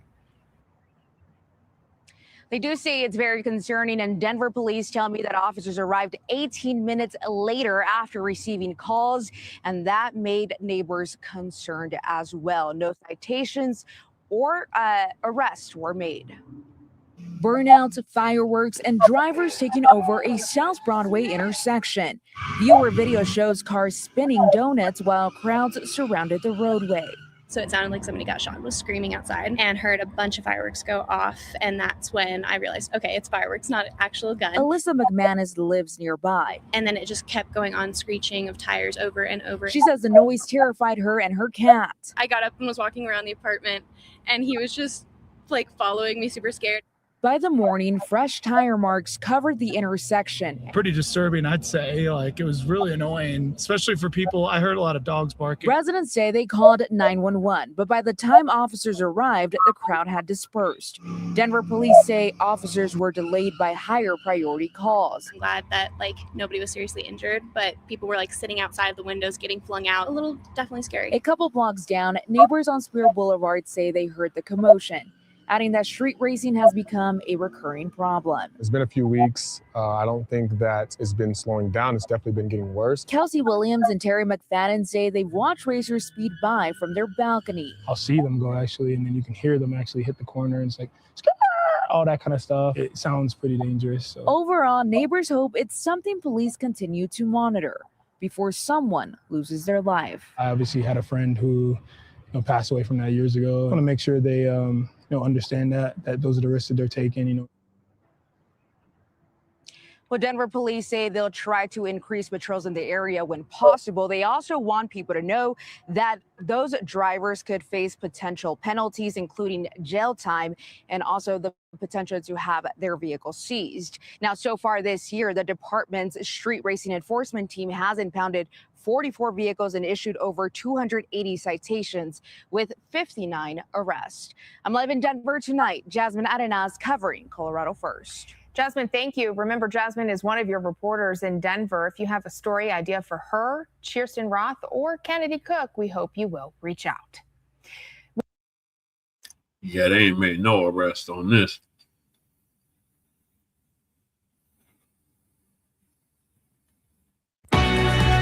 Now to another chaotic street takeover caught on camera. Look at this. Video sent to Denver 7 shows drivers drifting, doing donuts, setting off these fireworks. This is at Broadway and Mississippi in Denver overnight. The crowd also reportedly started a fire in the middle of the street.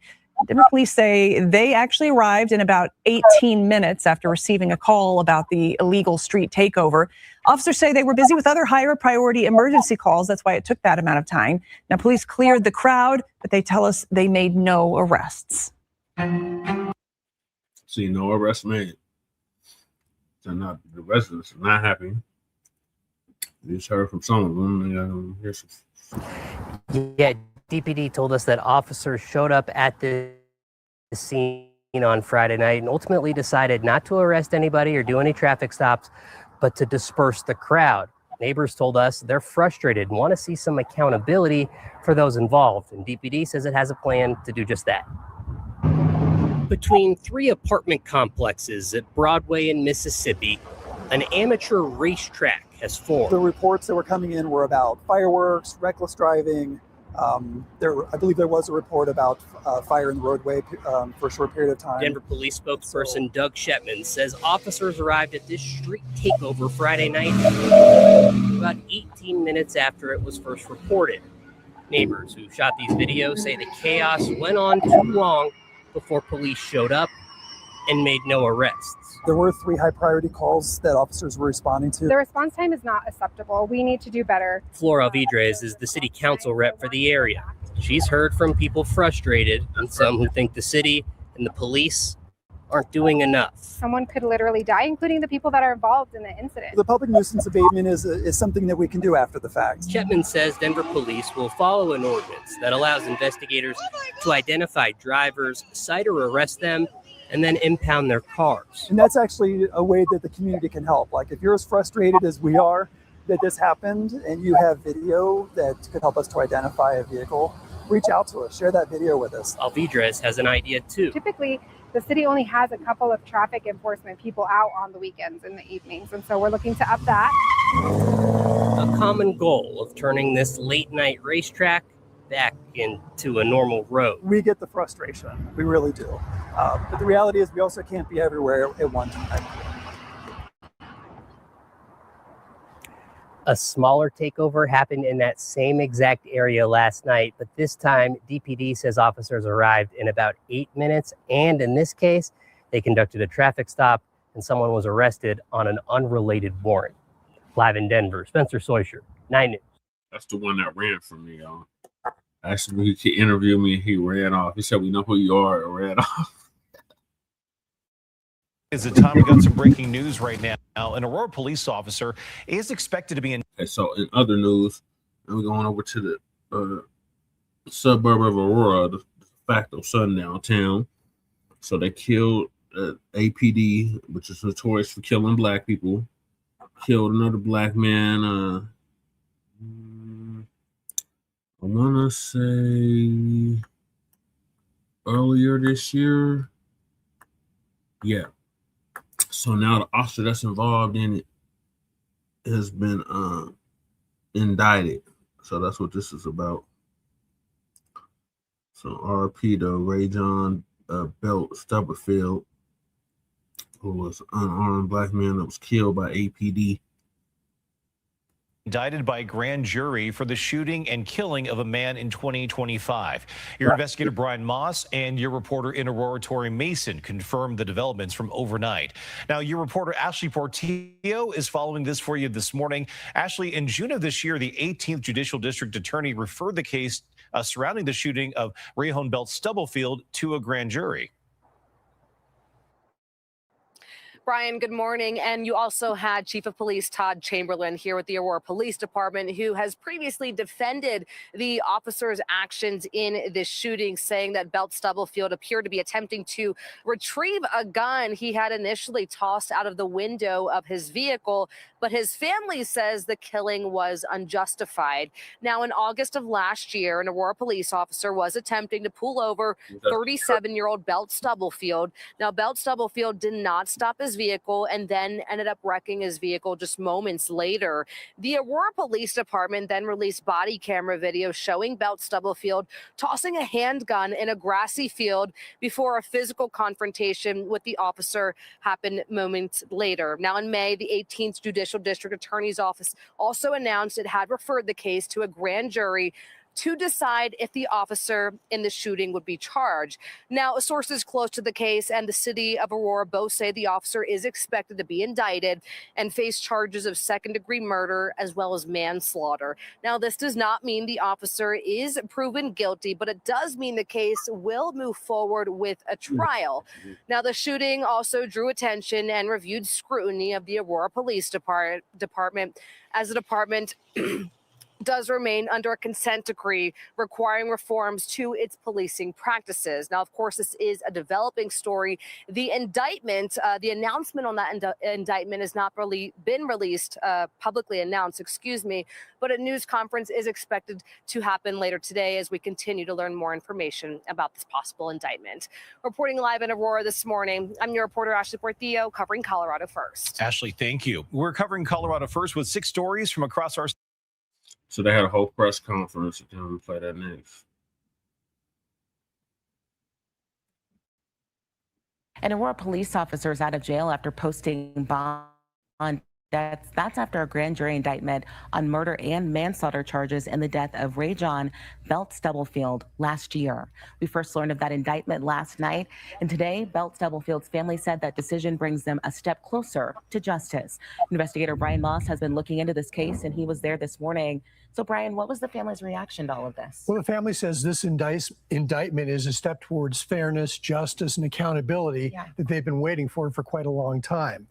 Prosecutors say the case was a result of months of investigation, including consultation with use of force experts, before it was ever presented to the grand jury. This confrontation last August is what led to the new criminal charges against Aurora police officer Matthew Neely. The grand jury returned a true bill charging Mr. Neely with 1 count of second-degree murder, a Class 2 felony, and 1 count of manslaughter, a Class 4 felony. When Belt Stubblefield's widow learned of the indictment Sunday night, all I could do was cry because he's not going to get away with it. And he doesn't just get to take away my future plans. The Aurora police chief has called this encounter a dangerous, rapidly evolving situation, while reminding the public that criminal charges are not a determination of guilt. Police say Officer Neely tried to stop Belt Stubblefield for suspected DUI and speeding. A pursuit ended when Belt Stubblefield crashed into other vehicles. Investigators say Belt Stubblefield had a gun, but threw it aside before Officer Neely fired 3 shots, later telling investigators he feared for his life. Too often, as we've seen, when an officer kills someone, it's swept under the rug by an elected district attorney instead of presented to the community to make their decision. Here, a grand jury representing the community decided the shooting deserved further scrutiny. Is this indictment a measure of accountability to you? It is. It feels so big. I understand that it is not a conviction, but it is so big. You need to answer to it. whether your answer is accepted or not. You have to answer for it now. Officer Neely turned himself in Friday night. He posted a $200,000 bond and was released from jail. He has since been placed on unpaid leave by the police department. His lawyer said she is disappointed in the grand jury decision, but remains confident in Neely's case. He's due back in court August 17th. And Michaela, we will continue to follow this case to its conclusion. We look forward to that. Brian, thank you. We've been following this story since it happened. We'll continue to do so for you. You can see all of our coverage on cbscolorado.com as well. Yeah, we've been following it since it happened as well. So this next one's the press conference. It is still dangerously hot out there, and a heat advisory has been. We'll get to the forecast in just a minute, but first, we have some breaking news to bring to you out of Aurora. Thanks for joining us, everyone. I'm Phil Lipoff. An Aurora police officer has been indicted on charges for second-degree murder and reckless manslaughter in the 2025 death of Rajon Belt Stubblefield. Stubblefield's family will be sharing their reaction to this decision any moment now, and we'll bring it to you when it happens live. But first, we want to get to Chris Vanderveen with more on the indictment. Chris. Phil, that indictment became official late last week, at least in the eyes of the judge, when it was handed up to the judge. Officer Matthew Neely was then allowed to turn himself in over the weekend in Commerce City. Bond was set at $200,000. He posted it and did not really spend too much time in custody. His next court appearance is now set for 2 weeks from now. This all really happened about a year ago, a little bit more than a year ago, at 6th and Billings in Aurora. It's all on dash and body cameras, so a lot of the details of the case are already known, have been publicly discussed. The officer's body camera shows Officer Neely pulling his gun right away, tells Belt Stubblefield to stay in the car and not to move. At some point outside of the car, Belt Stubblefield, he tosses a gun he has. It's not very visible in a lot of video, but both sides agree that he did toss a gun. A minute later, the officer shoots Belt Stubblefield. As Belt Stubblefield walks toward the officer. Not a lot said today at this news briefing here in Arapahoe County, but clearly this is a sensitive case. Because this case is now pending before the court, my office is ethically prohibited from discussing the evidence or commenting further on the facts of the case outside of the judicial process. We remain committed to ensuring that every case is handled fairly, impartially, and in accordance with the law. Yeah, whatever, Amy. It's important to note that District Attorney Amy Padden did not take any questions about this. They realize that this is a sensitive case. As for Officer Neely, he is now on unpaid leave from the Aurora Police Department. The police chief did put out a statement earlier today saying in part that he did not want to comment on the merits of the case, saying it'd be inappropriate for him to do so. But he also talked about his office and his officers and showed support for both. In Arapahoe County, Chris Vanderveen, 9 News. All right, Chris, thanks so much. And we are still waiting for the family to set up. When we get that, we'll bring it to you live. Right now, I want to get to meteorologist Chris Bianchi. It is insanely hot out there today, Chris. Triple digits again, it looks like, near record heat. Yeah, and we will cool down tomorrow, but it's not going to be much of a cool down. And also, it's going to come with quite a bit of wildfire smoke. I'll explain all this in just a second. First of all, today, we're getting up to 100. That will tie our daily record set back in 1878. We're already well on our way to doing so. 94 out at the airport as of our noon observation. 90's backyard, 92. So despite the smoke and some of the clouds we've had this morning, we've efficiently got those temperatures on up in the low to mid-90s already, flirting with 100 already in parts of the eastern plains.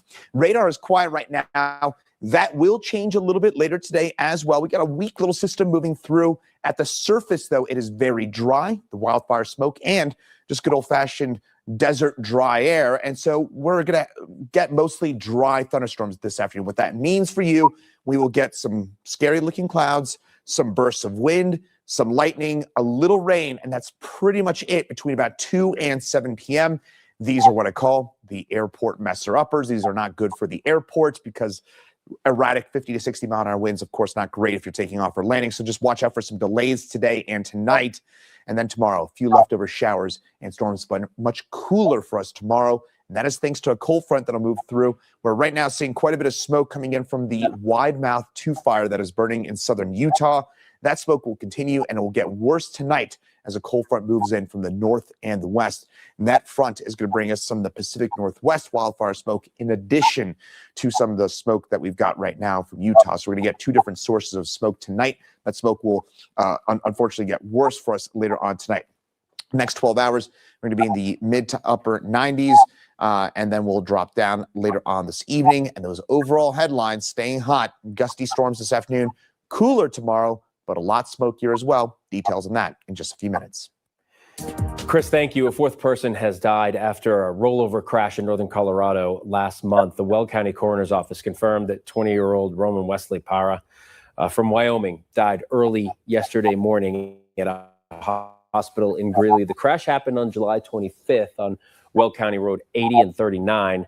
Parra was the driver of that car. Everyone was ejected from it when it rolled over. 3 of the passengers died at the scene. 4 people are recovering after a stabbing in Denver over the weekend. It happened around 6 p.m. Saturday, North Sherman Street. Denver police found 4 people in a home with non-life-threatening injuries. The suspect has been arrested. DPD says this was a family disturbance.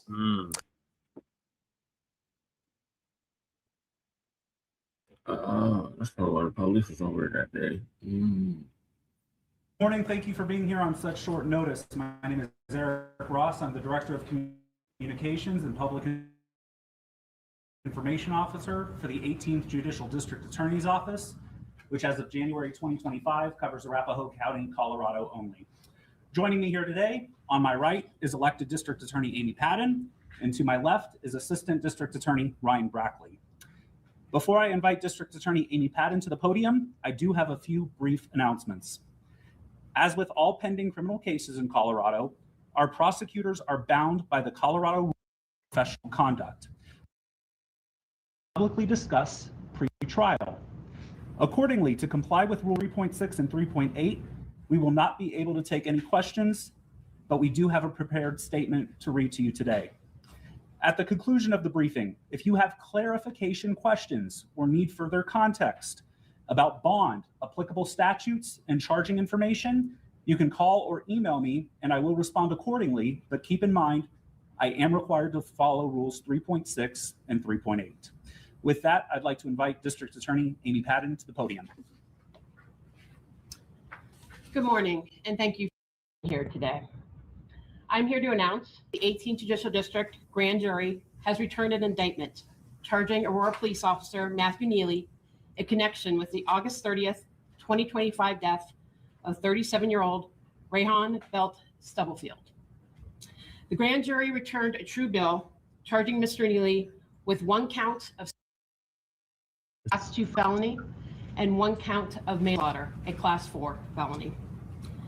After reviewing the evidence presented during the grand jury proceedings, the grand jury determined that there was probable cause to support these criminal charges. As with every criminal case, the filing of charges is not a determination of guilt. Mr. Neely is presumed innocent unless and until proven guilty beyond a reasonable doubt in a court of law. This indictment follows a thorough, months-long investigation conducted by the 18th Judicial District Critical Incident Response Team, sometimes referred to as CIRT. CIRT is a multidisciplinary team responsible for independently investigating officer-involved shootings and other critical use of force incidents that occur within Arapahoe County. After completing its investigation, the team presented the evidence to my office.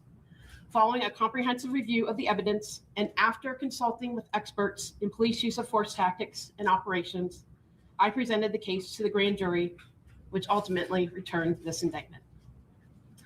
An arrest warrant was issued on Friday afternoon.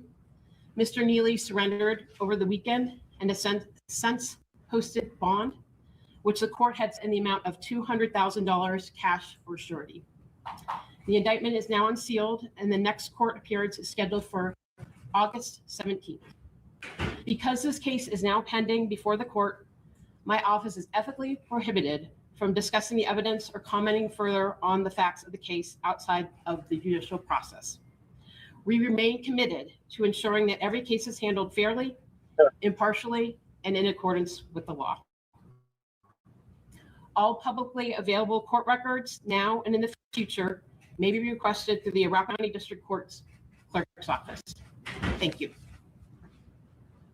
So that was their press conference. And both conference. So I'm gonna play that one next. These damn ambulance. Mentioned, we now move into our Black community health. This ain't the one I wanted to play. I mean, I want to play that one too, but this is before the one I wanted to play. Man, Q keeps getting put out of order. Sorry, y'all. Let me get this back in order.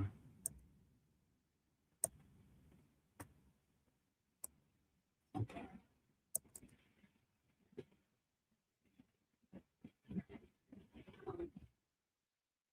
Its mistakes. That still gets out there, and for staying with us. Last name is SHOF. Oh Lord, this bitch. Oh God, I'm getting started on this broad. So this broad was more concerned about her damn car getting hit than the brother getting killed. When the shit happened last year, all she kept talking about was her goddamn car getting hit, and she didn't really give a damn about him getting killed. This damn broad is bad news. The ambulance chaser. She part of Jeff's crew. Me and Lady Che have gone in on her on numerous occasions.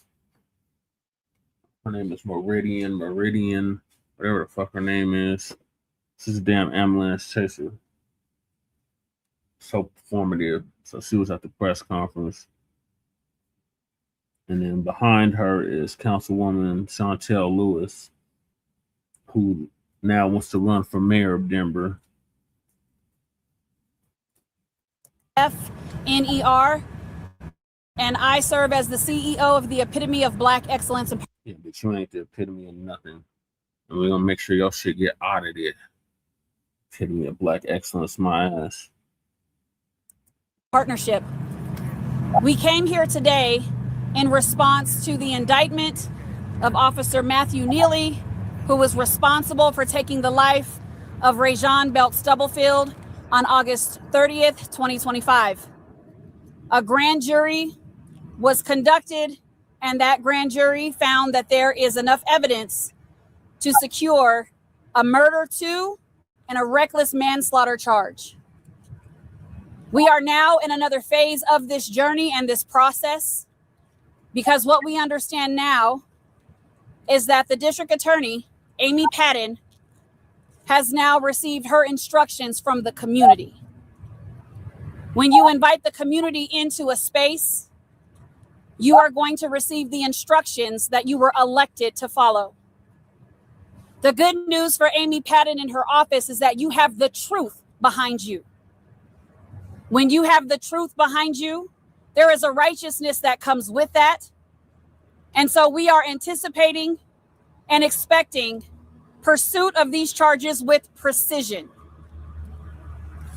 We applaud District Attorney Amy Patton and her office for doing their diligence, and we want to ensure that the community is always informed intentionally through transparency. So we are also very expectant of a transparent process. Rajon Belt Stubblefield joins a list of names of those that have been lost, particularly by the Aurora Police, but this is a statewide crisis.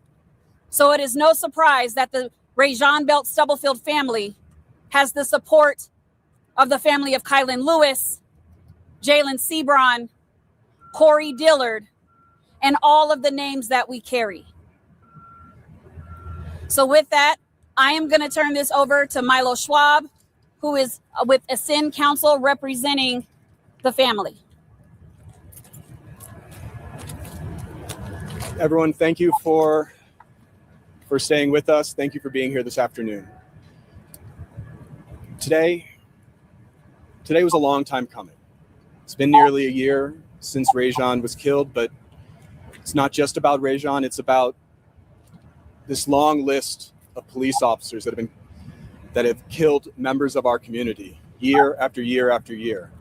This has been a long time coming. But it's fitting too. Friday was, or would have been, Rajan's birthday. This past Friday. But today is an incredible day. Today is a day of accountability and fairness and justice. For too long, district attorneys decide these questions of whether police commit crimes on their own. And all too often, they decide no. Amy Padden had the courage to ask the community, to ask and to convene a grand jury. And this is what happens when the community is asked. Because the community will fairly and justly and equally apply our laws both to members of the community and the police. And they will make sure that police officers, when they commit crimes, are treated just as any other member of the community would be. And I hope that this is a model. I hope this is a model for the future for other district attorneys across this state when they see and are confronted with officer-involved killings, that they will bring the community in and decide, or to bring the community in to make sure and to make that decision for them. And I also want to applaud and commend the district attorney's office for the hard work they did in collecting all of the information, all of the evidence, in presenting to the grand jury an objective, fair representation of what happened. And today we've learned of that result, which is exactly how we knew it would be if the jury, or if the grand jury, was presented with this evidence, an indictment for murder. I'll take your questions now. Did the family end up suing either the city or APD in this case? At the present time, no suit has been filed. That will be coming later, but today is a day to celebrate this process, the process working as it should. Milo, what makes this case so clear-cut? There's so much in it. There is from a car accident being confronted with a gun pull, to an officer punching someone in the back of the head, to an officer repeatedly shooting someone and knowing when they've stopped shooting, when they've stopped, or when that person has stopped moving, when that person is stopped, to then pause and then aim for the head and kill him. Every single step of the way, this officer made choices. We heard from Chief Chamberlain blaming Rajan from the jump.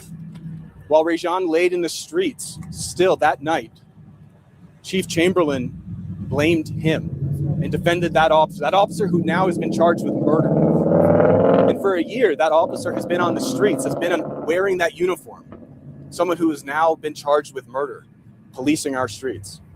So no, I think it's important that we hold these police departments accountable as well. Milo, what were the emotions that were running through you yesterday when you got the call about the indictment?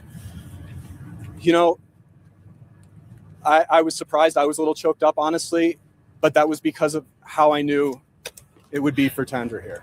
Because how I knew it would be for the entire family. You know, Rajan had 8 children, all of whom he loved, all of whom he spent a lot of time with. And I knew it would be important not just to Rajan's family, but to the other families that are here too, because too often, as we've seen, when an officer kills someone, it's swept under the rug by an elected district attorney instead of presented to the community to make their decision. Speaking of this, in addition to that question, to that answer now, what was it that you believe had Amy Padden take this to a grand jury instead of just coming out and saying the officer was justified? That's a question for Amy Padden. I don't know the answer to that, but you know, honestly, as a civil rights attorney, I've watched countless of these, and I think that this is the process that should be used every time.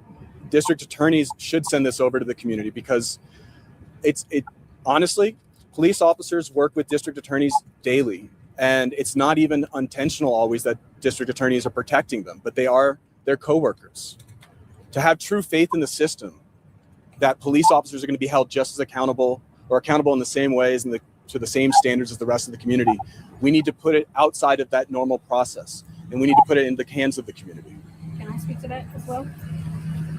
I just want to also add in the midst of that, I don't think it's not lost on me that District Attorney Amy Patton, as she's paid attention to the community itself, the families that have bravely came to city council countless times, that have said my child's story or my loved one's story is not going to be erased. When the community gets activated, again, the district attorney is elected to serve the community. And the community has been very loud, very intentional, and very thoughtful in ensuring that Amy Patton understood the sentiment of not just the emotion from the families, but from the entire community, that we need different outcomes. Milo, in terms of process, can I just ask you, for the family going through this process, ultimately, what do they hope changes with respect to police training and police procedure in a situation like this? So the first thing is today. Today is that first step in what they've been hoping for, which is accountability, which is in our society, when you kill someone, and especially when you commit it without justification, you should be held criminally liable. And part of the process by which we adjudicate whether it truly was a crime is through the court system and not through the back doors of a district attorney's office. So today is that first step in creating that transparency and accountability that the family has been asking me for since day one. Now, we're going to be talking further in the future about the changes in the Aurora Police Department that we're going to be looking for, but we know that this is a police department that has a troubled and long history, and a police department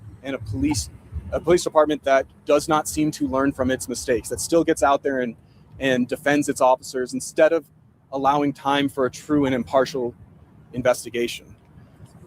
But, you know, as I mentioned, today is, I believe, what should be the beginning of a new process here in Colorado for how we approach the criminality of police shootings.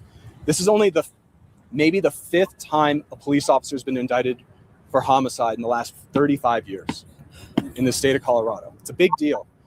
And it's because of the process, because the community was asked, is this how we want to be treated? Today's answer says it. When you say that you were asked, did you say somebody asked you? This is what the family's been telling me. The family was asking. Right from the beginning, it was, this is the most important thing, is that he be treated just like any other member of the community would be. Is there an intent to sue from a civil standpoint if this case goes to trial? We filed that intent to sue months ago, but again, today I want to focus on the process playing as it should have today. Where do we go from here? What happens tomorrow? What happens next week? So after this press conference, myself and the family are going to go up and meet with District Attorney Patton. My understanding is in the next 2 weeks, there will be another hearing for Matthew Neely. And the process will play out as it should in the courtroom. There will be an arraignment. There will be a plea, not guilty or guilty. There'll be that normal process and ultimately a trial. I want to ask about the 2 paramedics in the case of Elijah McClain. Okay. The Court of Appeals overturned recently. Do you have any concerns or worries about this even going through the process and what happens after that?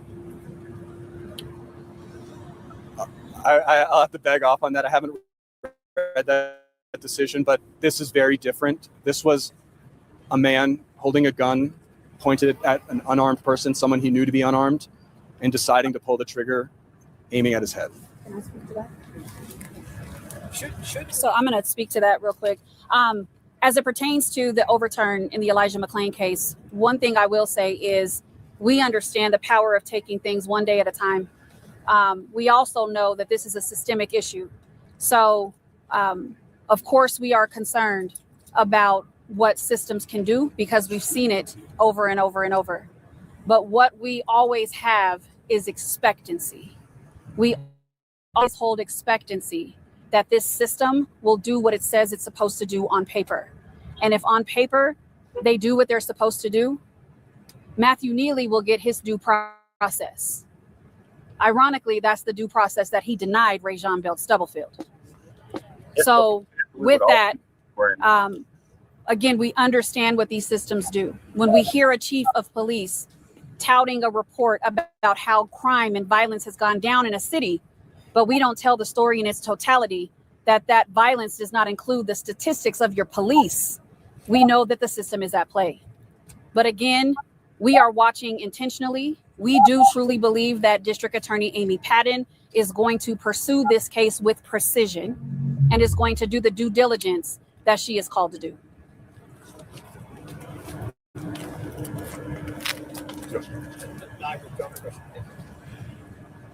Is it possible to hear from the family at all today? Can you speak to them? I think after this press conference, we can do some individual conversations. Yeah. Can I, in order for us to get that in the early show, is there a friend or just someone who can give us something now? And if it's no, that's okay. We can coordinate that. Later? We can coordinate that right now. Okay, thank you. Just do it here. We're not going to do it in front of the bay of cameras now. Thank you. Thank you. Yeah. Yeah. Thank you. Of course. All right. Thank you, everyone. Thank you. Thanks so much. All right, so that was the press conference they had on Monday.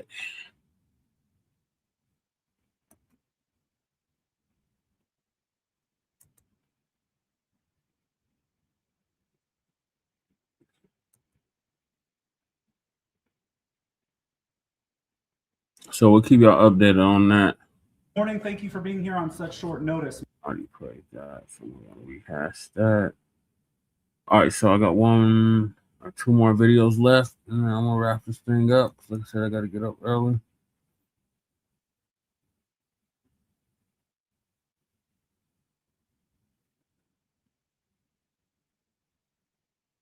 Iran, there's not much time left, so I don't even want to waste it. I want to get right to it when our last Plus app.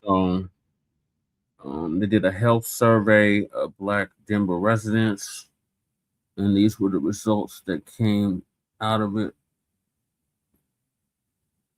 I am Talia Cunningham, anchor here on Fox 31. Joining us in studio, we have a very special guest, Dr. Janine Duran, joining us again. Welcome back. Thank you so much for coming back in. Thank you, Talia. I'm very happy to be here. Absolutely. So it's good to see you. It's been some time, and we wanted to give it some time based on what we're going to talk about today. So the first time you came in was to discuss the new beginnings and how you've spearheaded the Black Community Health Assessment.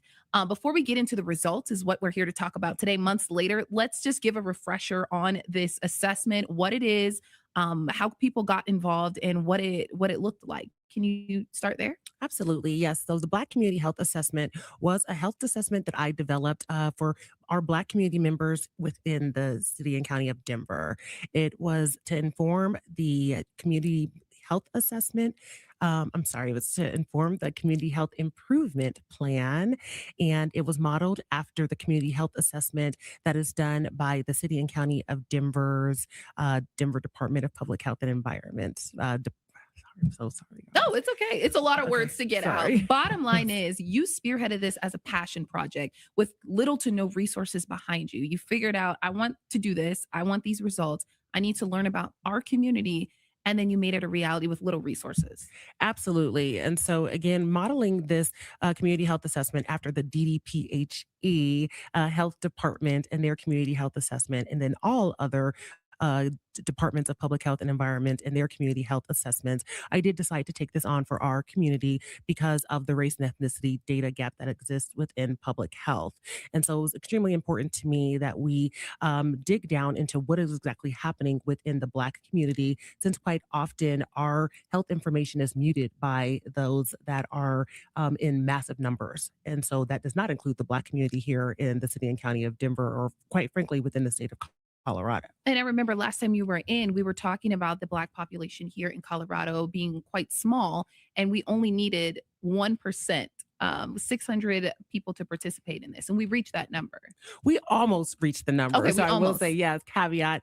So there's 60,000 Black folks within the city and county of Denver. And with the survey, we had over 500 people that started, and we had 487 people that completed the survey. Okay, and just as a refresher, tell people at home what kinds of things were on this assessment to study and to look at.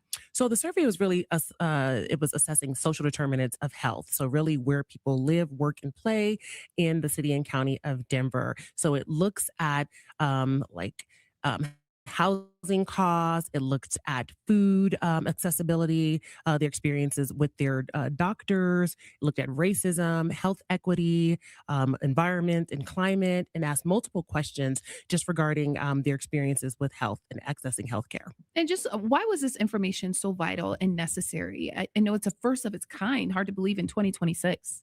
The information was extremely important because the data just did not exist. And unless we have the data, we can't make evidence-based decisions in order to inform the programs and services that we really need in the Black community. And that brings us to our timeline. You've been planning this. This is a years-long project in the making for you. And when you came on a couple months ago with Dr. Vern Howard, we were trying to get people to participate in this. Yes. We've gotten people to participate months now. The assessment has been done, it's completed, and now we have that research. Let's talk about the research. Yes, it was. And so now this project has gone on for a little bit over a year now. So we started last April, we started last April, and the survey actually launched last July, and we were collecting data from July through March. And just last Saturday, we held the State of Black Health 2 in Denver, Colorado. The results are in which we were able to share the results with our community members. And so the CHA, the Community Health Assessment and Community Health Improvement Plan, that is a 5-year cycle. So the first year you do the Community Health Assessment, which then informs the Community Health Improvement Plan, which the community works on for the next 4 years until they go back into the CHA again. And so now that our Black Community Health Assessment is done, we are now going into the Black Community Health Improvement Plan, which is informed by the top priorities that came out of the Black Community Health Assessment. And I remember last time we were here, we were trying to determine those top 3 issues within the Black community that are concerns that we worry about, that are plaguing us. Talk about what those top 3 were from the assessment. Yes. Okay. So we actually ended up, it's going to be a top 5 that we are looking at when we did think it was a top 3. Those top 5 ended up being climate and environmental justice, which I recognize that throughout the entirety of the survey, in which 99% of respondents indicated that climate and environment was a challenge within their health. So climate and environmental justice. We had gentrification, which emerged, which I also was not surprised about, being that my dissertation back in 2019, transit-oriented development and gentrification, a case study examining the cultural effects in a historically Black neighborhood in Denver, Colorado, which looked at gentrification that occurred within the 5 Points neighborhood and those cultural effects. I'm not surprised that gentrification also emerged as one of the top concerns. Cultural responsive care, that was a top concern, and that's something that we are going to be focused on.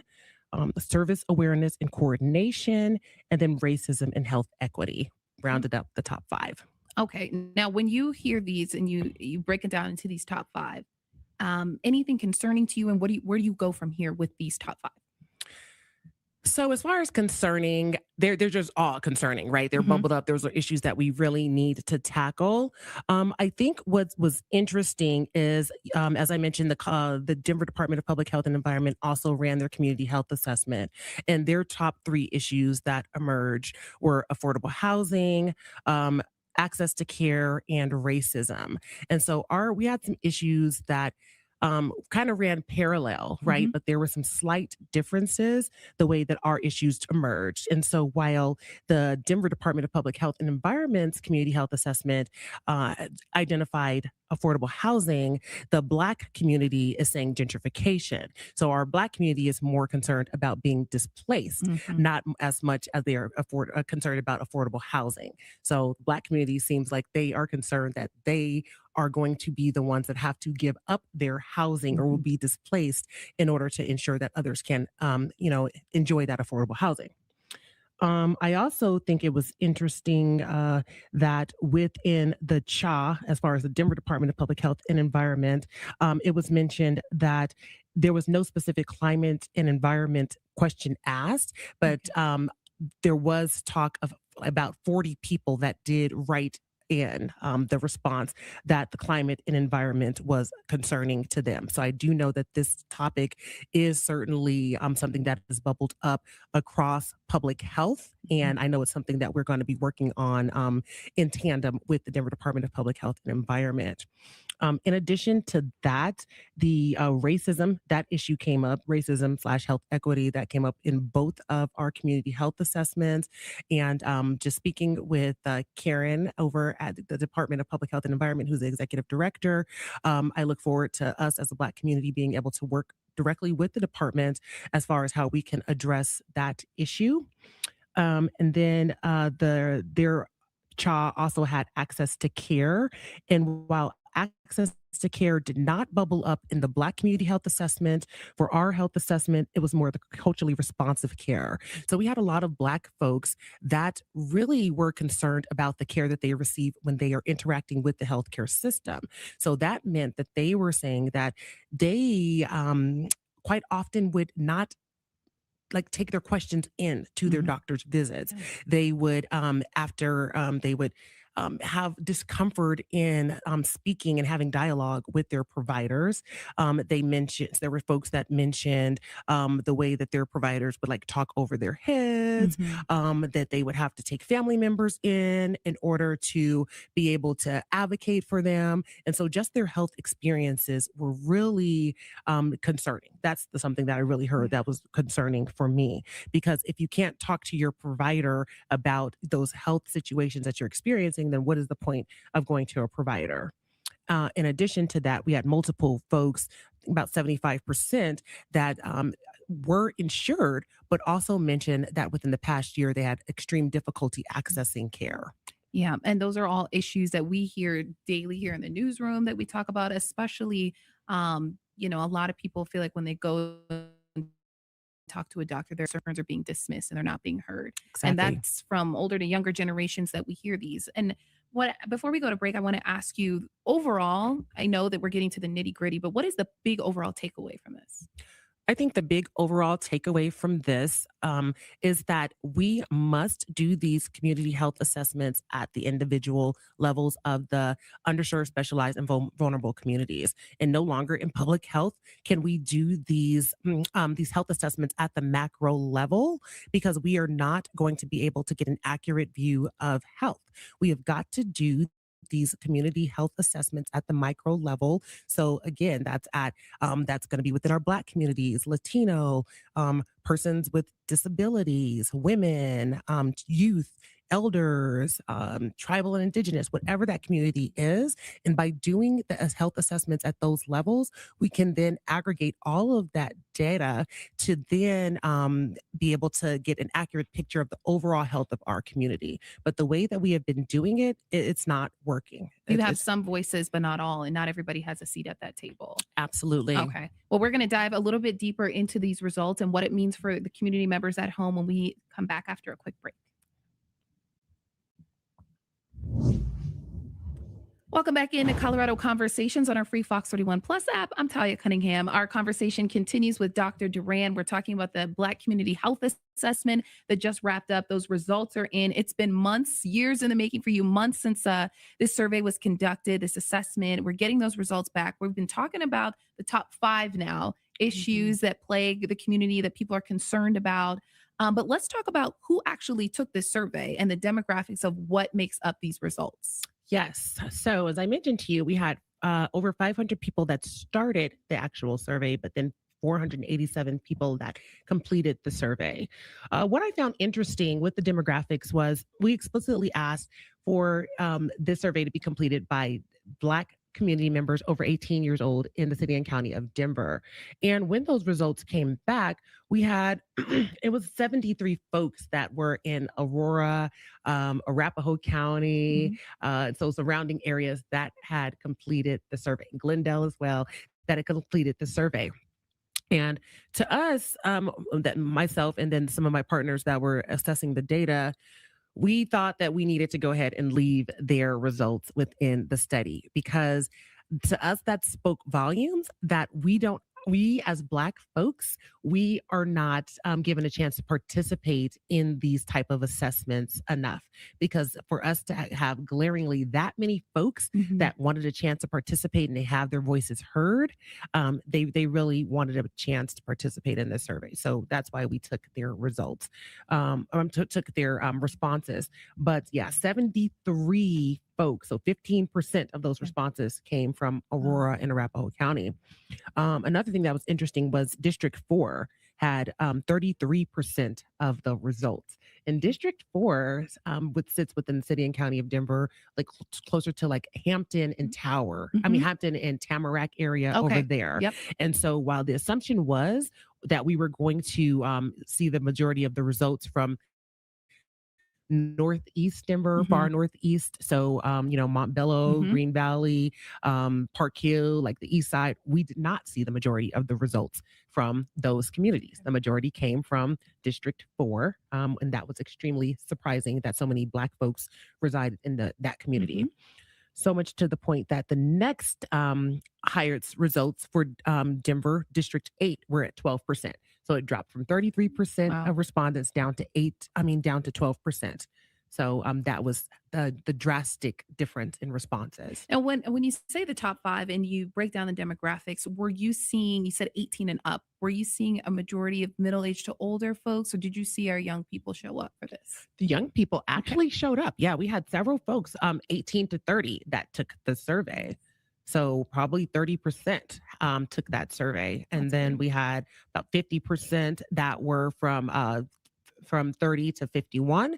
And then we had maybe 20% that were 51 to 70. And then the rest over 70. Wow. So you have a good range to work with. And Yes. when we talk about, because my concern was the number one issue being environmental health and climate, I thought it would mostly, assuming that it wouldn't be our young folks.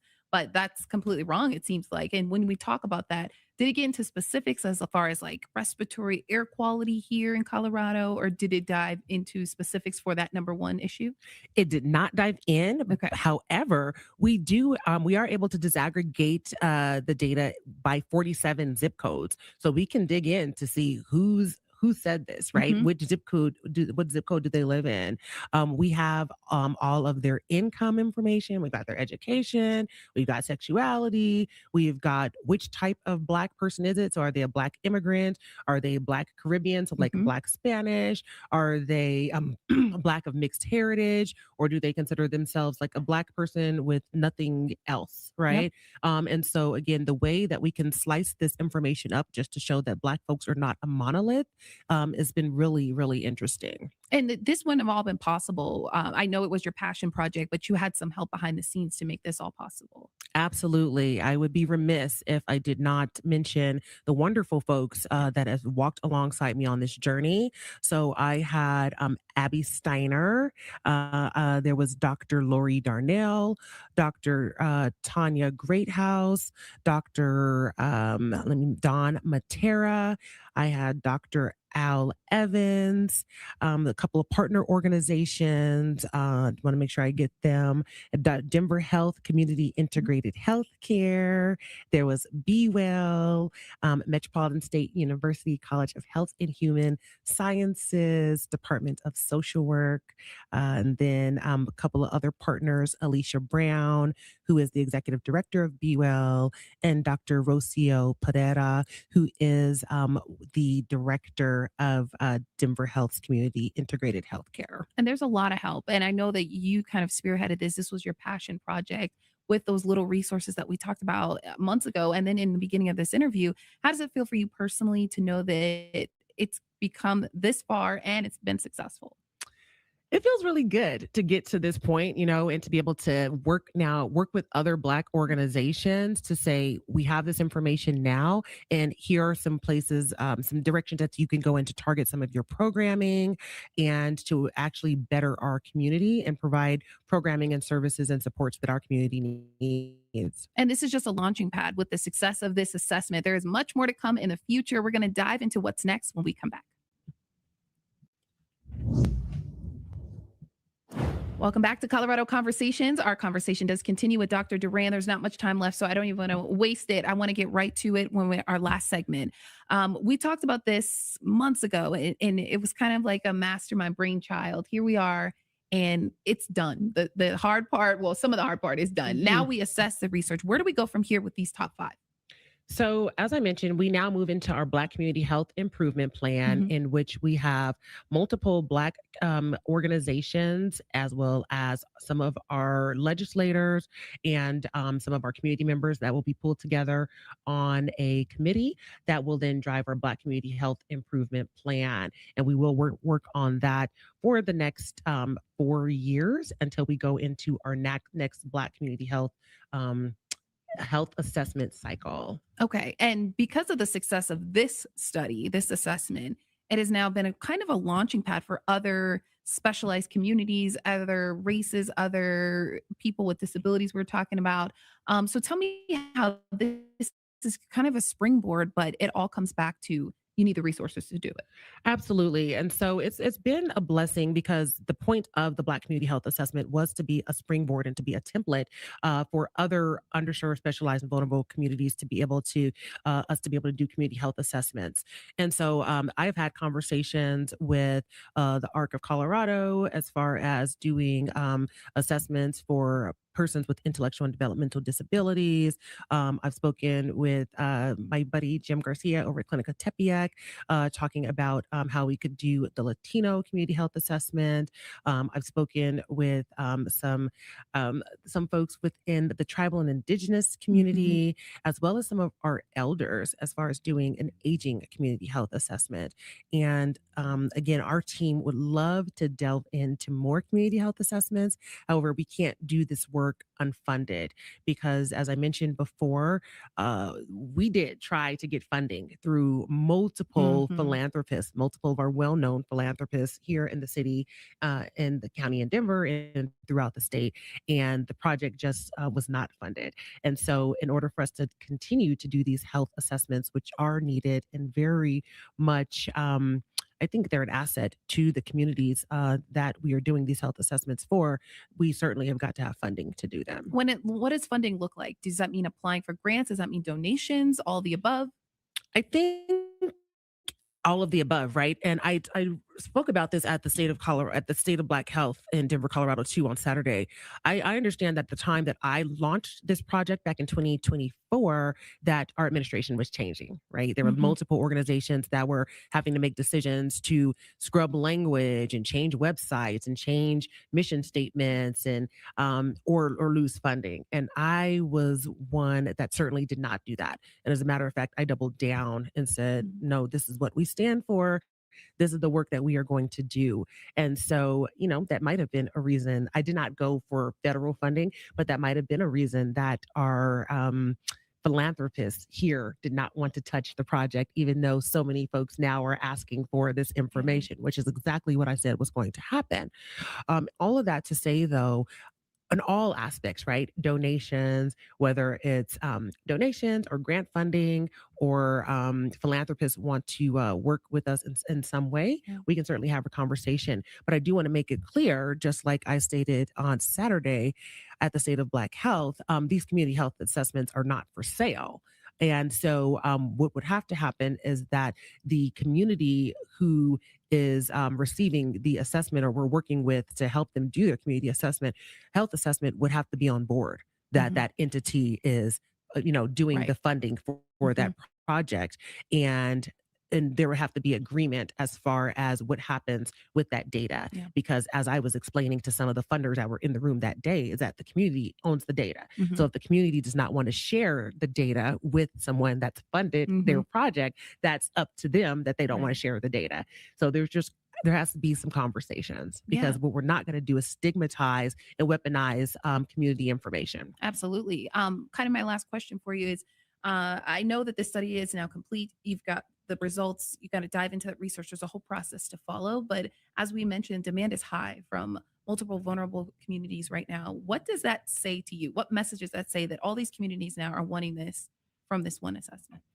It says to me that we were on the right track, and that the information is needed, and that the template as far as how communities can get into their own communities to assess health is something that was needed. And so again, I'm so proud of my team, of the work that we all did, and anyone that will want to have further conversations about community health assessment, please feel free to reach out to me.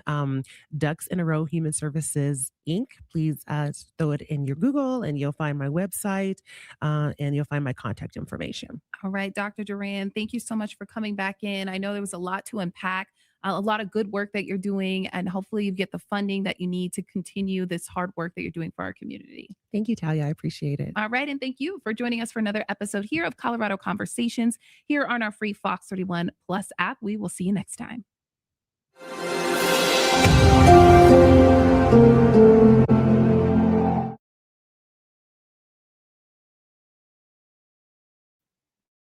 All right, I got one more, and this one end this. A federal judge has ruled the Trump administration can't access Colorado's unredacted voter rolls.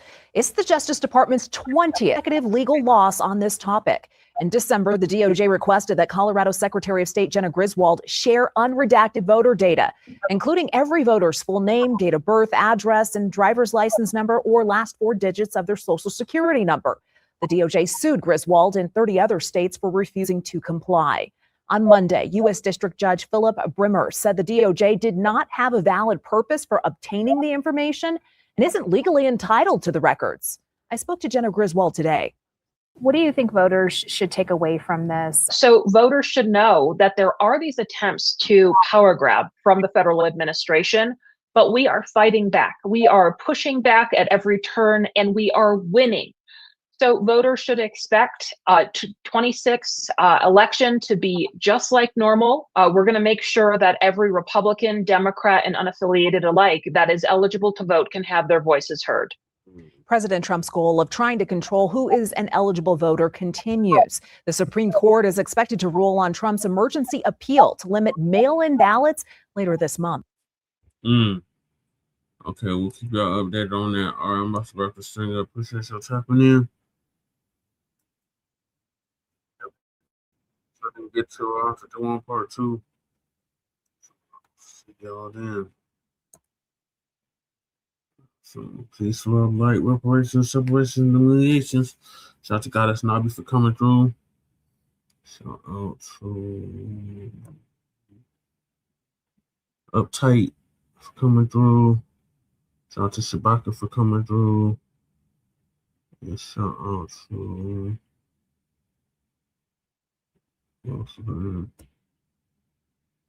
that's it. Anybody else speaking and not speaking.